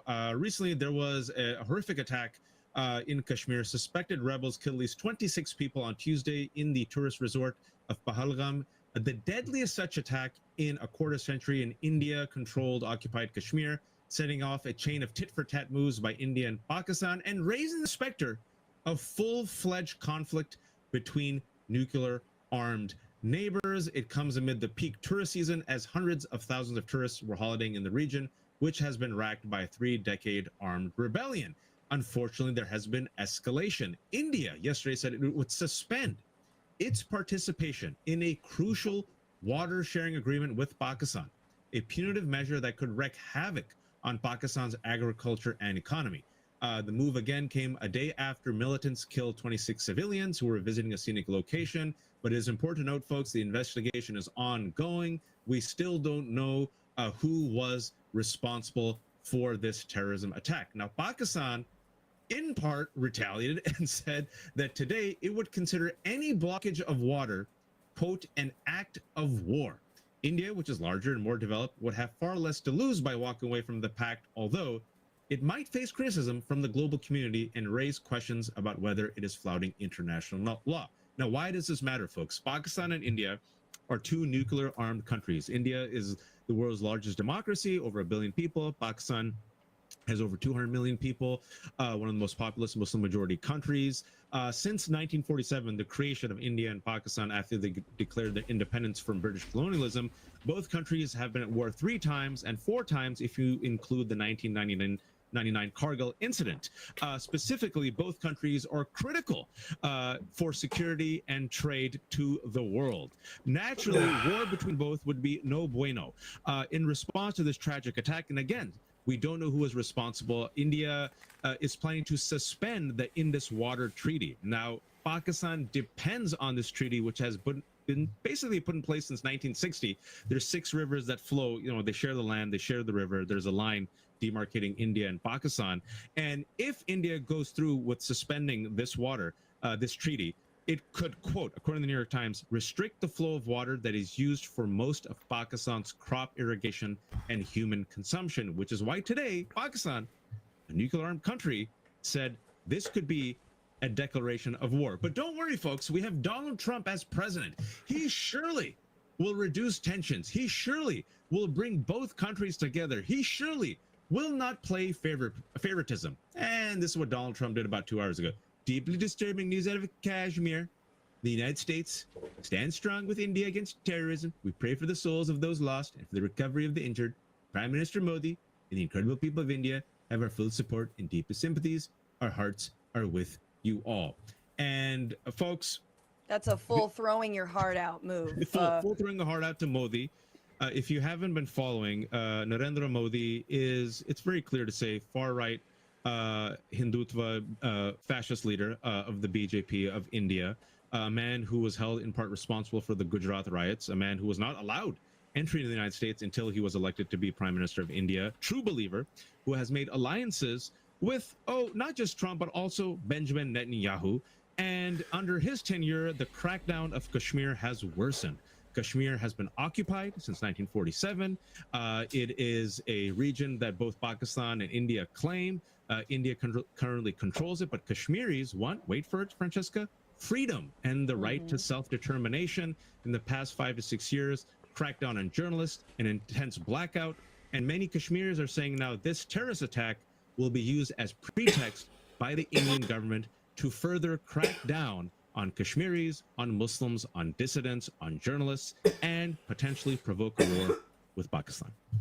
Yeah, well, that was masterfully explained, and it is there the mirror image to, you know, the October 7th attacks and the retaliatory actions by Israel, which can be described and are being described by Amnesty International as genocide, are right there in front of us. I mean, you take this heinous act, 26 people killed, there's investigations, but now this, you know, overreaction from India saying it's going to cut off all of Pakistan's water supply because of that in this vital region, to say nothing of Kashmir. You know, it's one of the most militarized places on earth.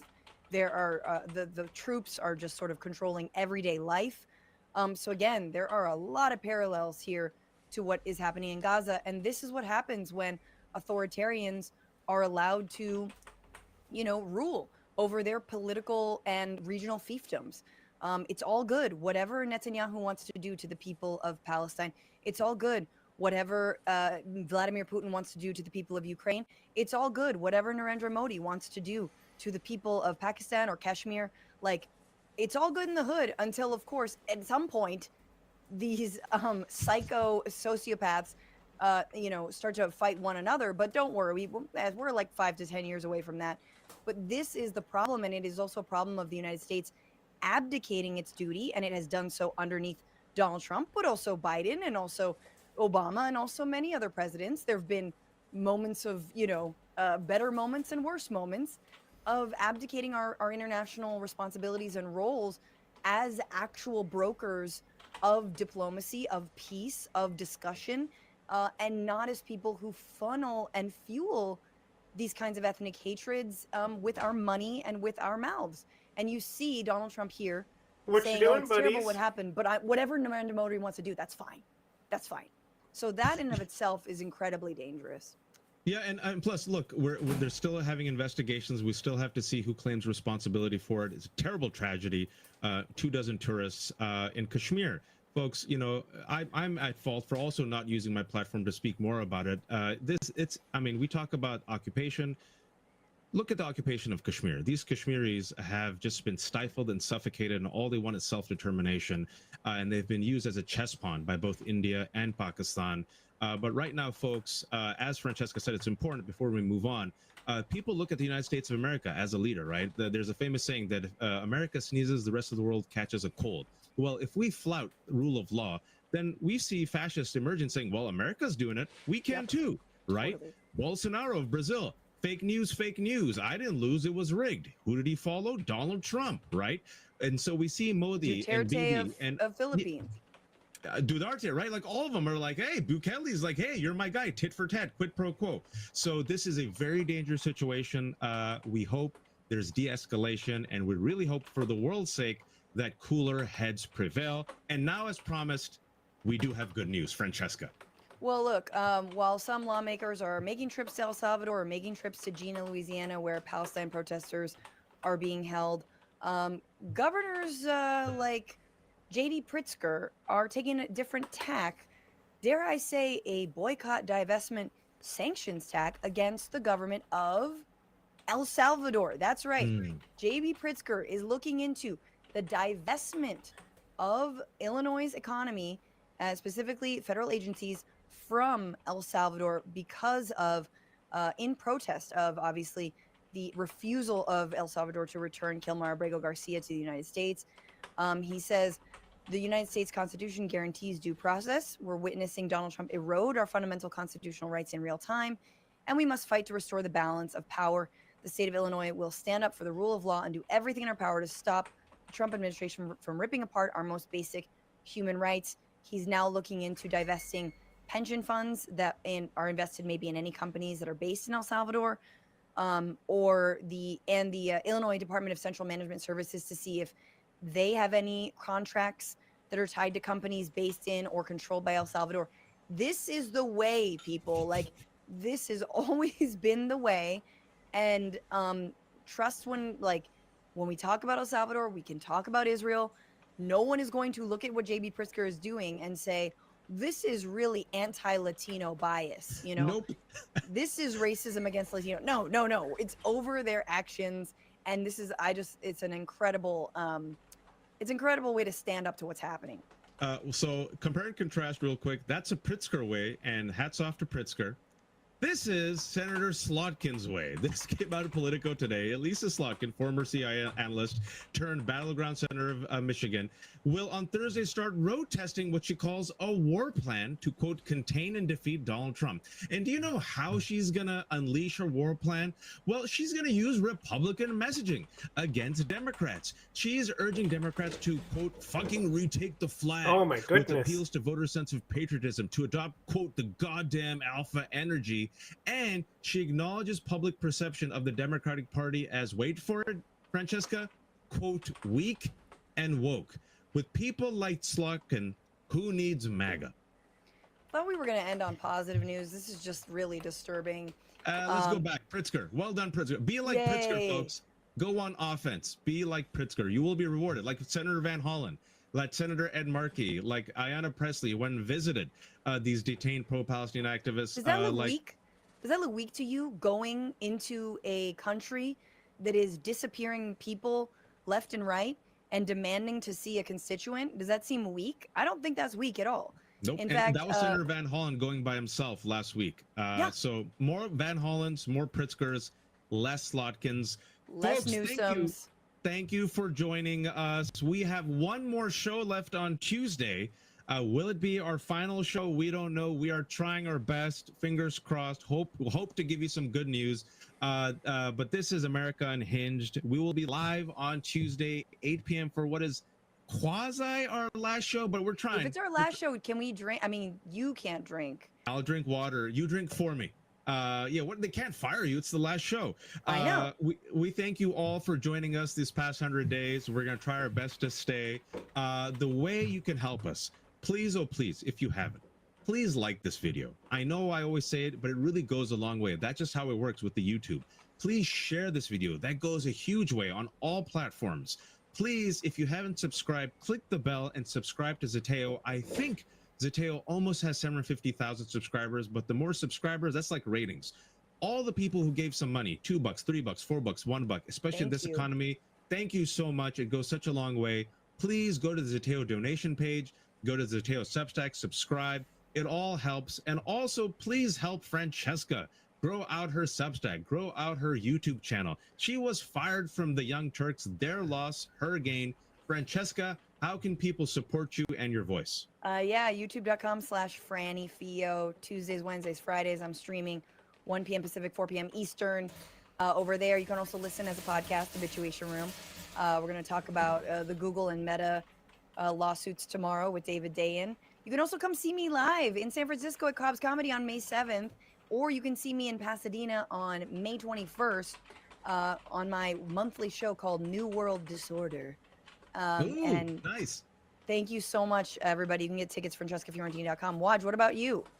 Very quickly, I write for the Left Hook Substack. It's the lefthook.substack.com. Like a fool, I keep it all free, no paywalls. You pay what you can. Some fantastic conversation today with, specifically listen to the one with Joanne Reed. She would drop gems. We talked about DEI, not DUI.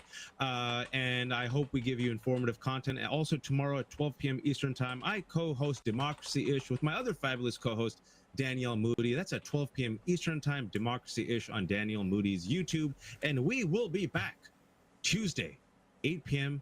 Eastern Time with America Unhinged. Our final show. Until Tuesday, everybody. Have a good weekend and keep your screws tight. Bye-bye.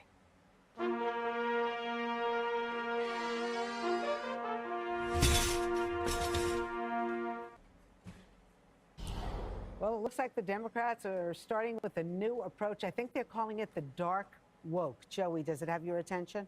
The dark woke, I like that. You know, how do you do what she's talking about without really forsaking everything that makes you a Democrat in 2025? And she talks about retake the flag. You told me that that flag is oppressive and a symbolism of slavery and colonization. She wants to promote alpha energy. You've spent the last decade talking about toxic masculinity, telling me that that it's misogynistic to want little boys to stay little boys.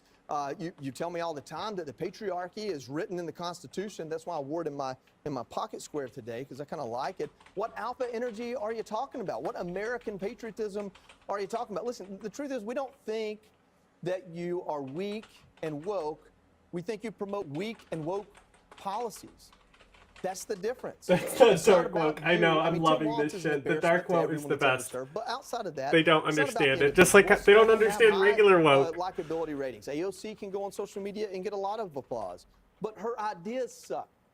Her ideas on the economy, talking about the oligarchy, regular people are who I guess you're promoting when you're attacking the oligarchy. Don't use the word oligarchy. They say those rich people that are in D.C. and New York that run everything. Maybe use that term instead. Oh, no, you can't because you represent them in New York, right? And you work in D.C. Oh, man, so use oligarchy. Well, listen, Greg, AOC and Bernie, they are definitely attracting huge crowds wherever they go. One of the stops, they actually used a private plane, which was pretty key.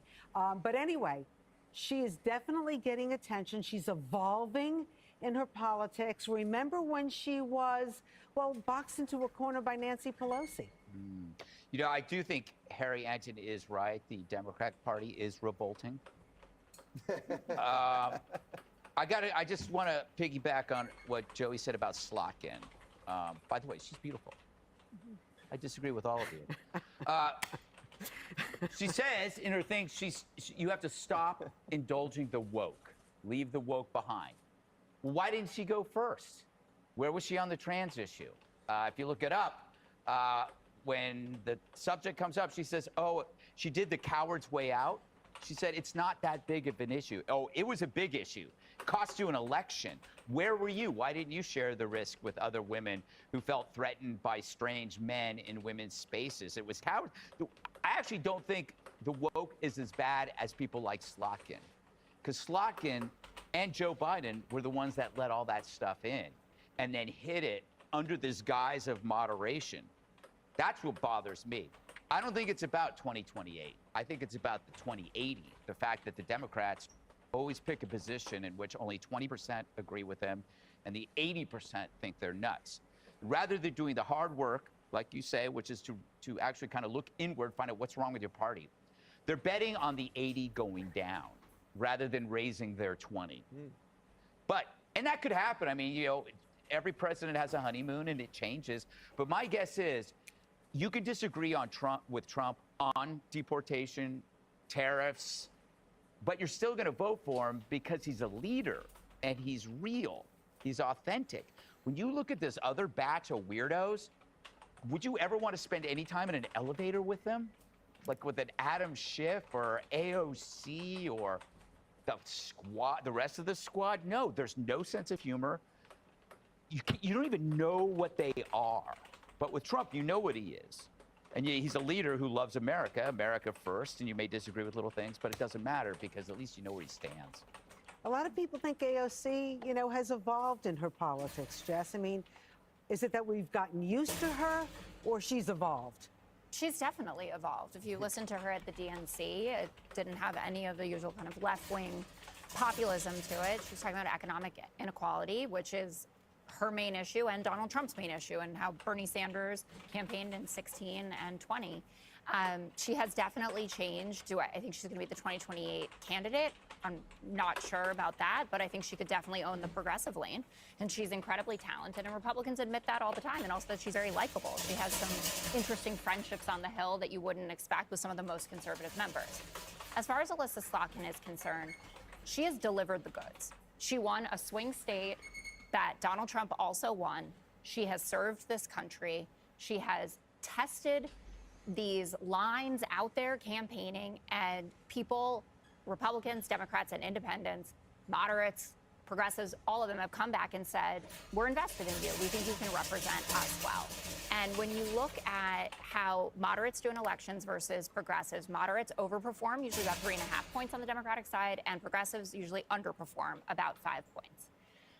She wants the Democrats to be talking about the things that are important to Americans, and that is right now the economy. And the economy is in tatters because of this trade war that Donald Trump has kicked off.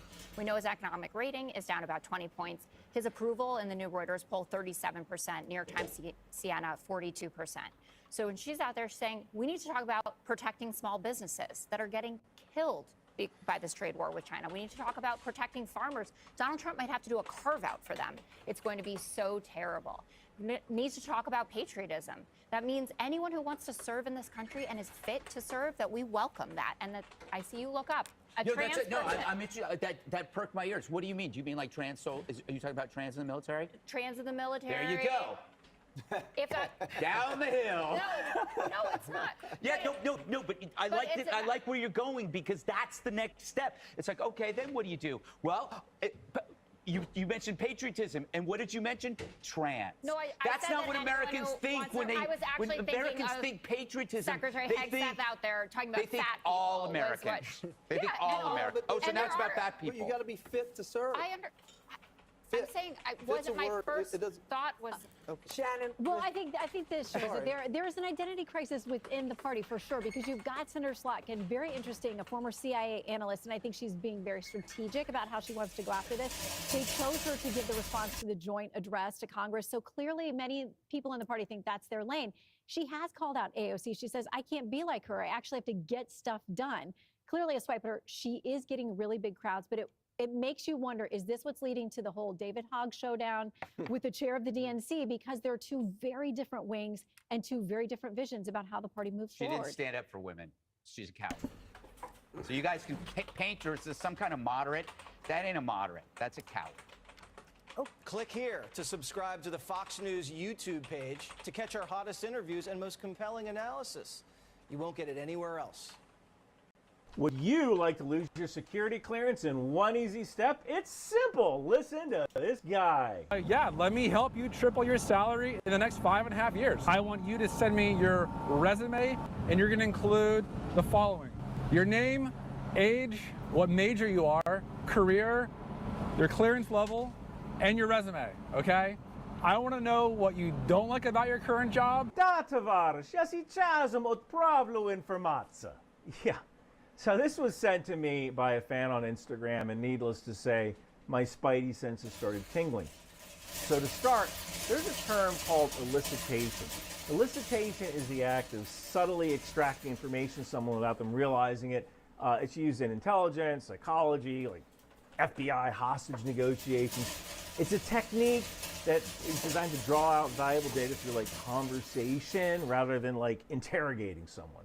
So let's say I'm at a bar and I'm talking to a woman, and like, you know, conversation's going well. I want to find out if she's married. I might say, "Wow, you're a lawyer. Is your husband a lawyer too?" And she might say, "Oh no, I'm not married." Or she might say, "Oh, my husband's actually a doctor." And either way, you just gave me a piece of information, right? People want to be helpful. Another way is like, let's say I'm on the DC Metro. I see someone with a Department of Defense badge. They're getting off at the Pentagon stop, and I see an IC dead code on their badge lanyard. I might say, "Oh, I bet you work for Booz Allen." And they might say, "Oh, no, I work for Leidos." And "Oh, really? I heard Leidos is laying off." So there's ways of doing this, right? I am not a counterintelligence expert. I find people, you know, but I also listen every year when I do my yearly training, right? So when a guy on a YouTube channel says, "Let me help you triple your salary in the next 5.5 years," and then asks for my name, address, clearance status, and what I don't like about my current job, that raises some red flags. This guy might be a spy, and you just told him everything. Because if I were a bad guy, I would definitely pose as a recruiter and interview people and ask things like, "Oh, I see you work for Marionette Marine. Why are you looking to leave your current job?" "Oh, well, the Navy keeps making changes on the Constellation-class frigate, and we're 30 years behind, and they're probably not going to integrate the radar that I work on." "Oh, really? What radar is that?" So you just gave an adversary a little piece of the puzzle. And if you do have a security clearance, you shouldn't even put it on your resume. When that conversation comes up during the recruitment process, your recruiter will pull your information from JPass, not JPass. It's DIS, D-I-S-S, right? They'll check your clearance status. But the fact that this dude is asking for information leads me to believe he doesn't have access to that system. So why the heck would you give him any information? And what's funny is that the guy says he only wants to help people in the defense industry. This is going to be more for the defense contract industry, at least for the career placement. I don't dabble in non-defense. He should know better. if he worked in the defense industry. And it gets worse. This guy has 2 email addresses, both of which are Gmail. I mean, you have enough money for a Porsche Spider, but you can't buy a domain name, right? You also don't give out your LinkedIn, so we can verify any of this stuff. Now, I did do a facial recognition search for this dude. I got a couple of hits, but none came from LinkedIn. That's a huge red flag. One interesting thing is that this guy's Instagram claims to be in Berlin, Germany. So again, I don't know who this dude is. I don't know what his deal is. Maybe he really does want to give back. And I want to give back. So I want to help you get to where I am and even beyond. But then he pushes his Patreon. I am going to give priority to my patrons for running through the emails, doing resume reviews. So I don't know. But I can tell you this. I would not send my private information to this person. Watch out for elicitation, man. And if you live the Intel life, you can grab one of my t-shirts or hoodies from Bunker Branding. And thank you for watching. Wow, this girl from Watertown sure is cool. Hey kid, what's going on? Think tank! You know, a girl from Watertown is kind of like riding a moped. It's lots of fun till your friends see you on one. What's really cool is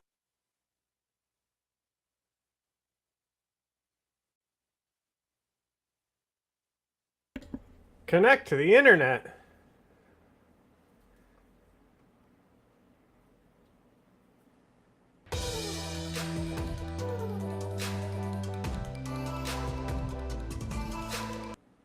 It's pretty unusual for a top member of Democratic leadership to openly plot to kick incumbents out of office. And yet, that's what my guest today is doing. David Hogg is widely known as a survivor of the horrific Parkland school shooting in 2018. He's now the vice chair of the Democratic National Committee. The DNC, it is the party. It sets the agenda. Yet David, he started another organization called Leaders We Deserve. The stated goal of that group is to unseat Democrats in Congress, who he says are, quote, asleep at the wheel.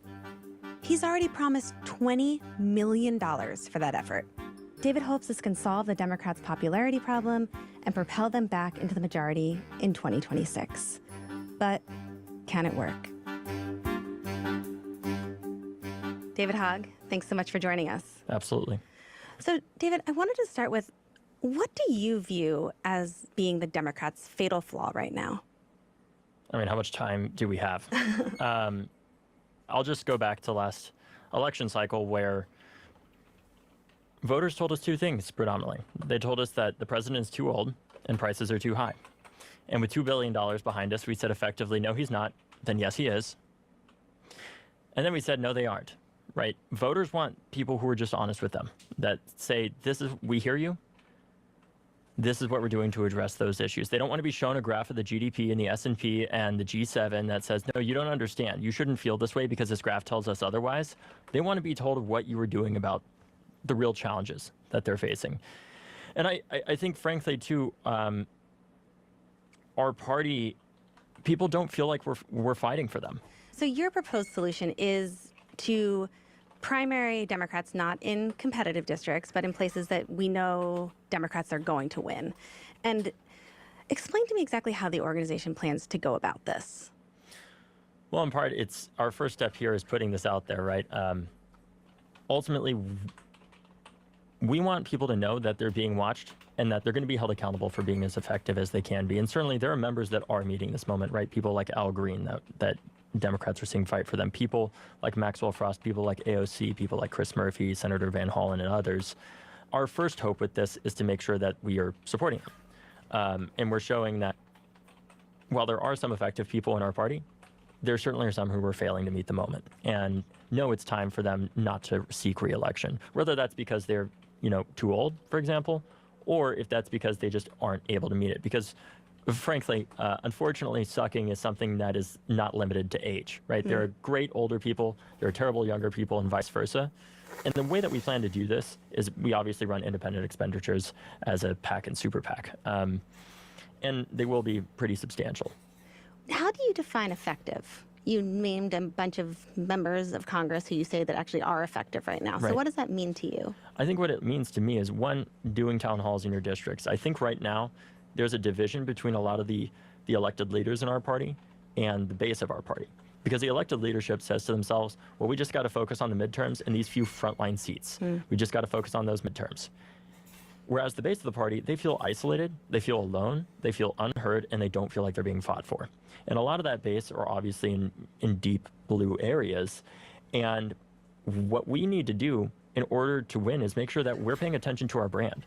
And I think what being effective really looks like is doing things like Senator Van Hollen are doing, not sitting on our hands and saying, oh my God, we're in the minority, we can't do anything.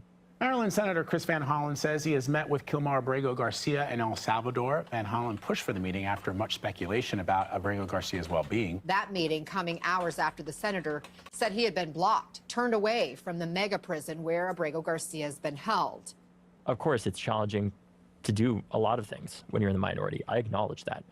However, we're seeing people that are going out there, like Senator Van Hollen, gain an incredible amount of support. We're seeing people, even like Cory Booker, going out there and giving that speech that he had. We want to look at this live right now. This is a live look at the House floor. The New Jersey senator has officially been speaking for about 24 hours and 19 minutes straight. And of course, is that going to change everything? No, but at least we feel like we're being fought for in the first place, and we feel like we're being heard. And in this situation, I think having members face a challenge in a safe seat, there are only potential benefits that can come from that, because we're holding our members to a higher standard, we're holding our party to a higher standard, and we're embracing the true democratic values that our party is named after, right? David, have you identified Democrats that you deem ineffective? We have. What I will say is that what we are waiting on right now is whether or not some of them retire, obviously. In part because we don't want to have to primary people if it's unnecessary in the first place. What I will say is there are people that we also have identified who we will not be challenging. We will not be supporting challenges to Nancy Pelosi or Jan Schakowsky, in part because I think we do need older leaders in our party that are able to mentor the next generation. And I know I have faith in both of those people, and I also have faith in people like Jim Clyburn. I have faith in people like Steny Hoyer as well, that if the moment comes where they feel like they are not able to meet this moment anymore, that they will do the right thing and step aside and not run again. Obviously, that is up to them, but they will make that decision because they have such an incredible legacy of leadership in our party. Under Congresswoman Pelosi, we saw the first federal gun law get passed in 30 years. Obviously, that's something incredibly important to me. And also, we've seen her do an incredible amount of work to hold Donald Trump accountable. And it gets a little complicated because we obviously support younger candidates who are running for office. Right. However, we're not here just to challenge somebody because they're above a certain age. It's not to say it's out with the old and in with the new. I would say it's more accurate to say it's out with the ineffective and in with the effective in the first place. Are you willing to say who some of those members are who you're thinking about challenging? Not currently, because I want to see if they retire over the next few months. In some of those districts, have you identified the challenger yet? Yes. Okay. I can't say more than that, but yes. And they are truly generational leaders. And I think a lot of the people who are most critical of this inside of DC in particular, it's in part because they don't know who the candidates are yet. But part of the challenge of that is we want to wait to see if somebody is going to retire here in order to challenge them. But obviously there's a limit to that because our candidates are going to announce. Yeah. I believe, though, once they see some of our candidates, they're going to feel a lot better about this, because this is something that is going to be very good for the future of our party, especially some of the candidates that we have found. And what are you looking for in those candidates? Are you looking for certain policy positions? Are you looking for how effective of a communicator they are? Like, what do you want out of a challenger to an ineffective Democrat? I think the first thing is we want somebody who authentically feels like they care. What we're looking for are people that not only are prolific public communicators that can inspire the next generation to show them that the Democratic Party does have a voice for them. We're also looking for candidates who can represent, for younger people, somebody who is not owned by a corporation, who's not owned by a special interest, for example. Yeah. And that's why the candidates that we want to support will agree not to take corporate money. We want young people not to look at the Democratic and Republican parties and say, well, they're both owned by corporations. We want to show at least there is one group of them that is one segment of them that is not. And it also comes down to also supporting, obviously, gun safety is one of those top priorities, along with major campaign finance reform, because that isn't a major part of what has caused so much of the evaporation of the American dream is the proliferation of our special interests that have eroded faith in our democracy, that have eroded faith in our political system, and culminated in the election of people like Donald Trump in the first place. Yeah. I mean, when I think about this model, the obvious person to think about is Representative Alexandria Ocasio-Cortez, who you mentioned earlier, who obviously ran against an incumbent, an incredibly powerful Democrat in Joe Crowley, and defeated him. I mean, when you think about the perfect model for what you're doing, is she the example? I think it's hard for anybody to argue that she has not become a prolific leader in our party and really making our base feel like they are heard, and she's leading that charge, and I'm so grateful to have her. But I think she can be one example, but it's also about candidates matching the ideologies of their districts, right? We understand that somebody who runs in New York City is not going to run the same as somebody who runs in Stevens Point, Wisconsin, for example. Those are going to be two very different candidates, and we want to pay attention to that. The most important thing though with our candidates, for me, like I said, is that that they are good on guns when they run, and they're supportive of stronger gun laws and combating gun violence in every way that we can, using the power of the federal government to do that. And two, supporting major campaign finance reform and not taking corporate money. We have to show our voters that we are here to fight for them, and not some corporation. Yeah, I wonder for you, just thinking about AOC as an example, she hasn't done as much legislatively, but she is considered an incredibly effective communicator. Right. I mean, for you, what is kind of more important, the ability to kind of talk proliferately about passing gun legislation or actually passing gun legislation? I think we can and should do both. I think there's going to be some people that are much more active and outspoken on this that, may have a bigger public presence, but may not be, that legislatively connected inside of Congress, in part because they're not afraid to take on fights and call people out when we do need dramatic change, when kids are continuing to die in school shootings and gun violence on a daily basis. Look, I am doing this because I know the cost of our politicians not doing anywhere near enough. For me, this is much bigger than this person's been here for 30 years. For me, it's, what about the kid that is going to die next week in a school shooting? That is what I care about, right? And I don't care how many people that pisses off in this town when I know that the way that I'm going about this is not with an axe, it's with a scalpel. That's why we're trying to do this very specifically in safer blue seats and not challenge frontline candidates. You mentioned pissing people off in this town. I wanted to read you a quote from Representative Hillary Scholten, because some Democrats in the House are pretty angry about this. She said, "This was a disappointment from leadership. I can think of a million better things to do with $20 million right now." Right. There was another Democrat who told Axios that this was, quote, counterproductive. I wonder what you say to those critics of yours in the House. What I would say to them is, one, not all this money is being spent on primaries in the first place. And two, we had $2 billion last election cycle for the result that we got. But we need to ask ourselves, why do we need to spend that much money in the first place? And it's in part because we have an approval rating of 27%. And there are a few people in this town that actually have a plan to address that in the first place, in part because they want to do two things at the same time. They want to keep the status quo, and they want to win. Those two things are not going to be possible at the 27% approval rating. And what I would say to a lot of the people who don't agree with me is, I don't take it personally. Like, we want the same thing here ultimately. We want Democrats to win. I want Democrats to win. And when I'm going on TikTok or I'm going on social media and I'm talking to people about what I'm doing, I am saying to them, look, I understand that you're frustrated. The answer here is not disengaging. It is engaging to build the best Democratic Party possible, whether that's running for state or local office or running for Congress. And I don't take these things personally. I take it as a strategic disagreement is ultimately how I take it. And I know when they see some of our candidates that do come out that even some of these critics are going to be very excited about who they are and the potential future that they represent. There's long been this idea in Democratic politics that the only way to win is kind of to bring everyone into the middle, to win over swing voters. And yet, yourself, AOC, you're pretty polarizing. You've been pretty polarizing. Only a little bit. Only a little bit. Fodder for the right, you know, pissing off some people within your own party. I mean, are you worried about alienating any of the voters that Democrats for so long have said are absolutely essential to winning national races?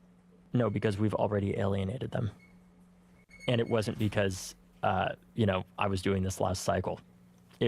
We saw major shifts with almost every demographic. Yeah. every single one, except predominantly the elderly and the well-educated. And there are two things that really drove me to do this. One, and it happened in the span of about a 24-hour period that made me start thinking a lot about it.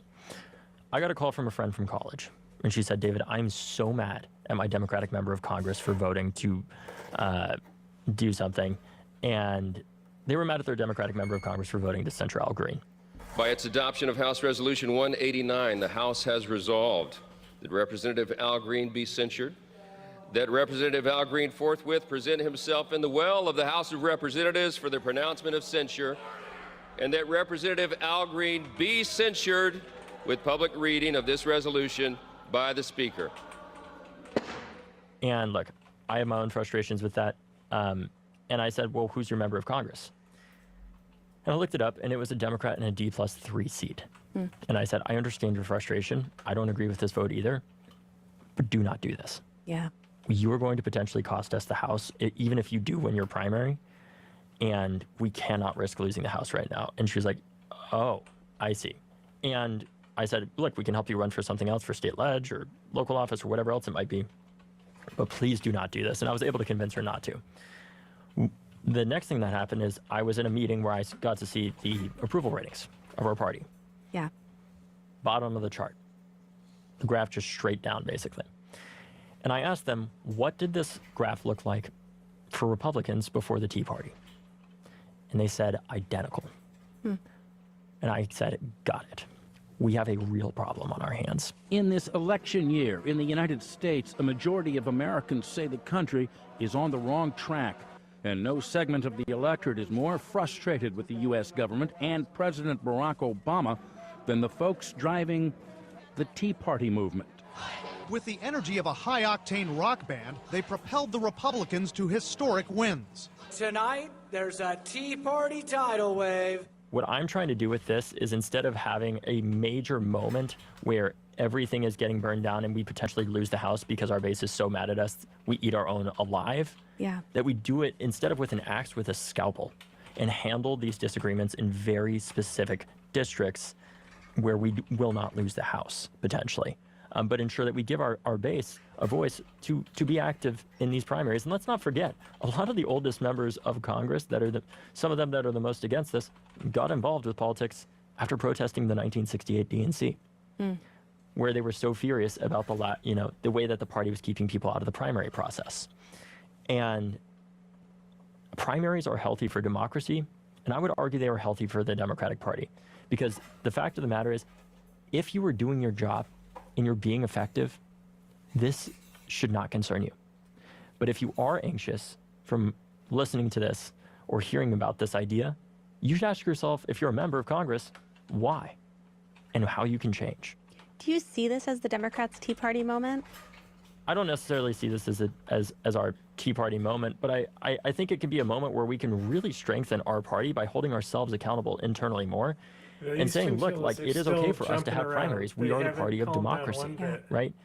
And show people that we actually mean that. And that means holding our own people accountable, too, to get the best people possible to serve them in a district and give their voters that option. Because we've replaced those smoke-filled back rooms with a culture of seniority politics that says, well, just because you've been there means that you deserve to continue being there, instead of having to prove why you're there. And if you're doing your job and your voters believe that you are, you have nothing to worry about here at all.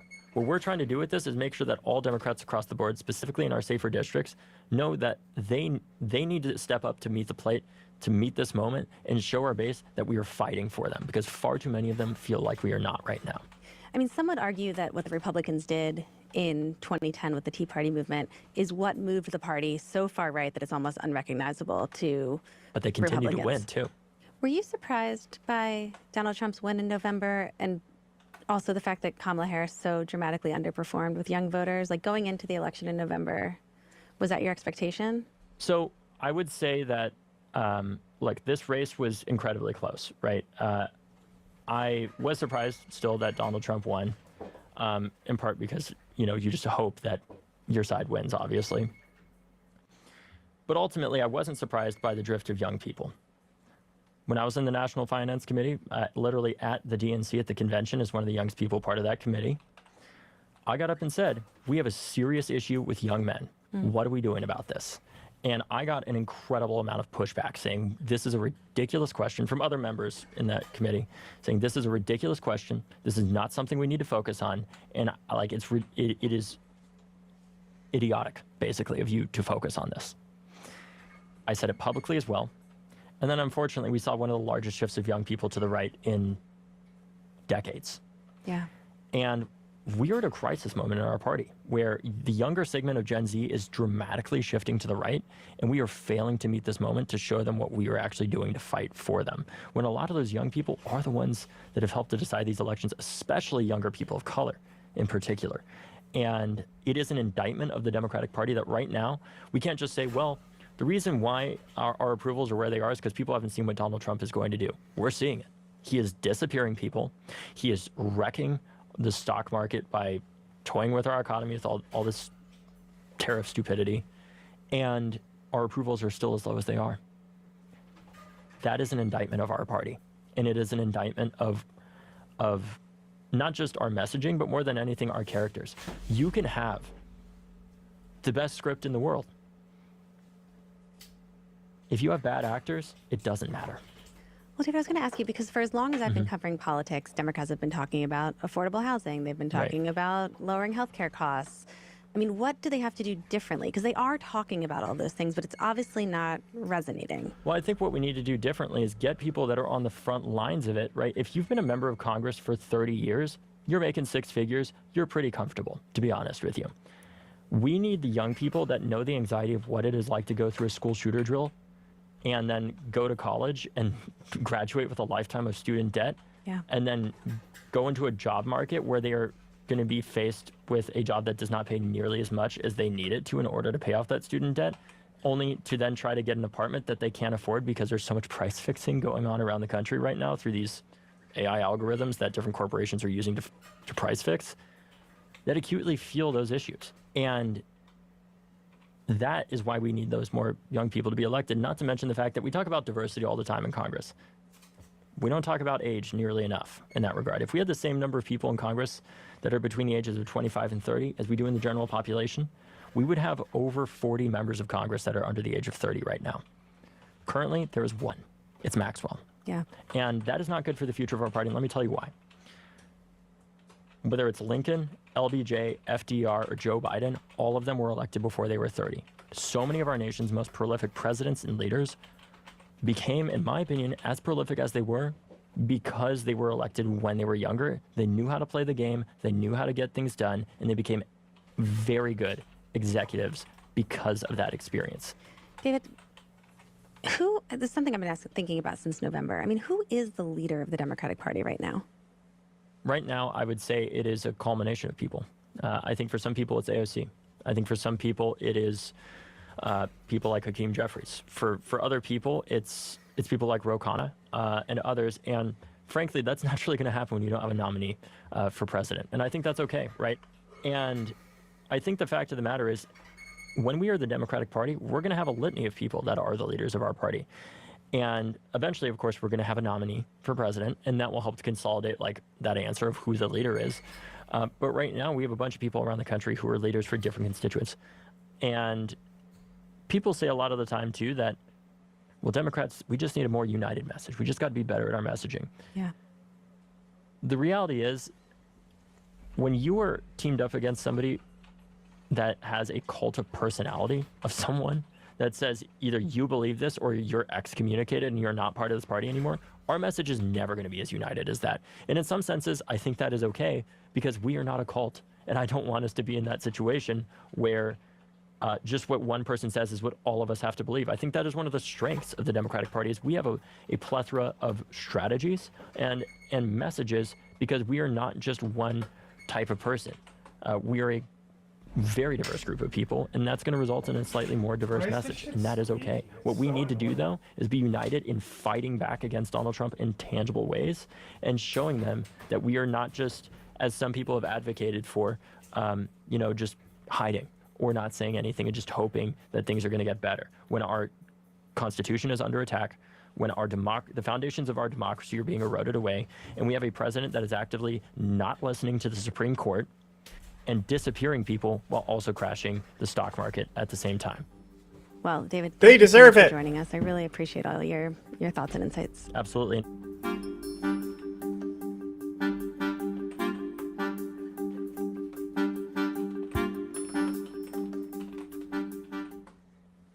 Welcome back to Pod Save the World. I'm Tommy Vitor. I'm Ben Rhodes. You're not coming to D.C. this weekend. I'm not. I've been to 8 White House Correspondents' dinners, at which there were not at least that many fascists. So I'm glad you're going on my behalf, Tommy. The dress code this year is brown shirt. I know I'm not going to the dinner. I'm just going to D.C. Good for you. For the pre-stuff. for Yeah, you. I have the same feeling you do of too many fascists, but also I think I just walk into that room and just feel massive anxiety about running into people and forgetting their names. Well, even by the 8th year, I mean, I was pretty over it. For those of you who have not had the pleasure, picture like, 1,000 people in like a gigantic windowless room with the least attractive the kind of hotel furniture. You're at like a round table with, half the people you don't know, and a bunch of journalists looking for celebrities, and it's just not. Every conversation, there's never eye contact. It's someone looking 15 degrees to your right or left for someone more important. Yeah. That was kind of my experience in DC. Yes, yeah. The only good one was the one the night before we killed Bin Laden, where all of us had to go so that they didn't notice that none of the national security people were there. And Yeah, so that's totally why I went too. I remember I was right into that thing. I just decided to go anyway. I remember walking around, and every now and then I'd see one of the people who knew what was coming tomorrow, and we kind of make eye contact, and it was like a little head nod. Yeah, I could have used a steer because I got fucking wasted until 5 a.m. that night. Sorry about that, And yeah. was just a mess when I got to the office the next day. I almost wore a Celtics jersey into the office when you called me. Did not compromise the operation, though. No, you did not. Not like Pete Hexon. Unlike Pete Yeah, Hexon, yeah. our top story today. Great segue, thank you. So we're going to talk about the latest scandal involving Pete Hexon, Secretary of Defense, just general chaos at the Pentagon. It's pretty shocking, actually. We'll get into Marco Rubio's plan, in air quotes, to reorganize the State Department, Pope Francis's life and legacy and what comes next, the latest on our idiotic self-defeating trade war, how things are going against the Houthis in Yemen. President Trump challenged us to check in with them, so we're going to do that. And a new scandal engulfing Israeli Prime Minister Bibi Netanyahu, the latest from Gaza. And then our interview today was a late scratch, as they say in the sports world. We're not going to name names. Yeah. But you're but listening, and you you know know who you are. Yeah, You know who you are. you know you did. It's not good. It's like Lucy with the football, you know. It's it's hurtful.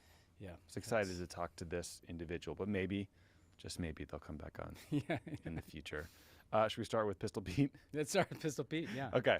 So the Pentagon is in complete and total chaos right now, and I feel like it's just not really getting the attention it deserves. So we just want to kind of hammer this home for folks. This latest mess comes via the New York Times, which reported that Pete Hegseth, the Secretary of Defense, was part of a second Signal group chat where he shared what was clearly classified operational details about an upcoming military strike on the Houthi rebels in Yemen. The Pentagon still says that it wasn't classified. They're just clearly lying about this, Ben. Listeners probably remember Signalgate 1.0 when Mike Waltz, Trump's national security advisor, created this Signal group chat group to discuss bombing the Houthis. In this new Signalgate 2.0, Hegseth shared basically the same information about the operation against the Houthis on the same day as Signalgate 1.0. Like, he shared information like what time the F-15s or the F-18s are going to bomb their targets, like very specific details about the military plan. But this time, Hegseth shared that information with a new group that included his brother, his wife, and his personal lawyer for some reason. The lawyer part really confuses me. Yeah. So Signalgate 1.0. Well, maybe good thing that guy was read it on the front end. 'Cause That's true. He made some work to do. He'll be doing Yeah. some Yeah. pro bono Yeah, work yeah, on the back end. Yeah. So Signalgate 1.0, remember Jeffrey Goldberg, the editor-in-chief of The Atlantic, got looped in on that one. But in that case, Hegseth clearly screwed up by sharing classified information on a commercially available app called Signal, which you're not allowed to share classified information on. But it was on a chain that was created by Mike Waltz with individuals who have a need to know about that kind of information, right? They were actually debating whether or not to take this strike, kind of. They're sort of debating it. But with Signalgate 2.0, Hegseth created this group himself. He did it on his personal phone and was sharing classified information with people who have absolutely no need to know about it. Like, his wife doesn't need to know what time we're bombing the, whatever, Hodeidah port in Yemen. So this is a huge security breach since Hegseth's personal phone is not at all secure, It is likely the target of all kinds of espionage efforts by foreign actors. It's also a completely improper dissemination of classified information. We learned from NBC News, Ben, that the information Hegseth was sending around was basically copied and pasted from messages sent to him on a secure system by the head of CENTCOM. So this wasn't like, there's just no debate over whether this was classified. So we'll get into this staffing chaos in a second, but this, I read this, Ben, and I thought, this definitely supports Ben's theory that this guy was just showing off. Yeah. Yes. So first of all, let's start there. The temperament, what this tells us about the nature of the person who's Secretary of Defense. It's one thing to show off to J.D. Vance and Mike Waltz and people that you would need to know about the... Or in the PDB, they're cleared. But there's no reason to share this information with your wife and your buddy and your lawyer other than to show off. Like, hey, look, here's when the F-18s are taking off. And that is a window into a person that has some serious problems, essentially. You do not want the person who's in charge of the strongest military in the history of the world to show off to his buddies or his wife when bombs are going to drop on people in another country. Just imagine what that could be like in a real crisis, or God forbid, some war that Trump starts, So we're getting a window into Pete Hegseth's kind of personal demeanor. We know he's erratic. We know from reporting that he's had drinking problems, Glug, glug, glug, glug. And all this paints a picture of someone who's just fundamentally not fit for that job in a kind of dangerous and scary way. Then there's the question of just the security of this. And I just kind of want to reiterate for people. I mean, I had in my house, my wife used to call it the command center. I had a secure communications set in my house. There was this kind of giant cabinet with these phones and encryption wires, and it made all these weird noises. But I had to get on that phone just to talk to anybody about anything that was classified. These are available to Pete Hegseth. Pete Hegseth has a plane that can fly after a nuclear strike on the United States. So that's my point. No one is better equipped in the world to communicate in a secure fashion. That's exactly my point. Is that this guy clearly has secure comms in his home. He has secure comms in his car. So this is just a guy who wants the capability to just jump on his personal phone, which is it's certainly been targeted and quite possibly been compromised, given what we know about the Chinese access into J.D. Vance's phone and Trump's phone during the transition. I mean, you can buy off-the-shelf Israeli spyware like Pegasus and get it to people's phones. Yeah. Of course the Chinese are doing this. So that's alarming. And look, as things ratchet up with the Chinese, maybe if they did have access to that, maybe they would pass something to the Houthis. It'd be a huge escalation. Well, if they we'll did. get to that in a minute. But we'll get to that. Then the last thing I want to say is, Tommy, it reminded me of the McChrystal event. And so for younger worldos, Stan McChrystal was the lead commander of U.S. forces, of international forces in Afghanistan. While we were in office, there was a Rolling Stone article that came out in which he was, hanging out with a reporter, drinking with his team, and kind of just trashing everybody in the administration, particularly like Joe Biden and Richard Holbrooke, who was at the State Department. And Obama ended up firing McChrystal over this. Now, the reason why he fired him, I'll never forget. Remember our buddy Doug Lute? Mm-hmm. Doug Lute saying to me, look, we liked General McChrystal. Yep. But he said, look, in the Army, if a captain, if a private talked about a captain this way, they'd be disciplined, they'd be fired, and on up the chain. The point is, what message is this sending about things like operational security? This actually matters. Like, the reason the military is so vigilant about having kind of uniform codes for these types of things is that if, the leadership is playing by a different set of rules, it sends a message down the chain of command to all the mini Pete Hegseths who might be in the military, like, well, I'll send signal messages about what I'm doing, And so this could filter out through, not everybody in the force, and I'm not going to impugn everybody. I mean, most people know better. But, this is not the example you want to set. Yeah, Hegseth's message is rules for thee, but not for me. It's kind of the takeaway there. Okay, but it actually gets worse, Ben. So Hegseth has just been purging his own staff. Last Friday, 3 top Pentagon officials were fired. The official explanation for these firings was that they were associated with a leak investigation that we'll get into in a second. But the guys fired were Dan Caldwell, a senior advisor to Hegseth, Colin Carroll, chief of staff to the deputy defense secretary, and Darren Selnick, who was Hegseth's deputy chief of staff. So the leak investigation that apparently precipitated all of this was started by Hegseth's chief of staff, Joe Casper, who Politico says is also leaving the job in the coming days for some other kind of nebulous Pentagon position.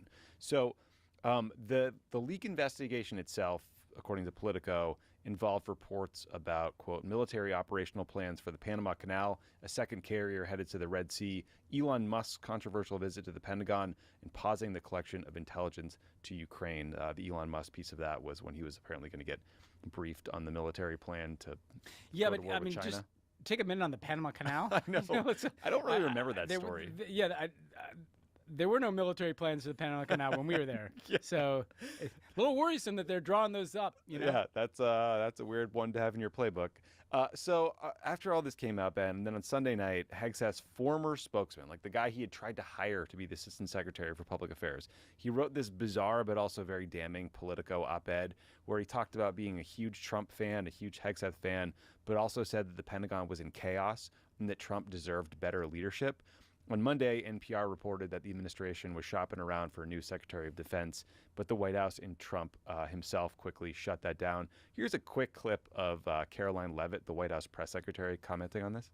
This is what happens when the entire Pentagon is working against you and working against the monumental change that you are trying to implement. Do you think the entire Pentagon appreciated being described as working against President Trump? I bet that went over really well. Yeah, there's so much that's crazy about this. I mean, first is these were his guys, as you pointed out. Guys. Like, these were not deep state guys. These were people that were brought in by Hegseth. One of these guys worked for Hegseth at for like one a of those decade. AstroTurf organizations. Yeah. So this guy is so erratic that even people that have worked with him for years that he hired are like, I'm out after a few weeks, I mean, well, it sounds like they were pushed out. They were like frog marched out. Yeah. And like when people went to their office and they were escorted out by securities. But so it sounds like Pete is so paranoid that he's firing his own buddies of like a decade. Well, I mean, who could have foreseen that someone who had a drinking problem and is a weekend Fox and Friends host and has jumped on stage at events and chanted "Kill Muslims"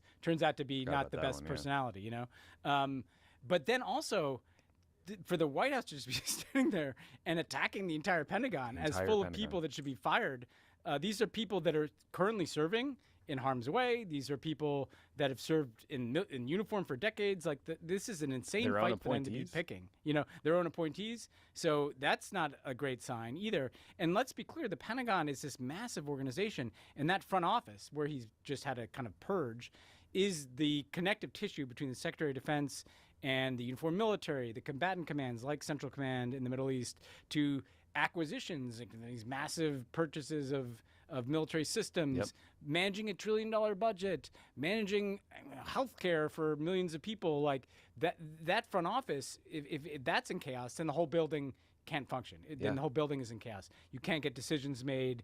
And so this is not good. Yeah, because the Pentagon's not full of a bunch of people who will just kind of, make their best judgment and make decisions without orders. They are waiting for orders. Yeah, by definition, there are people that follow orders. If it's not flowing down from the secretary to his chief of staff to everybody else. And, so Trump got Pete Hegseth back. I mean, of course, we know in Trump world that, you're in until he decides you're out. Clearly, though, Hegseth feels like he's fighting for his life. Like he went to battle with a C-SPAN camera next to the Easter Bunny and his kids at the Easter egg roll on Monday. And then Hegseth went on Fox News Tuesday morning to defend himself. Ben, that interview didn't start out great. Catch the little slip up here. Here to set the record straight himself, the current Secretary of State, Pete Hegseth. Former Secretary. Current, so he got wrong the current or the former part. Well, you know why? He may be one of the people on the list. He might be because I think Steve Doocy, Brian Kilmeade. I mean, if Trump is shopping for new secretary, he's going to be shopping on Fox and Friends. They're pushing him out, So they may upgrade from a weekend host to a weekday host. Honestly, that's a pretty big upgrade. So tough start to the interview for Brian Kilmeade, but here's the gist of Pete Hegseth's defense of himself. I look at war plans every single day. What was shared over Signal, then and now, however you characterize it, was informal, unclassified coordinations for media coordination and other things. That's what I've said from the beginning. We take the classification of information very important. It's very significant to us that we safeguard it. And so when we had leaks, which we have had here, we did a serious leak investigation. And through that leak investigation, unfortunately, we found some folks that we believe were not holding to the protocols that we hold dear here at the Defense Department. When you dismiss people who you believe are leaking classified information, and again, the investigation is ongoing and that will take time, and when the evidence produced, it will go to DOJ, why would it surprise anybody, Brian, if those very same people keep leaking to the very same reporters whatever information they think they can have to try to sabotage the agenda of the president or the secretary? So once a leaker, always a leaker, often a leaker. So it's weird that a former Fox weekend anchor kind of talks like the Cat in the Hat. Yeah. What are we doing here? Second, he's screwing his friends over there directly. He's being like, these guys are leakers. They're still leakers. They're leaking again. And to your point about kind of the culture rotting from the head down, every single U.S. service member who saw that Atlantic report and saw what he put in those signal chats knows that information is classified. And then they're watching their boss go on TV and lie about it. And basically say there's a different set of rules for him because under classification protocols, he should be gone too. He should be court-martialed. And look, the fish rots from the head. I mean, not to sound, not to put on my MSNBC hat here, but, when the President of the United States takes classified information down to the John at Mar-a-Lago, like it sends the message, That's you know? true. I do want to just come back to hearing that interview. This guy looks like Christian Bale from American Psycho, and he sounds completely unhinged. Yeah. And almost every Republican, not everyone, almost every Republican senator voted for this, so they own this, right? These people who say that they take American security seriously and the military seriously. I want you to consider that person you just heard in a scenario where, in the middle of the night, our time, the Chinese have launched a multifaceted invasion of Taiwan, and he's getting on a call trying to figure out whether to send the Pacific Fleet to try to prevent the blockade and amphibious invasion of Taiwan. Is that the guy you want in the room making judgment calls about potential? I mean, how many drinks? Three or more. Best case scenario is he might be passed out, and it goes down the chain of command. That's true. I mean, because the reality is that is, even in that interview, he's bragging that he looks at war plans every day, which, by the way, I don't think is true. Like, I don't think secretaries of defense sit around. He just seems like he's living a fantasy camp, with his pocket squares and his war plans and signaling his buddies when the F-18s take off. He is so overdressed. It's very funny. And he's just so far over his head that you can't even get your mind around it. Try getting a reservation at Dorsia now, Paul, with that attitude.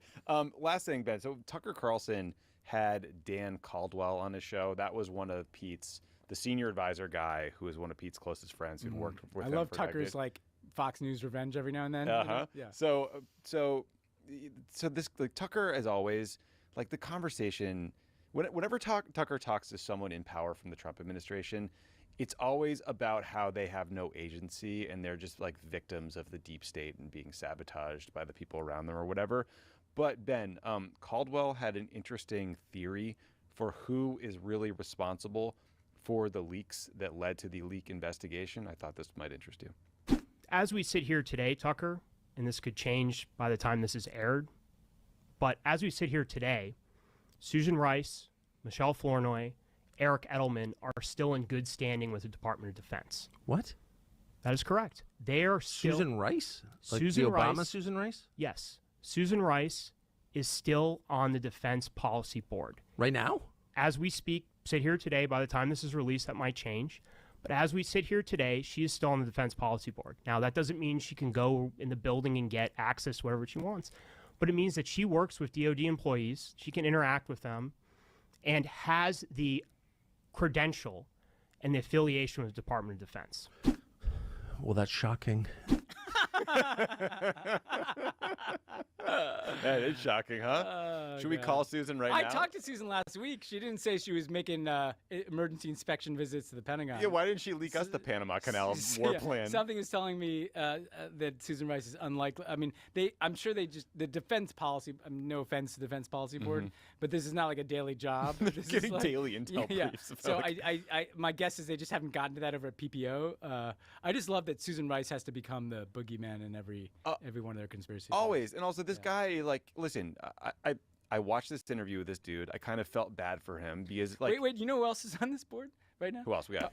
Colin I Call. think they're Nice. quiet A lot now. of libs. About time. It's been 2 hours of them bouncing off the You're walls. helping them do a purge right now. I'm sorry, yeah. Well, but because these people are not going to meetings with Pete Hegseth. No. So this is all moot point. No, I watched this interview with this guy, Dan Caldwell. It does seem like...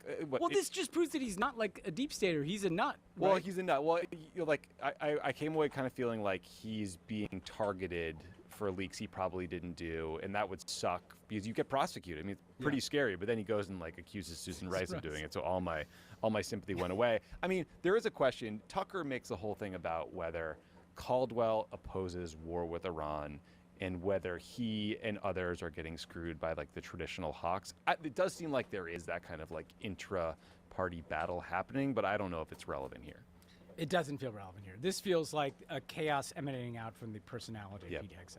Paranoid nut. Speaking of which, Ben, Kash Patel, the current director of the FBI, there's a big write-up of him in the New York Times. The headline was, "A different kind of FBI chief, jet-setting Patel loves the limelight." Just a quick overview of the story. It talks about how Kash Patel keeps just, like, hopping on the FBI private jet to go to MMA events with Trump, which is weird and not normal and not anything a FBI director has done in the past. It talked about how Kash Patel has been going to NHL games and sat next to Wayne Gretzky at one of them in the box. Wayne Gretzky is some weird... Wayne Gretzky just gets worse the more you learn about him. Well, he's having some, like, real political issues in Canada because he's a big Trump buddy. because he's a giant MAGA guy. Yeah, and he won't just say, like, no, they probably shouldn't annex us. Yeah. It feels, like, pretty simple. All your childhood heroes, man. I know, it's tough. Not that he was mine, but I mean, well, somebody's. Guy could see where the puck was going, you know. Kash Patel is apparently a member of something called the Poodle Room, which is a club at Font Bleu in Las Vegas. It says that Kash Patel took 3 trips on FBI planes to visit his girlfriend in Nashville. Glad we're paying for that one. And he talked about how he's, like, releasing photos of himself, like, dressed in camo, watching FBI training exercises, and how Dan Bongino, the deputy director of the FBI, apparently hurt himself, like, grappling with some FBI jiu-jitsu instructor down at Quantico. So the whole story is worth reading, but it just does get at how, like, Kash Patel, the kind of MAGA FBI director, it's just the role is very different these days, and it should be. I don't know, it makes me very unsettled. It should. I mean, one of the things that we have generally focused on the harms being done by the Trump administration, rightly so, and there are many harms being done. But then there's also the question is, what is the U.S. government not going to be doing? Right. You know, I mean, Pete Hegseth, Kash Patel, what kind of threats, what kind of issues are just going completely unaddressed because these people are fantasy camping their jobs? I mean, the common thread between Hegseth and Patel is it's like they're just living some childhood fantasy of Kash doing these Patel jobs. lives in Vegas. Yeah. He's the FBI and he likes director. to fly around and dress in camo and you know, go to like, can you imagine? Well, I'm not even gonna go to the, like, I mean, can you imagine, like, you know, Chris Ray at an MMA event or something? No. But the point is just what is this all about? I don't get it, man. It's not good. Speaking of terrible cabinet selections, Make-A-Wish Secretary of State Marco Rubio released a plan for a total reorganization of the State Department on Tuesday.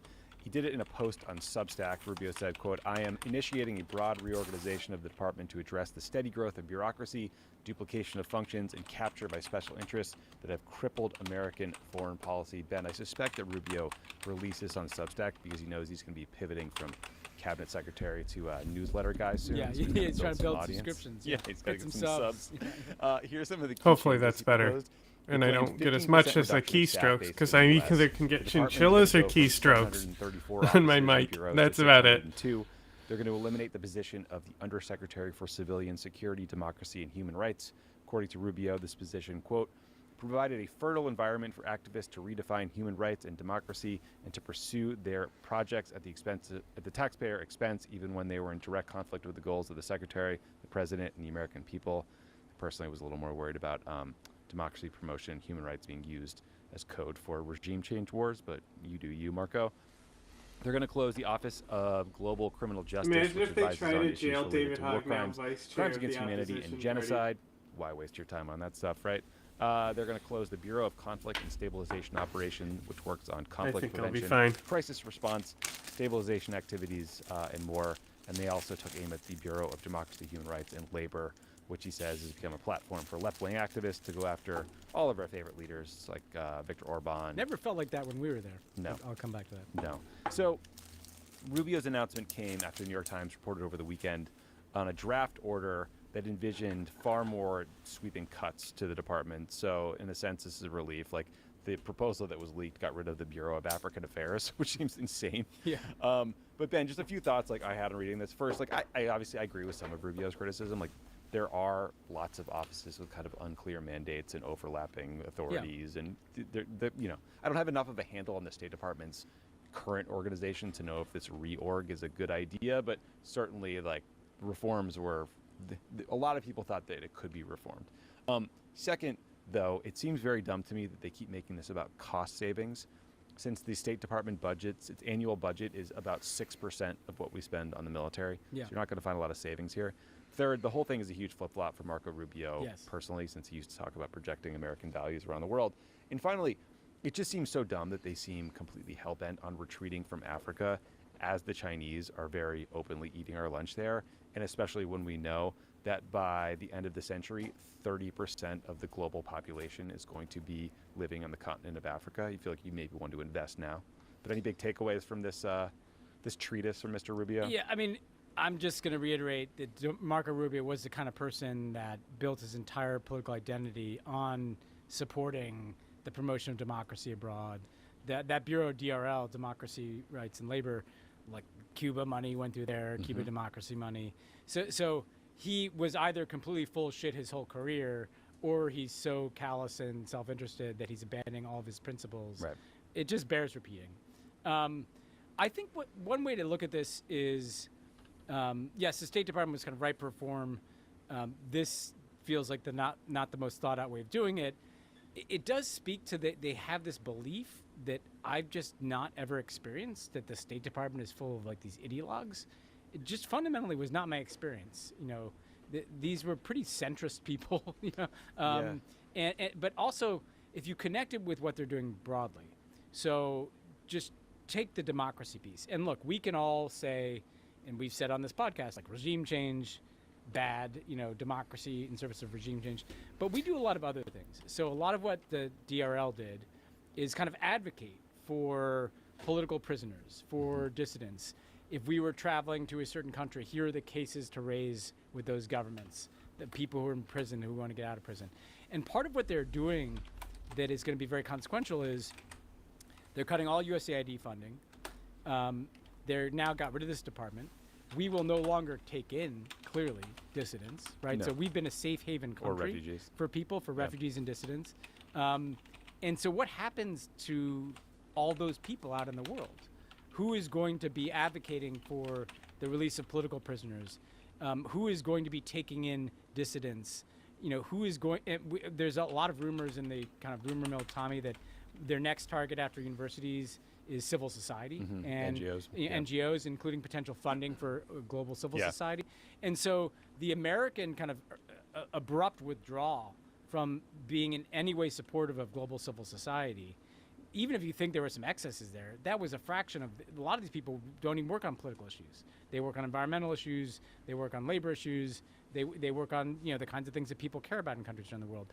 And the United States leaving that space is going to be pretty devastating to the kind of people that we would generally be rooting for around the world. Just on your Rubio point, do you Yeah. see Tom Malinowski, who once led the Human Rights Bureau, Yeah. pointed out how Rubio would have lost his mind if the U.S. government, if the Obama administration, had stopped releasing the annual reports about human rights violations in places like Venezuela or China, and now I think they're just getting rid of the entire function. Or, things that people on the right say they care about, like, trafficking in persons, There's all this other work.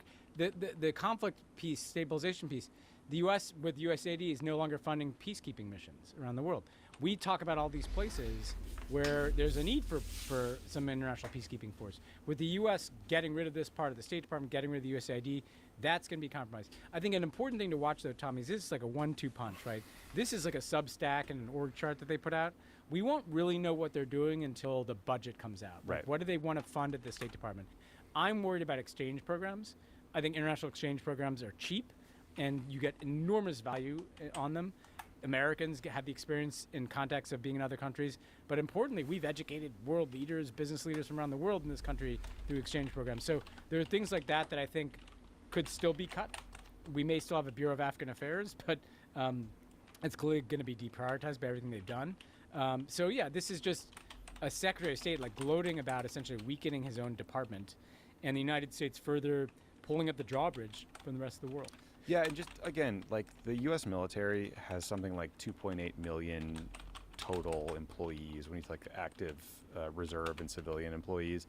The State Department is something like 80,000, and 50,000 of those are being local citizens abroad. So it's like 14,000 trained diplomats. So again, we're carving down to the bone a pretty relatively lean agency, all things considered. And a lot of people left in the first Trump term. People are probably going to be fired.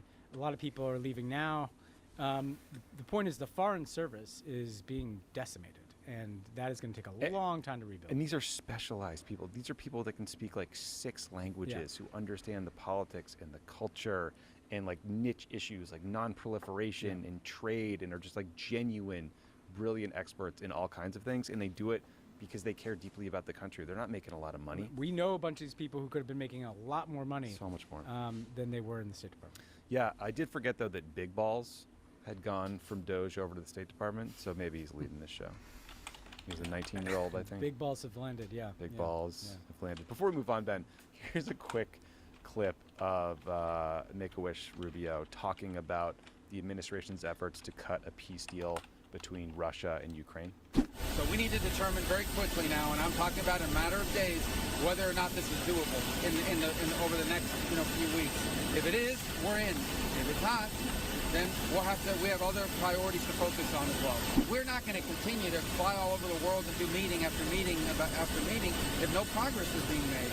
So if they're serious about peace, either side or both, we want to help. If it's not going to happen, then we're just going to move on. We're going to move on to other topics that are equally, if not more important in some ways, to the United States. Who is that threat for? The Russians are like, great, move on. And the Ukrainians are like, great, stop attacking us and like uprating Zelensky in the Oval Office, and we'll just move on to try to get the support we need from Europe without you guys, because you're abandoning us anyway. And does he sound like scary or intimidating? No. And also, let me just say, your whole fucking job is to fly around the world and have meetings. I know, you whiny We're bitch. not going to fly You around the wanted world this and have job. meeting after meeting. What's the point of being Secretary of I State don't if you know. don't fly around the world and have these fucking meetings? You have a plane. Guess who's having meetings? Steve Witkoff is. You know? Rubio and Witkoff are skipping the latest round of talks in London, but Witkoff is going to Moscow again. Maybe get some extra paintings, Yeah. Yeah. They don't even give Marco the paintings. Ben, speaking of big balls, the What a Day newsletter from Crooked Media has recently dug deep into all the Doge lobbying. Matt Berg and the news team, they looked at how AI is being used to spy on federal workers in collaboration with the Garden. Last week, they wrote about how internal emails from the NSC showed the administration is really trying to achieve with tariffs. So if you're not subscribed to What a Day, you're missing out on all kinds of great content. Big balls, small balls, informative takes, hot takes. Sign up for the What a Day newsletter at crooked.com/daily. And I have one plug, What do you got? which is I always forget to share events I'm doing, but this one will interest you Where because are we it's with going? our buddy Peter Hemby. Nice. So I will be on a panel, me, Peter Hemby, and Lynn Vavrick, who you know, Mhm. from UCLA, Yeah. awesome person, political scientist. Really smart political scientist. We will be doing the PEN America World Voices Festival next Wednesday here in Los Angeles, in Culver City, Angelinos, at the Vendy Museum. So go online. You can get tickets at the World Voices Festival website. Where's the pregame? Hamby's house. Okay. And I actually, it should probably be a postgame. Should be a pregame and a yeah, postgame. yeah. Postgame at I'm not gonna make. Yeah, the we're not joke going to I name wanna it, make, but yeah. we'll have some fun. Okay, good. We'll have some fun. You should be there. Pod Save the World is brought to you by Via. I love Via, John. I don't know if you've heard me talk about it. Have you gotten any Via? No, You gotta and I'm like been dying for it. You got to get on the Via train. They sent us a big box of samples, and they got really good, like, kind of relaxing gummies. Go by mentioning us at checkout. Terms and conditions apply. Okay, Ben, so as everyone probably knows, Pope Francis has died at the age of 88. The cause The of Protestants. death was acute J.D. Vance. I'm kind of kidding. He had a stroke and a heart attack. But J.D. Vance really was one of the last people to meet with Pope Francis, which is kind of mean to Pope Francis. It also just kind of defines the cavernous gap between the two individuals in question. Yeah. So Francis went from Jorge Maria Bergoglio, the Cardinal Archbishop of Buenos Aires, to Pope Francis in March of 2013. That was after a strong showing in the New Hampshire primary and then a comfort behind win in South Carolina. I'm just kidding. So the Pope really did make history. He was the first South American Pope. He was one who was not afraid to mix it up on foreign policy. Pope Francis spoke out about climate change. He called for negotiations to end the war in Ukraine. He called for a ceasefire in Gaza, and he would make nightly check-in calls to the Catholic Church in Gaza during the war, just because he's a good guy. And then during the Obama administration, which I hope you will talk about in some detail, he supported the Iran nuclear deal. Oh my God, shut up. For fuck's sake, bro. On normalization. So Zapata, the Pope was also enough. clearly not a fan of Donald Trump or his Shut attacks up, on bro. immigrants and refugees. And then generally Take a speaking, nap. Francis, I think, tried to model a more decent, humane, humble way of being, attributes which are He was in out short forever, supply these too, days. and So he was Ben, bouncing off the conservative walls. critics of Pope Francis say he broke too far from traditional conservative doctrine and tradition and focused too much on social justice issues. The more liberal critics say that while Francis had a more moderate, decent tone when talking about, say, LGBT people, he didn't make major changes to the church itself to make it more inclusive. And I think both sides are kind of weirded out by this deal. The church cut with the Chinese government to allow them to have more of a say in the selection of Catholic priests in China. But big picture, I was a pretty big fan of the guy. I mean, I'm not a Catholic. I'm not a fan of the Catholic Church as an institution, but I just have felt for a long time that we got incredibly lucky when he emerged on the world stage after Cardinal Ratzinger, Pope Benedict, the one before him, because Benedict was not exactly warm and fuzzy. He was more of a doctrine guy, and then Francis comes along and he models this approach where he's like taking the bus and caring for the poor and caring for the planet and preventing wars, and it was just an incredible breath of fresh air. But you had actual experience working with this guy. What would you make? I mean, I would say as a headline, he was a moral leader in a world that lacks moral leadership. We're living through a time with a huge deficit. I was saying to you earlier, Tommy, like when we were growing up, Nelson Mandela was still around. Mm-hmm. You had the elders. You had people like Kofi Annan. You had people like Jimmy Carter. The kind of people who kind of come into conflict zones, or kind of people who deliver messages that could reach broad audiences. Pope Francis, because of his character and because of his background, he's the first pope from Latin America, Global South, an institution in which the populations of Catholics are increasingly in the Global South. That was so important to those people to feel represented in that institution. And then specifically, this button doesn't work on climate change. Like you heard me click An it. encyclical, which is like the pastoral message the Pope sends, making essentially kind of a spiritual moral case for fighting climate change. He They really spoke out on got to behalf of improve that refugees, function. including at the height of the refugee crisis in 2015, where he Half really the time took it on literally doesn't the work. Political sentiment in Europe to try to welcome refugees, and he's sitting there in Italy too, right, in Vatican City, and so that mattered there. The voice for peace in places like Gaza, where my favorite line that he had is they asked him, "You call the church every day. What do you say to people there?" And he says, "I listen," which is another thing that is in short supply. My own experience was, we went to visit Pope Francis in 2014. He was relatively new, and I'd been in these secret talks with the Cubans, and we knew, like me and Ricardo Zuniga, our friend who was in that negotiating team with me, that when you have two parties that don't trust each other, you need a third party to kind of make the commitments to, and to have kind of a validator to the deal. And we thought, well, maybe the Vatican could be good. So when we went to the Vatican, Obama spent like an hour with Pope Francis, and he raised the fact that we were in these secret negotiations with Cuba. This is the first world leader that Obama told that we were doing this with. And he said, we will be helpful however we can be. That's cool. This relationship needs to change. I will offer the Vatican in any way we can support you. And what was interesting, Tommy, to just show what kind of figure he was, is obviously he had a lot of respect in the United States, and we knew that the validation of Pope Francis would help with Catholic populations in the U.S. The Cubans have a weird history with the Catholic Church, right? Fidel, not a fan. But when I raised this in the negotiations with the Cubans, I'll never forget, they kind of looked at each other and said, Papa Francisco? Papa Francisco? Oh, yeah. And it wasn't him as a leader of the Catholic Church. It was him as a social justice committed person from Latin America. Right, Jesuit, yeah. And so it wasn't that the Vatican was playing this role. It's that Pope Francis, the person, was playing this role. He could be trusted by both Americans and Cubans. There are not many people who could do that. And we went, after we concluded the negotiation, we went to the Vatican. We met with Cardinal Parolin, who's the kind of number 2 guy there. I think he's in the running, but he's coming forth in the New Hampshire polls right now. Yeah, his last debate wasn't really good. Yeah. And we had this incredibly powerful, multi-hour meeting where we met with the Vatican officials and the Cubans did, and then we all just sit around a table and read aloud our commitments. Some of these people on the Vatican side were in tears because they'd worked in Cuba and knew the suffering of the Cuban people there.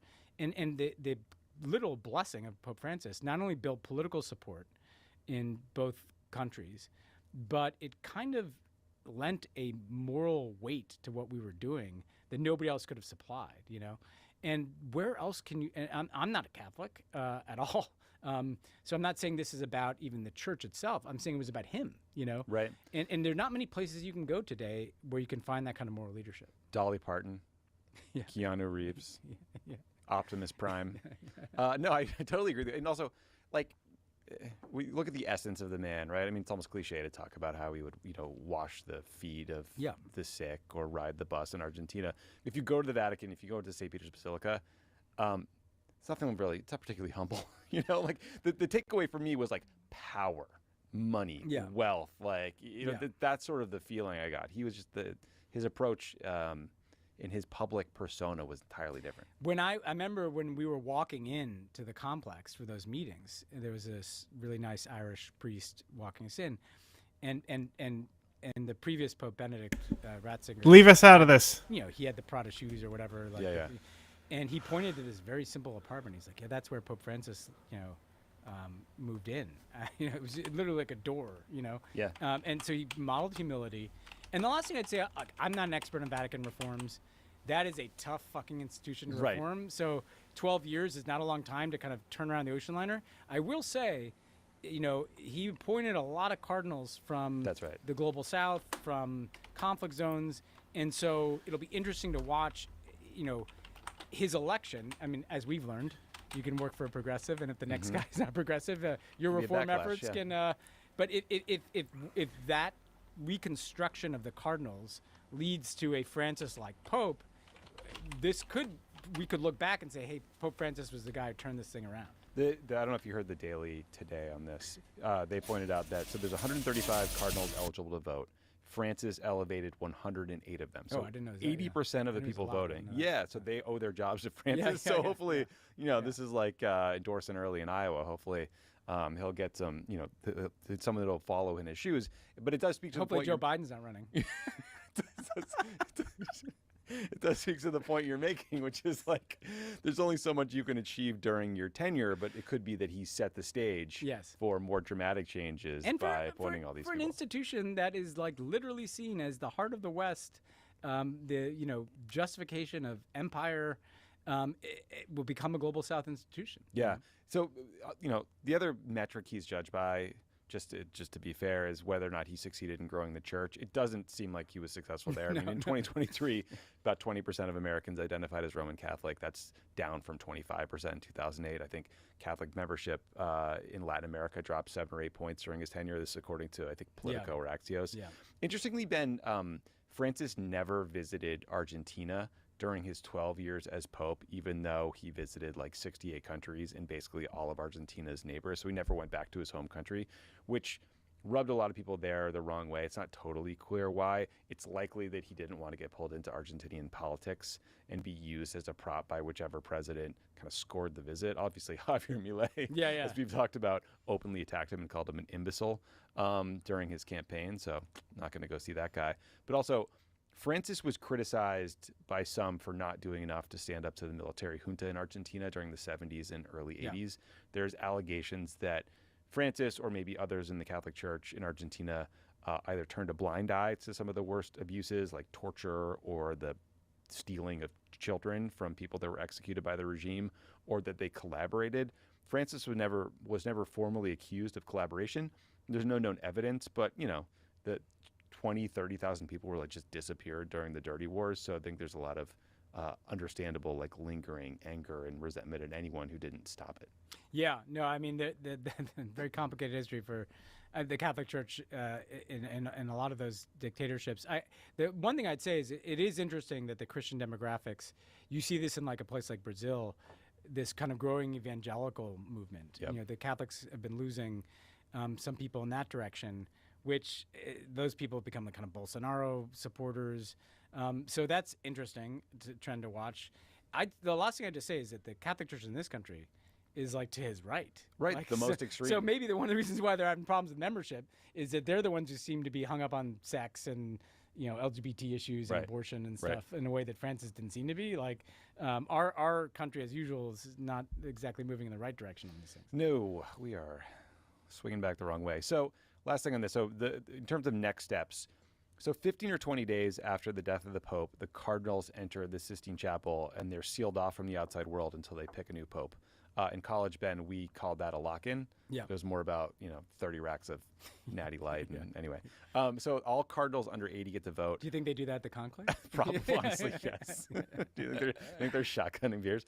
How funny would that be if you walked in, you got a window in there? So if you're under 80, you get to vote. Again, funny. There's one vote the first day, then up to 4 votes every day after. You need a 2/3 majority to be elected the new Pope.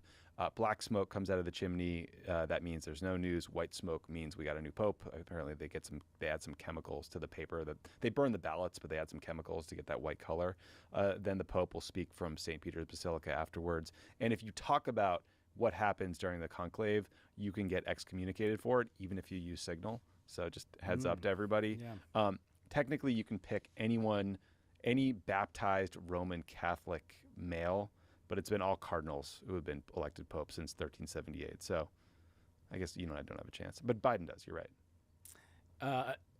Is there an age, 80 years old, I thought you said? Well, you can vote if you're under 80. Okay. But I don't know if you can get the gig. Yeah.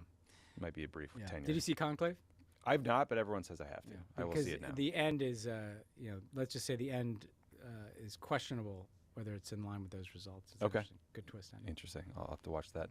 Okay, let's turn to our own little mess over here, Ben, is the global trade war. Folks probably are watching the stock market go up and then down and then all over the place, and it's because it's a stupid, self-inflicted global trade war that has not ended. So earlier today, the International Monetary Fund, or IMF, announced that thanks to the Trump tariffs, the global growth rate this year will only be 2.8%, which is down a half point from their projection that they released in January and below historical averages. So good one there. Keep it up. And again, because Trump's policy is stupid, the slowdown is going to hit the U.S. economy harder than most other places. The IMF says their U.S. growth estimate is a third lower than it was in January and a full point below last year. China's going to take a hit too, but a much smaller one proportionally than we do. So again, none of this makes sense.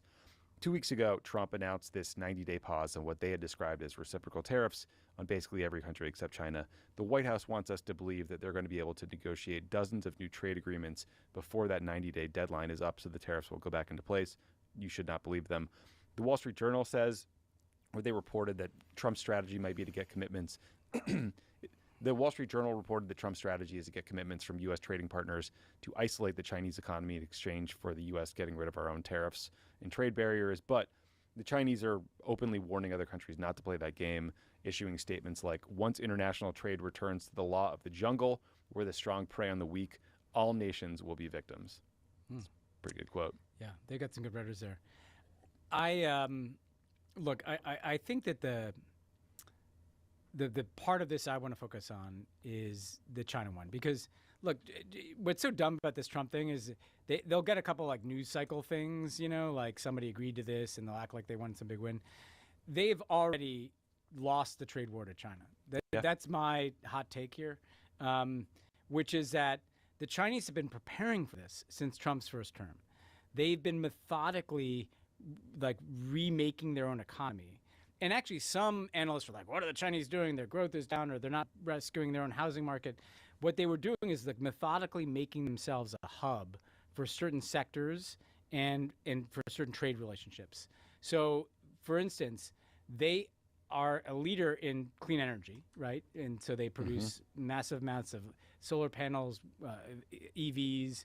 But it's not just that. They dominate all these supply chains for clean energy, whether it's kind of the rare earth materials that we're always talking about, or whether it's component parts. And so if you're Europe, if you're somebody that wants to be plugged in to the clean energy economy, you're gonna choose China over the United States. Absolutely. Over Tesla? Yeah, I think so. Like over some fucking lunatic who's truth socialing his trade policy, you're gonna go in that direction, right? And the Chinese know that. And these are U.S. allies, Europe, Japan, South Korea, that get this. And they're not going to listen to Trump talking about liquid gold of American fossil fuels. They're going to want to be plugged into the Chinese clean energy ecosystem. AI, where are you going to want to buy your AI from? Like, you know, the Chinese who are like selling it cheaper for uses in areas like robotics and manufacturing that developing countries want, or like the Americans who could like throw a tariff on you tomorrow.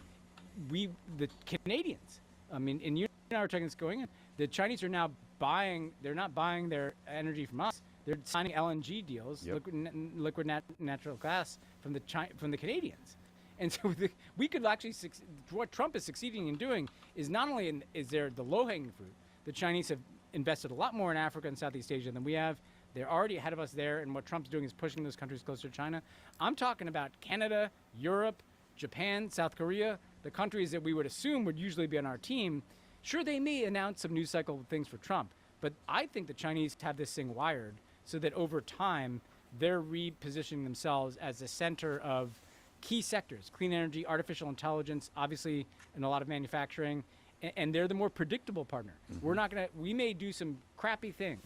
We may subsidize our industries in ways that give us a competitive advantage. We may steal your intellectual property, but at least you know the deal with us. Whereas with Trump, I'll tell you, I talked to some people in other countries, Tommy, and this is not a surprise, but nobody knows what these Trump people are asking for. No. And I've talked to people in multiple regions who literally are like, we don't even know what they are asking us for because they don't know. Right. The Chinese have been Changes planning every this week. for like a decade, and Trump, they're planning it day by day. Who do you think is going to win that trade war? And we were just getting to a point where a lot of countries were getting frustrated with unfair Chinese trading practices, dumping steel, et cetera, et cetera. But now they're all pissed at us. And to your point, Ben, I mean, Xi Jinping has been hitting the road. He visited Vietnam, Cambodia, and Malaysia. And all those places he was met by the president or the king or the prime minister, right? Like, they're excited to see him. And the Chinese they're squeezing U.S. businesses, like you mentioned, not just with tariffs, but with other means. So China suspended the import of poultry from these specific American farms after suddenly finding a new health concern that they hadn't had for decades. In March, they've refused to renew the registration required for U.S. companies to export beef to China. So all of that's on hold, billions of dollars worth of commerce. They stopped buying LNG, like you mentioned. And then China's Minister of Agriculture had a meeting with his counterpart in Brazil to discuss whether Brazil could replace the $12.8 billion worth of soybeans that the U.S. sells to Chinese per year.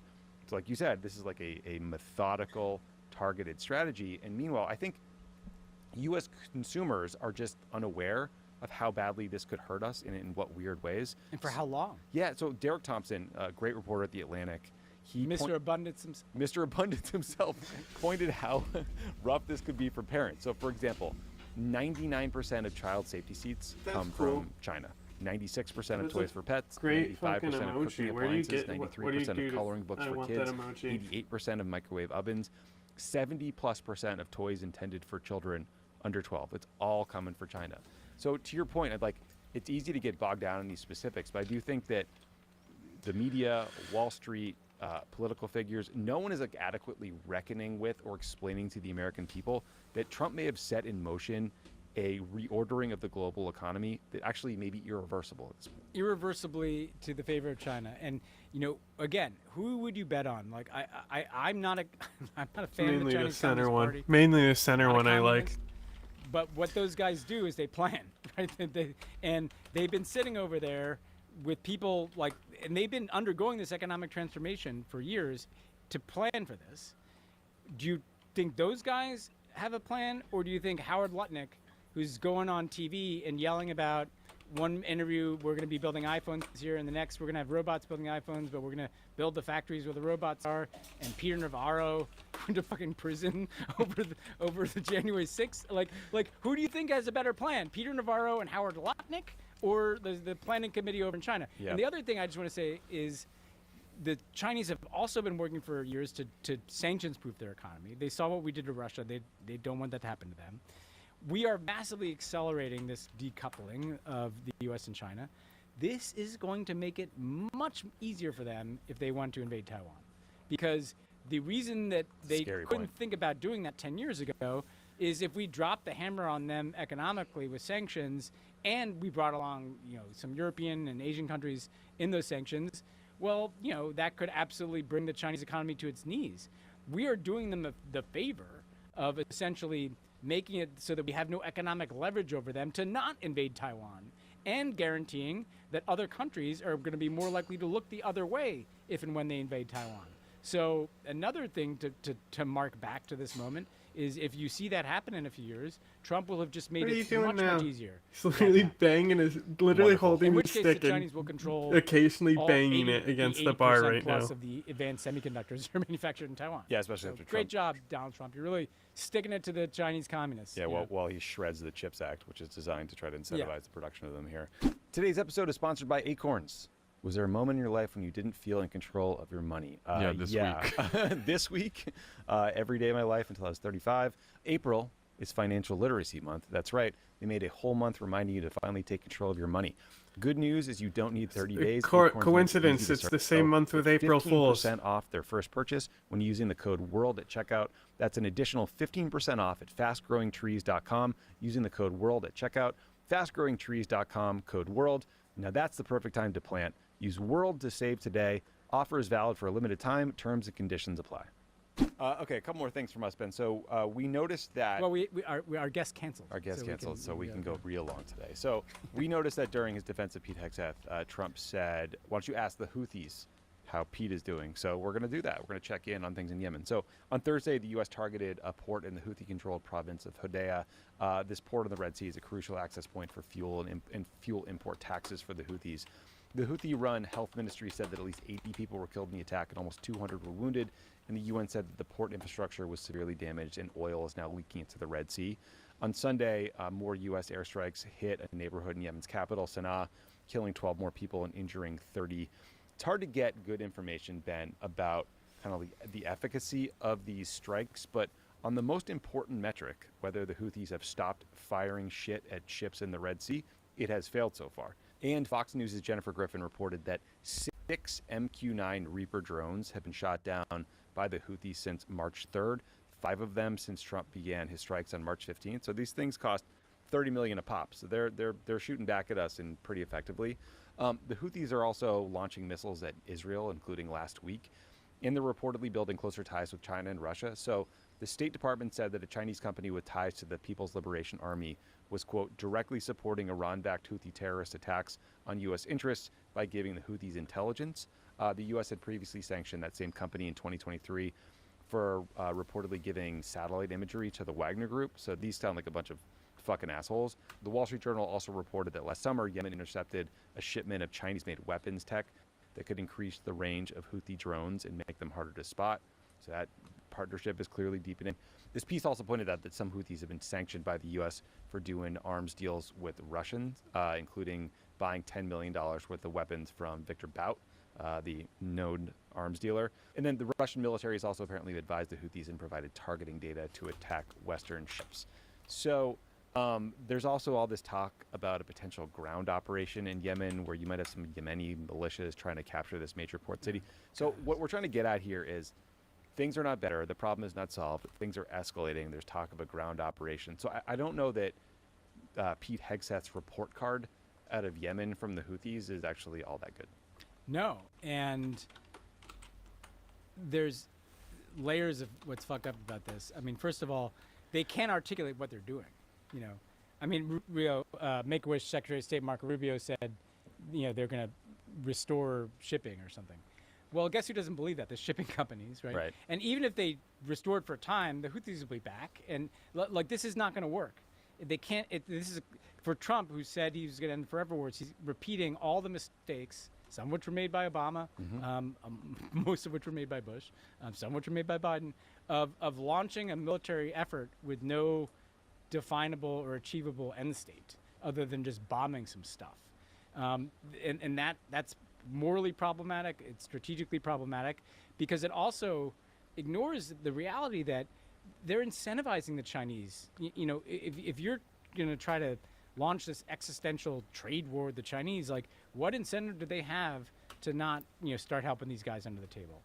These morons in the White House who literally talk openly about, like All In podcast listeners talking about how we're going to peel the Russians away from the Chinese. The Russians are wholly dependent on the Chinese for their economy. That's how they busted our sanctions. That's where they get their technology. That's where they get all their shit. So the Russians have no incentive to cooperate with us against the Houthis. Putin thinks he's going to be there after Trump. Right. And so he's going to go the same way.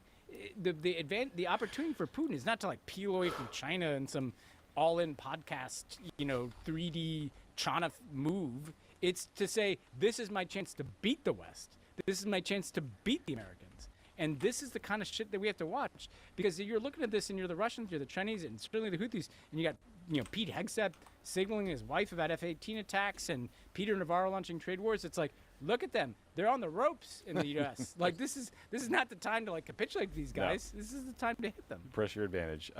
Two more updates out of Israel before we wrap. So, first, we have talked about Israeli Prime Minister Bibi Netanyahu trying to fire Ronen Bar, the head of the Shin Bet, Israel's domestic intelligence service. Last night, there was this crazy report where Ronen Bar said in an affidavit that he was pressured by Netanyahu to spy on Israelis who organized protests that were critical of the Israeli government, and that Netanyahu demanded that Ronen Bar be loyal to him over rulings made by the Israeli Supreme Court. Geez, sounds familiar. Yeah. Bar says things went south between he and Netanyahu after Bar started investigating Netanyahu's aides for leaking classified information and for their ties to Qatar, also for rejecting a demand that Netanyahu reportedly made that Bar signed some sort of document that would have prevented Netanyahu's corruption trial from going ahead based on some specious security argument that I guess Netanyahu manufactured. So Ben, I read this. My reaction was similar to yours, which was like, I really go up and down over who is the worst leader, Israel or us. On any given day, it could be one or the other. I don't know. Pretty tight competition, They're neck and neck. It is neck and neck. I mean, this just Bibi's, for all the people here who think he's got some grand strategy, this guy is basically just relentlessly about his own political survival. Just flailing. And he will take Israeli democracy down with him. He will obviously take the entire Palestinian people down with him.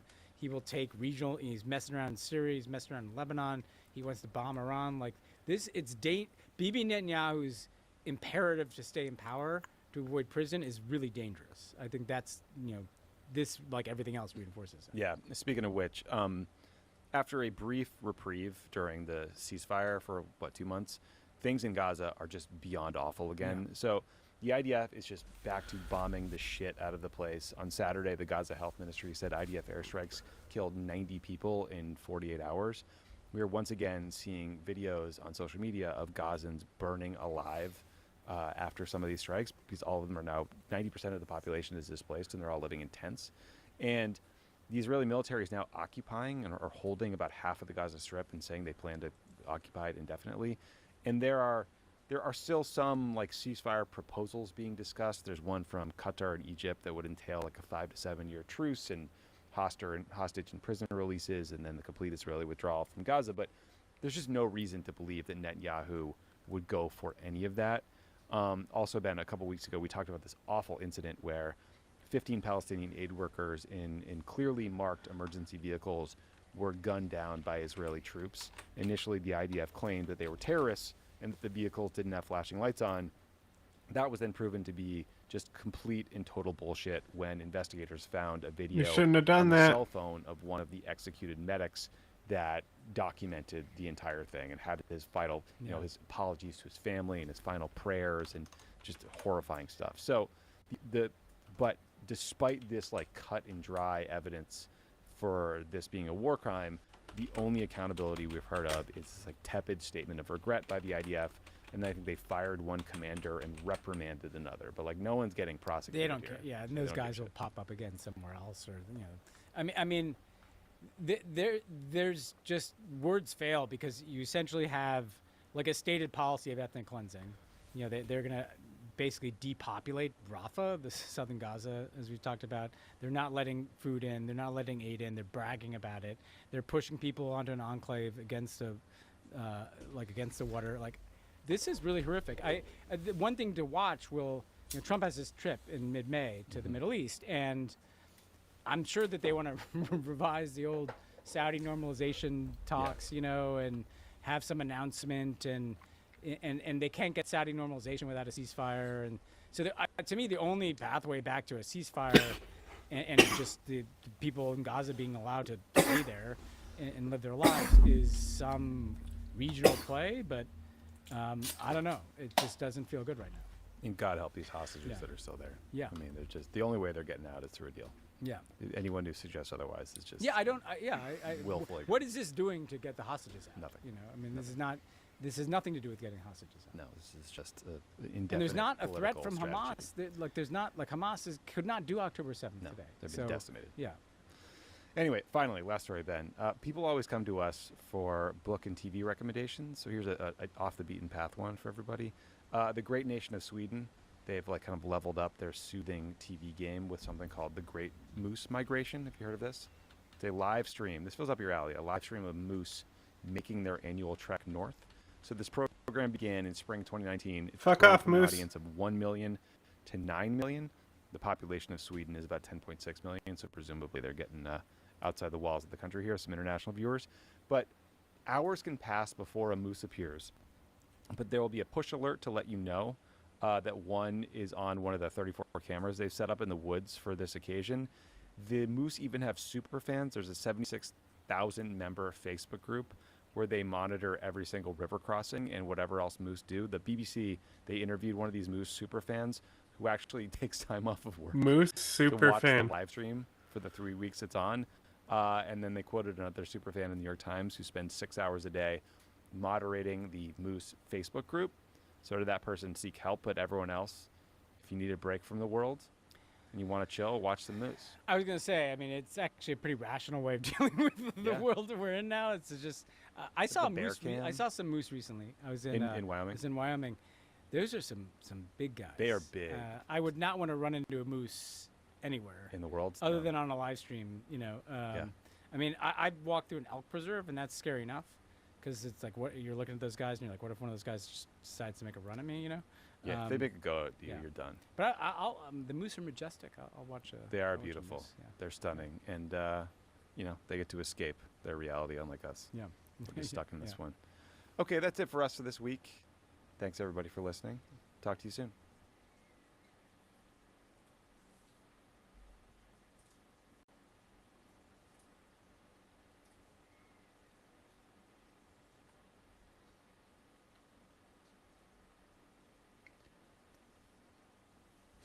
Come on. Next, please. Politics.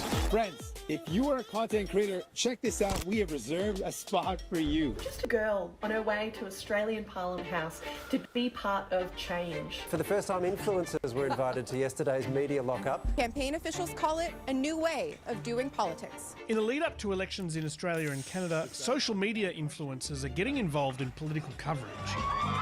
And it's got a few of the traditional media journos a bit riled up. You're supposedly there to cover the budget, not to be a sycophant. They weren't allowed to ask questions at the press conference, so they were kind of separate to the mainstream media in that sense. Great to see the Prime Minister taking advice from the sex and lifestyle podcast in the middle of a cost of living crisis, of all things. In the United States, big, well-established news outlets are being told to vacate their bureaus inside government buildings to make way for pro-Trump networks. Nobody has the right to go into the Oval Office and ask the President of the United States questions. That's an invitation that is given. There's a lot of reasons for this tension, but a big part of it is that traditional media outlets are losing a lot of their power. We don't have a great deal of trust in what we read in the newspaper or for that matter, see on the telly. The reality is that young people these days, I hate to break this to you, don't watch Insiders and they don't read the papers. They get their news off social media. 37% of Aussies say they trust the media to do what's right, and that's down from 40% last year. But the problem is, investigating, exposing and questioning the powerful requires a lot of access, resources and time. New media outlets rarely have a big enough workforce. The old media, broadcasters and newspapers, used to have that, but increasingly don't. With a dramatic decline in advertising, regional newspapers will struggle to survive. Advertisers are abandoning free-to-air television, and that's largely because they're seeking digital alternatives. Back in the old days, advertising revenue kept journalism afloat. But now, most of the advertising revenue is going into the pockets of a handful of billionaire middlemen, most of whom were at Donald Trump's inauguration, right there in the front row. Now, oddly enough, the situation isn't hopeless. One unexpected country is fighting back and trying to make Facebook, Google, X, TikTok and others support the local media. The charge is expected to be around $200 million a year, which they'll have to pay whether they run Australian news or not. Australia has spent the last few years trying to find a way to fix social media. And if it works, it could potentially help democracy everywhere. But the big boy billionaires are fighting back, and it's affecting what you can see in your newsfeed. This is the first of 3 episodes where we're going to be looking at Australia's attempt to rein in social media companies and shore up democratic principles, not just here, but everywhere. Will it work, or will the broligarchs win? I'm Matt Bevan, and from If You're Listening, this is Australia versus the Internet. In this first episode, we're going to be talking about Australia's attempts to get social media giants to help pay for local journalism. The ACCC says journalism is a public good. So it's drafted a law that would require Google and Facebook to negotiate a payment for content. And the story of this begins in the most cringe era in the history of technology, the mid-1990s. Take a look at this fantastic complete computer package offer. Yamaha home theatre will blow you away. So let's go back there and check it out, eh? Australians, all their dust, oh, we are young and free. Whoa, hey, yeah, not that one. The real thing I'm trying to show you is somehow even more cringe than 5-year-old me singing the national anthem, if you'll believe it. But here we go. Ladies and gentlemen, Steve Ballmer! It was the era of extremely unfit billionaire tech executives dancing on stage and screaming at workers to launch their new products. I have 4 words for you. I love this company. Yeah! Okay, I've calm gone down. deep into the ABC content mines, and I've uncovered an Australian version Little cringe. of one of these product launch events. Ladies and gentlemen, I hope you enjoy the next hour as we glimpse the highlights and the fun aspects of Windows 95. In 1995, Microsoft launched their new operating system in Sydney. For now, sit back, relax, prepare to have a fun look at some amazing software, and let us show you why the world will never be the same again. A mulleted gentleman has now thrown to a laser light show introducing none other than... The world will never be the same again! Dame Edna. Funnily enough, Microsoft describes my late husband very well.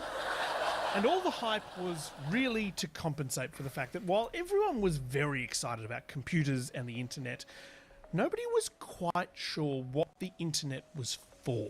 There's always something new every day. You can see how many Cokes are left in the Coke machine at the Mellon in New York. You can get a picture of the beach from somewhere in California, or you can do research. You can get the latest research papers. Imagine waking up from a 30-year coma today and hearing, well, we were counting Cokes and looking at beach pictures, and then, you know, yada, yada, yada, half a dozen tech companies control the entire world. But even back then, there were some people who had an inkling of the internet's true potential. Whole new audiences and markets are being created. News Corporation boss Rupert Murdoch thought that the internet created an opportunity to find new viewers and readers for his newspapers. Right now, anyone, anywhere in the world is able to go to a computer screen, get information, news and entertainment, work and play at minimal cost. He could just set up news websites for people to access and not have to spend all that money delivering physical newspapers all over the country. But Rupert Murdoch was missing something crucial. The reason people advertised in his papers was because of the distribution system. Advertisers were paying him to put their slogans and logos onto millions of front porches every morning. The internet provided a new, cheaper way to deliver news, but it also provided a new, cheaper way to advertise and sell your products. All of a sudden, I can sit here on the internet and buy goods. Where does that leave the large media moguls? Where does that leave the large corporate empires? Slowly and surely dying. But the shift wasn't just about a physical one, from papers to screens. It also opened up an important legal question about who should be held responsible for publishing. And this legal question was answered with a single online ad in 1995. Shannon and Spinozzi, mornings, classic rock all day on 107.7 KRXO. On the 1st of May 1995, this Oklahoma City breakfast radio show was outraged. It was a week after the horrific Oklahoma City terrorist bombing that killed 167 people, and radio host Mark Shannon had been told that somebody was putting ads on the website AOL for t-shirts covered in slogans making jokes about the bombing. The ad was posted under the name Ken and had a phone number attached. Mark Shannon encouraged his listeners to call that number and express their anger at the person who had posted the ad. Hours later, AOL got a phone call from a man named Ken Zoran. He was the owner of a small real estate magazine in Seattle, and he was wondering why he was suddenly getting an enormous number of angry phone calls. And basically I told him, you know, my phone's ringing off the hook and I can't get anything done, and it's all these people upset about something that they saw on AOL. Ken Zoran later did an interview on NPR and he said the callers were furious. How could you do this? What a loser you are. Eventually, AOL took down the ads, but the company didn't do anything to correct the record or prevent new copycat ads from popping up. Zoran took them to court. And see, if the ads had been posted in a newspaper, this was an open and shut case of defamation. Zoran would win easily.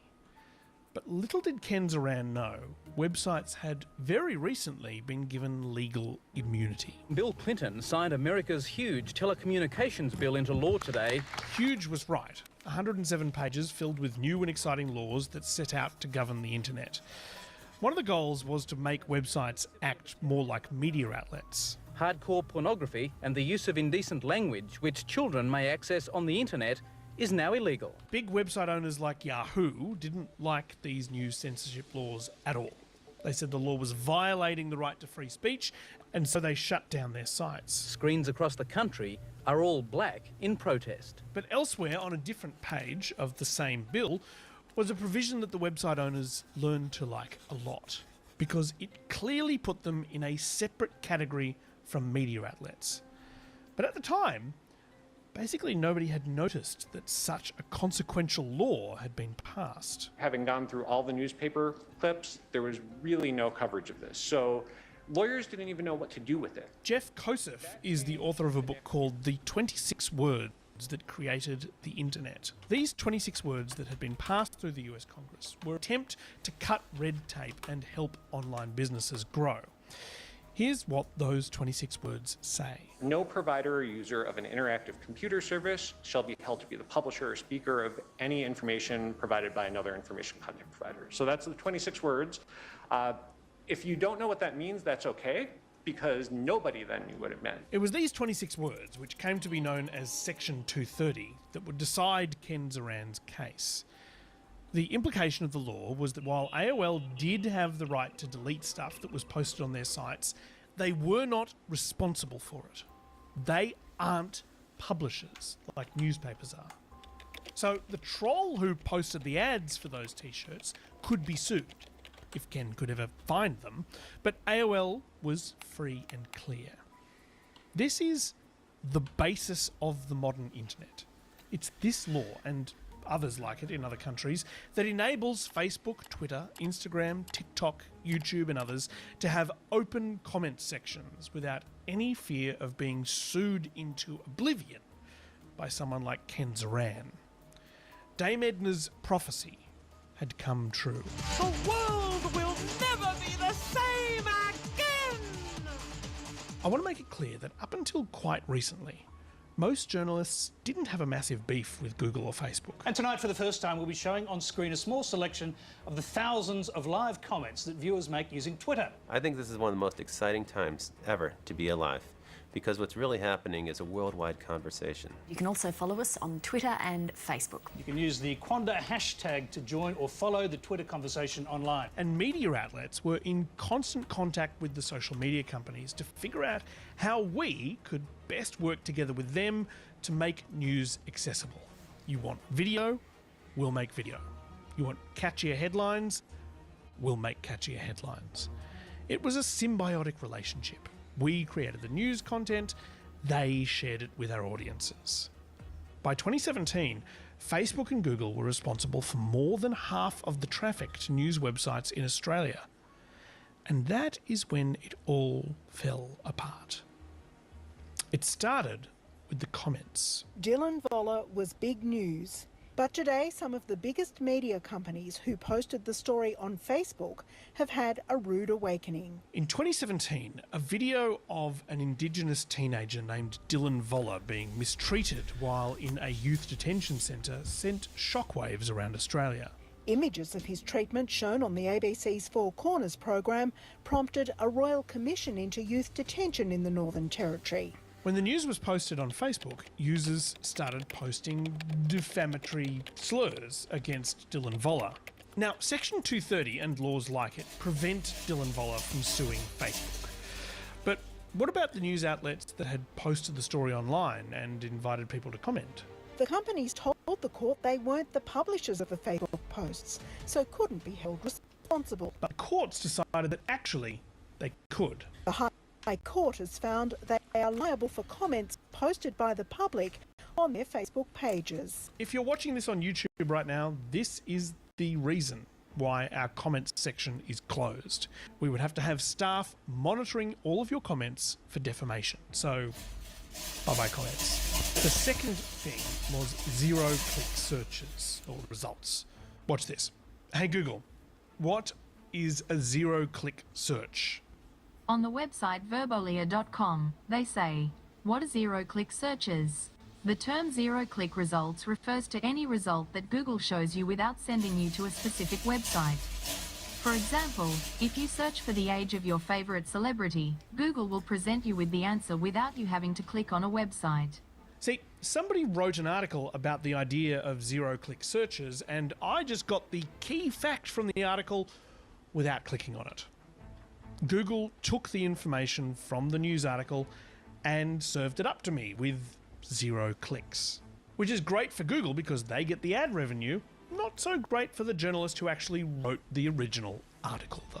By 2021, 65% of Google searches were 0-click searches. Google was using news content to answer people's questions and keeping all the ad revenue to themselves. So the Australian government decided to do something about it. The federal government devised world-first legislation to make big tech companies pay for news content to safeguard public interest journalism. The law basically said big tech had to negotiate deals with Australian news outlets or they'd be sorry. And because Google and Facebook are serious companies run by level-headed, reasonable adults, they came to the table and they flipped it. If this version of the code were to become law, it would give us no real choice but to stop making Google search available in Australia. Australian media companies are united, and the Prime Minister is on their side. We don't respond to threats. Was this an overreaction from them? Maybe. But the concern was that this would set a precedent. For Google and Facebook, it's a challenge to their global dominance, given other countries could adopt Australia's rules. It turns out that the threat wasn't idle. This morning, Facebook closed down links to Australian news pages, including the ABC, Nine Media and News Corporation. News was banned from Australian Facebook feeds for a whole week, in which time the world had a very vibrant debate about whether or not this law was actually a good idea. We need a vibrant public interest, investigative, free journalism ecosystem in the country. This legislation is pure protectionism out of the brain of Rupert Murdoch to try to create attacks on his competitors. Google and Facebook are being asked to do something they really don't want to do, which is pay for something they now get for free. Eventually, a compromise was reached. Google and Facebook struck 3-year deals with Australian media outlets, injecting more than $200 million into the sector. It was great because it meant that new journalists could be employed and existing journalists had some job security. New ABC podcast has since found... That is what happened to me. That money kept me in a job through 2022, as my position was funded by what everyone at the ABC called the Google money. Everyone seemed to have accepted the new system. But then, another government tried to follow the Australian precedent. We recently passed legislation that says, Facebook, if you're going to be sharing news or work done by Canadian journalists or local news, you have to make sure they're compensated for it fairly. That's former Canadian Prime Minister Justin Trudeau copying Australia's homework. But this time around, Facebook in particular was not having it at all. Facebook is blocking news from its sites. This was 2 years ago. There has been no news in Canadian Facebook and Instagram feeds ever since. By 2024, the deals struck in Australia were due for renewal. Google signed on, but... Facebook, or Meta as it's now known, has chosen to walk away. No deal. Not here or anywhere. Facebook decided it was no longer interested in putting news in your so-called news feed. The number of people using Facebook News in Australia It's a matter of survival for has Canada. dropped by over 80% last year. Facebook has clearly decided it no longer wants to be in the news business. It's just too expensive. Meanwhile, X, the dearly departed Twitter, has basically done the same thing, deprioritising news links. And this is really quite bad. Largely because Australia and Canada both have upcoming federal elections in this brave new newsless world. Thank you very much. And we've never seen elections like it. The only political content in Facebook feeds is political advertising and politicians talking to influencers. There is very little traditional news. Meanwhile, the Australian government is trying to find another way to make Facebook pay for journalism anyway, with some kind of a tax. But guess what? US tech companies are urging the Trump administration to target Australia. As Donald Trump announced tariffs on Australia, the oligarchs, who were sitting in the front row of his inauguration, brought these annoying little laws to his attention. What they are asking is for them to pressure the Australian government to change these regulations. Cool. I think that the chances of broad multinational regulation of big tech companies is pretty unlikely in the short term. Donald Trump is unlikely to back it. And to be honest, even the Democrats might have taken the tech giant's side. But this effort by Australia and Canada is worth keeping an eye on. A strong argument can be made that in the coming 4 years at least, having a well-funded media is going to be pretty important.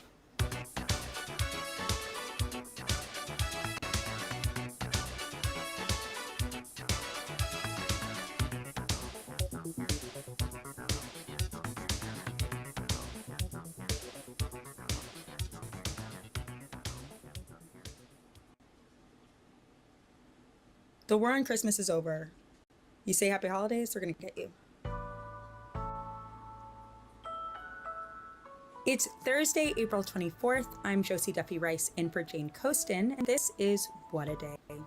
The show Wondering If Makeup Studio is code for open bar.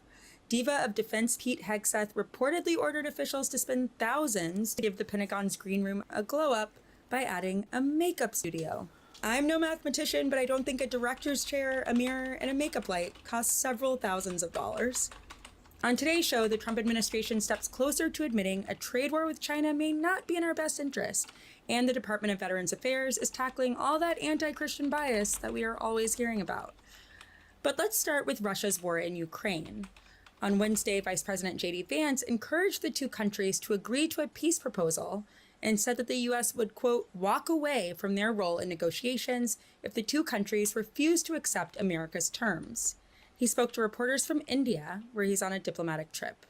We've issued a very explicit proposal to both the Russians and the Ukrainians, and it's time for them to either say yes or for the United States to walk away from this process. We have engaged in an extraordinary amount of diplomacy, of on-the-ground work. We've really tried to understand things from the perspective of both the Ukrainians and the Russians. What do Ukrainians care the most about? What do the Russians care the most about? I feel like the Ukrainians care the most about not being taken over by Russia, and what Russia cares the most about is taking over Ukraine. And that feels a little unreconcilable to me. It feels like pretty mutually exclusive objectives. And it feels like maybe the White House also knows this, because while Vance says that they're ostensibly talking to both countries, the real target seemed to be Ukraine. According to the New York Times, the Trump administration's proposal, quote, closely aligns with longstanding Russian goals. It includes a freeze of the war's current boundaries, requiring Ukraine to basically give up 20% of the country's territory. It also requires Ukraine to have to accept Russia's annexation of Crimea and agree to not join NATO. Speaking to reporters in the Oval Office Thursday evening, President Donald Trump made his own objectives for the deal clear. Well, everything is good. Look, I just want to see the war end. I don't care. As long, if they're both happy, they both sign an agreement.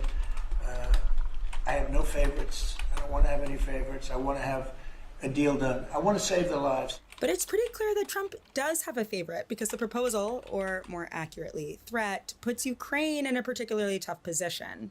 A position Ukrainian President Volodymyr Zelensky seems unwilling to accept. Just hours before Vance's comments, Zelensky said Ukraine will not agree to a ban on joining NATO, nor agree to cede Crimea to Russia, calling it a constitutional violation.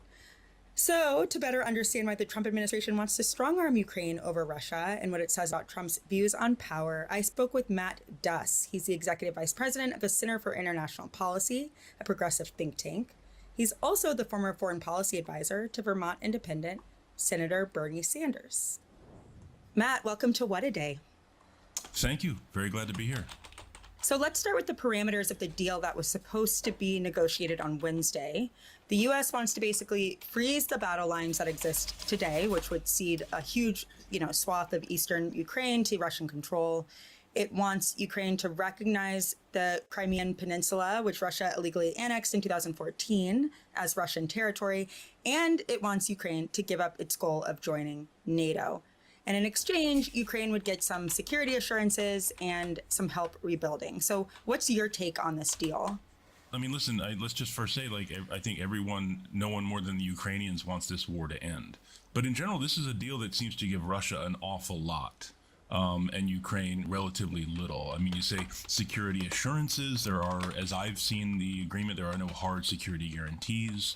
Obviously, the agreement not to join NATO. And let's say, I don't think anyone seriously thought, Ukraine was ever going to join NATO. But there are some security guarantees short of NATO membership. I think that could make this a better situation and make it a better agreement for Ukraine to agree to. Yeah, it's not exactly clear to me what Russia has to give up in this deal. Right. Is there something I'm missing there? What do they actually have to sacrifice? No, you're not. I mean, what Trump has said in his statement, I think on Truth Social, whatever it was, and others in the administration have talked about swaps of land. It's like, what is Russia swapping? I think this is a one-sided swap, is that Ukraine is giving up portions, of basically the eastern third of its country, including Crimea. In exchange for an end to the war for now. And again, that is a good thing. But I think the key thing to keep in mind here is, Putin, as far as I've seen, has not given up on his ultimate goal. What I think people understand as his ultimate goal, because he had described it as such, of ending Ukraine's independence. His vision of a kind of Russian imperium or the new Russia or Russia's historic entitlement includes Ukraine as part of that territory. And he's not given any evidence that he has changed that view. So the question would be, what is stopping Putin from simply restarting the war in the future? Zelensky insists that Ukraine will never recognize Crimea as part of Russia. He said that mere hours before this statement by Vance came down. Is that a little fantastical at this point? Like, realistically, what are Ukraine's chances of reclaiming that territory, do you think? Right. I think that's a great question. I think the chances are very slim, but, you know, it's not unheard of to kind of have some kind of vague language in an agreement to end the war where Ukraine does not officially recognize, you know, Russia's sovereignty over Crimea, but, you know, commits not to trying to retake it, or, you know, there's some wiggle room there. But as of right now, Trump and others in his administration really just seem to be putting the screws to Zelensky and the Ukrainians to accept a peace that could very well be temporary. Yeah, to that point, you know, from a diplomatic stance, Trump promised he was going to kind of immediately end this war during the campaign. You know, really anybody who's been kind of even casually following the war knew that that was not going to be an easy task. But now what Vance is threatening is basically that the U.S. will just walk away from talks entirely if Russia and Ukraine don't agree to those terms. And obviously those terms are harder to swallow for Ukraine than for Russia. And we're only 3 months into the term. So what do you make of this? Like, what does this say about the Trump administration? And what do you think that this says about the kind of role of the U.S. in the future here in this war? Well, first, yes. I mean, Trump during the campaign and previously has said, you know, it'll be very easy to make peace. I can do it in a day. It turns out it's a bit more difficult than that. You know, we obviously had the kind of, you know, what we've seen over the past few weeks, especially the notorious Oval Office meeting with Zelensky, where, you know, Vance and then Trump both kind of went after Zelensky to say, you basically need to do what we say because you don't have any cards. I think Zelensky, in the wake of that meeting, very wisely showed that he is interested in peace. He is ready to negotiate a real peace. He's been engaged in the talks, like, for instance, that have been going on in London with the United States, UK, France, and Germany.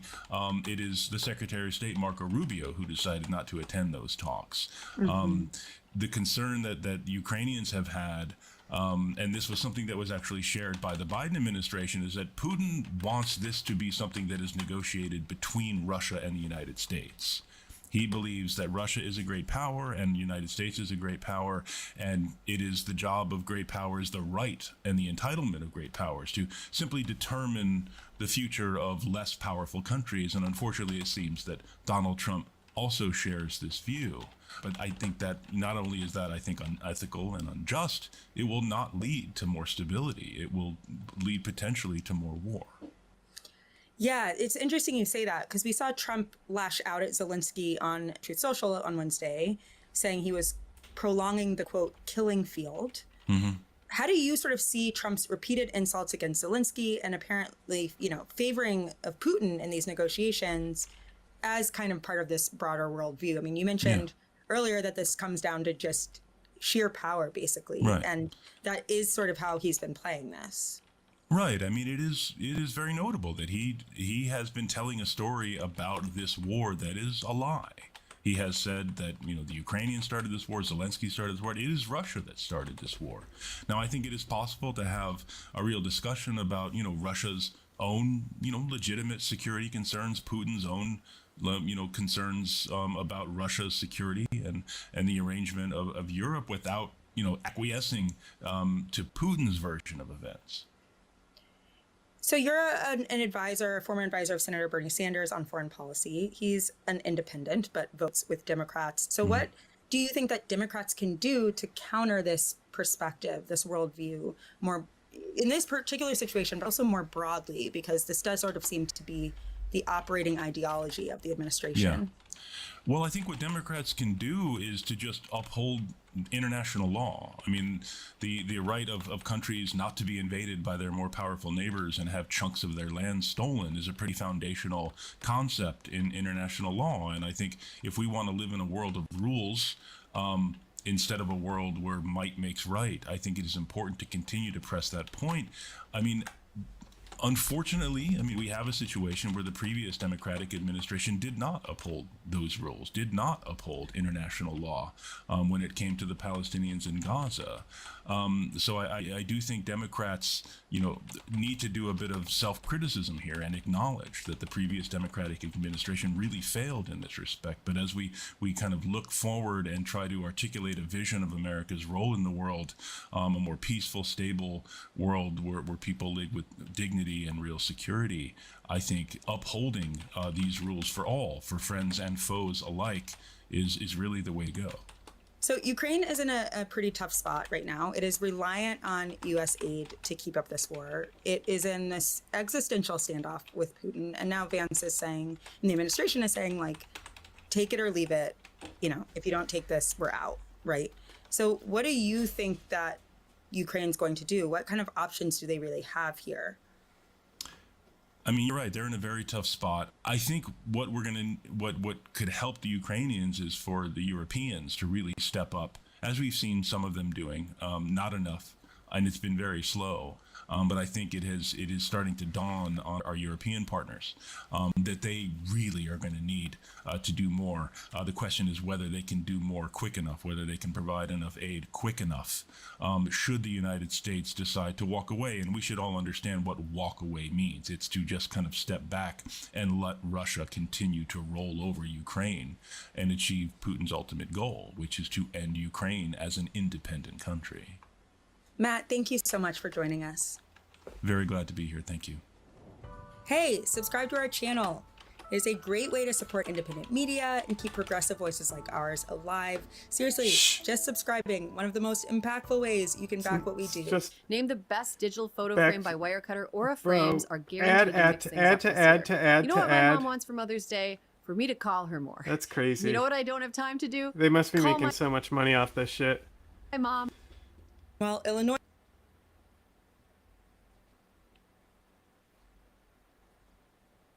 To serve. The music choice on that clip in the Senate Oh no, is they retiring. literally have the chapter mark wrong. I've always Limited time listeners can save on the perfect gift by visiting auraframes.com to get $35 off, plus free shipping on their best-selling Carver Mat frame. That's AURAFrames.com, promo code WAD. Support the show by mentioning us at checkout. Terms and conditions apply. I've given over half of my life to House and Senate congressional service. I've always tried to stand up to power on behalf of the people of Illinois and our country. The number 2 Democrat in the Senate is retiring. Illinois' Dick Durbin announced on Wednesday he plans to step down at the end of his term next year. And he's not exaggerating when he says he spent more than half of his life in Washington. The 80-year-old has been in Congress for over 4 decades, mainly in the Senate. And no shade at the senator, but that is longer than almost anyone who works on this show has been alive. Durbin posted a video about his decision to step down on social media. But it's time to pass the torch. And although I won't seek re-election, I'll continue to fight every single day for the Illinoisans who gave a kid from East St. Louis a chance to serve. The music choice on that clip is very 80-year-old. He even got a shout out from former President Barack Obama. Illinois couldn't have asked for a better representative. I couldn't have had a better friend on this amazing journey we've been on together. Durbin's decision to step down follows the anemic fundraising numbers he posted last week, a little more than $40,000 in the first few months of the year. At that point, the writing was pretty much on the proverbial wall. And while Illinois remains a solidly blue state, Durbin's seat is yet another that Democrats will have to defend in the midterms, on top of keeping the seats also being vacated by Democrats in New Hampshire and Michigan. They'll need to defend incumbents in swing states like Georgia and Virginia, not to mention ousting a few Republicans in the process if they actually want to win a majority. A federal judge on Tuesday ordered the White House to submit more information about the deportation of Kilmar Abrego Garcia, the Maryland man who was wrongly sent to a prison in El Salvador last month. While the White House has admitted that Abrego Garcia was deported due to a so-called administrative error, officials have not indicated any plans to comply with the Supreme Court's order to, quote, facilitate his release from the El Salvador prison. Last week, U.S. District Judge Paula Zinnes ordered Trump officials to answer questions about what they are doing to free him, if they're doing anything at all. The Department of Justice responded in a legal filing on Tuesday, saying that the White House has engaged in, quote, appropriate diplomatic discussions with Salvadoran officials. But they did not elaborate any further. As you've probably heard, Maryland Democratic Senator Chris Van Hollen traveled to El Salvador and met with Abrego Garcia last week. This week, a group of House Democrats, including Representatives Maxwell Frost, Robert Garcia, Maxine Dexter, and Yasamin Ansari, also traveled to the Central American country. Representative Ansari spoke to What A Day's Matt Berg about their visit. She said lawmakers met with the country's U.S. ambassador to share their concerns about Abrego Garcia's detention, but the Salvadoran government rejected their request to see him.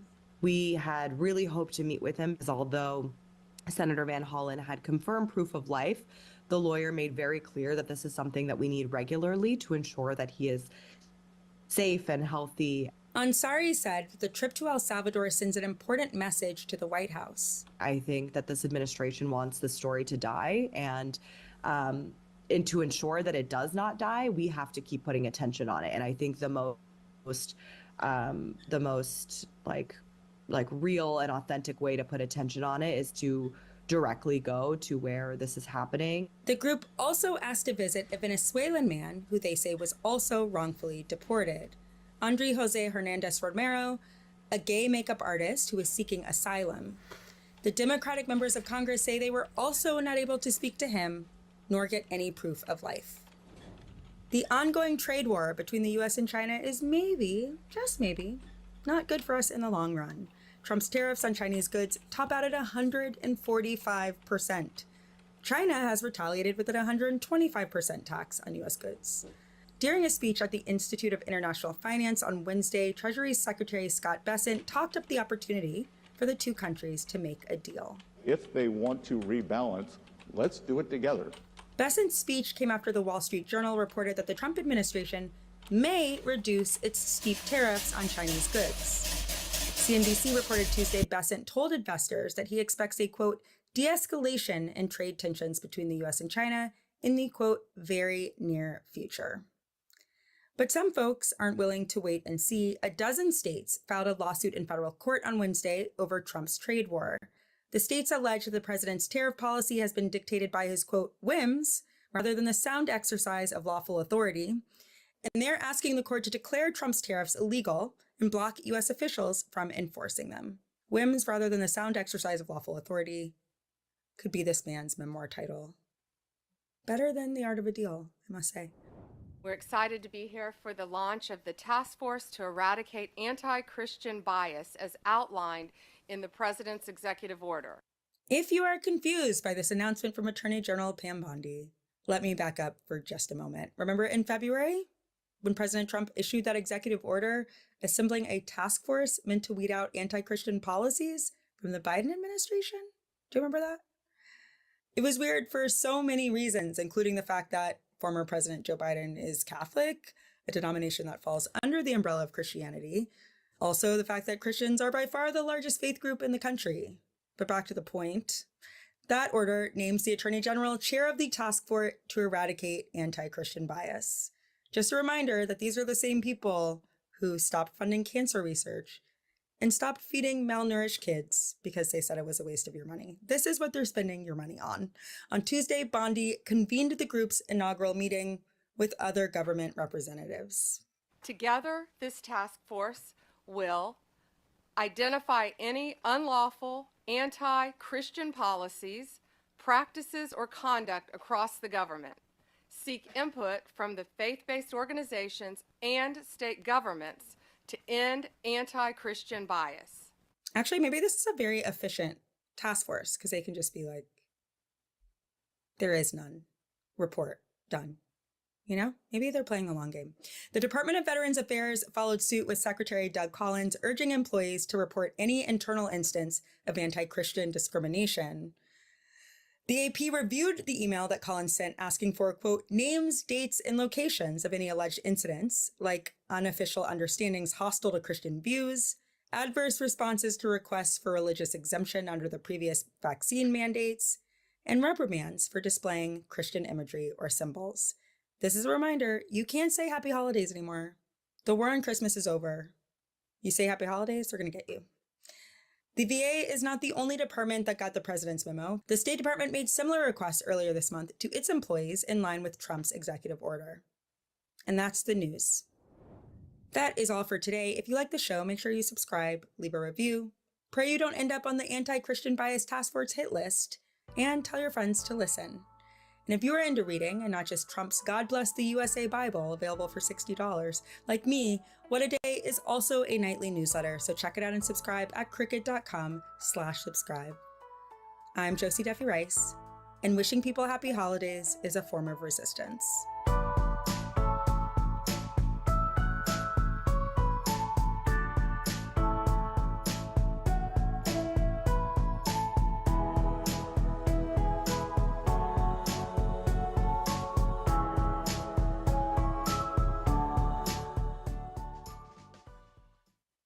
Earlier this month, Health and Human Services Secretary Robert F. Kennedy Jr. announced plans to end the federal recommendation that municipalities add fluoride to their drinking water. The Environmental Protection Agency also said it was reviewing, quote, new scientific information about the risks of fluoridation. Given this renewed debate, we wanted to hear one perspective from a community that did remove fluoride from its water, the Canadian city of Calgary. Earlier this week, I spoke to Lindsay McLaren. She's a professor of community health sciences at the University of Calgary, and I began by asking her why we started fluoridating water in the first place. In regions of the United States and elsewhere, it was observed by local dentists, this was back in the 1940s, that people living in certain communities had kind of a staining of their teeth. But their teeth also turned out to be quite resistant to tooth decay. That's all I have And on the so list. it was So we've seen this already. So that's where we're going to end for today. Going long anyway.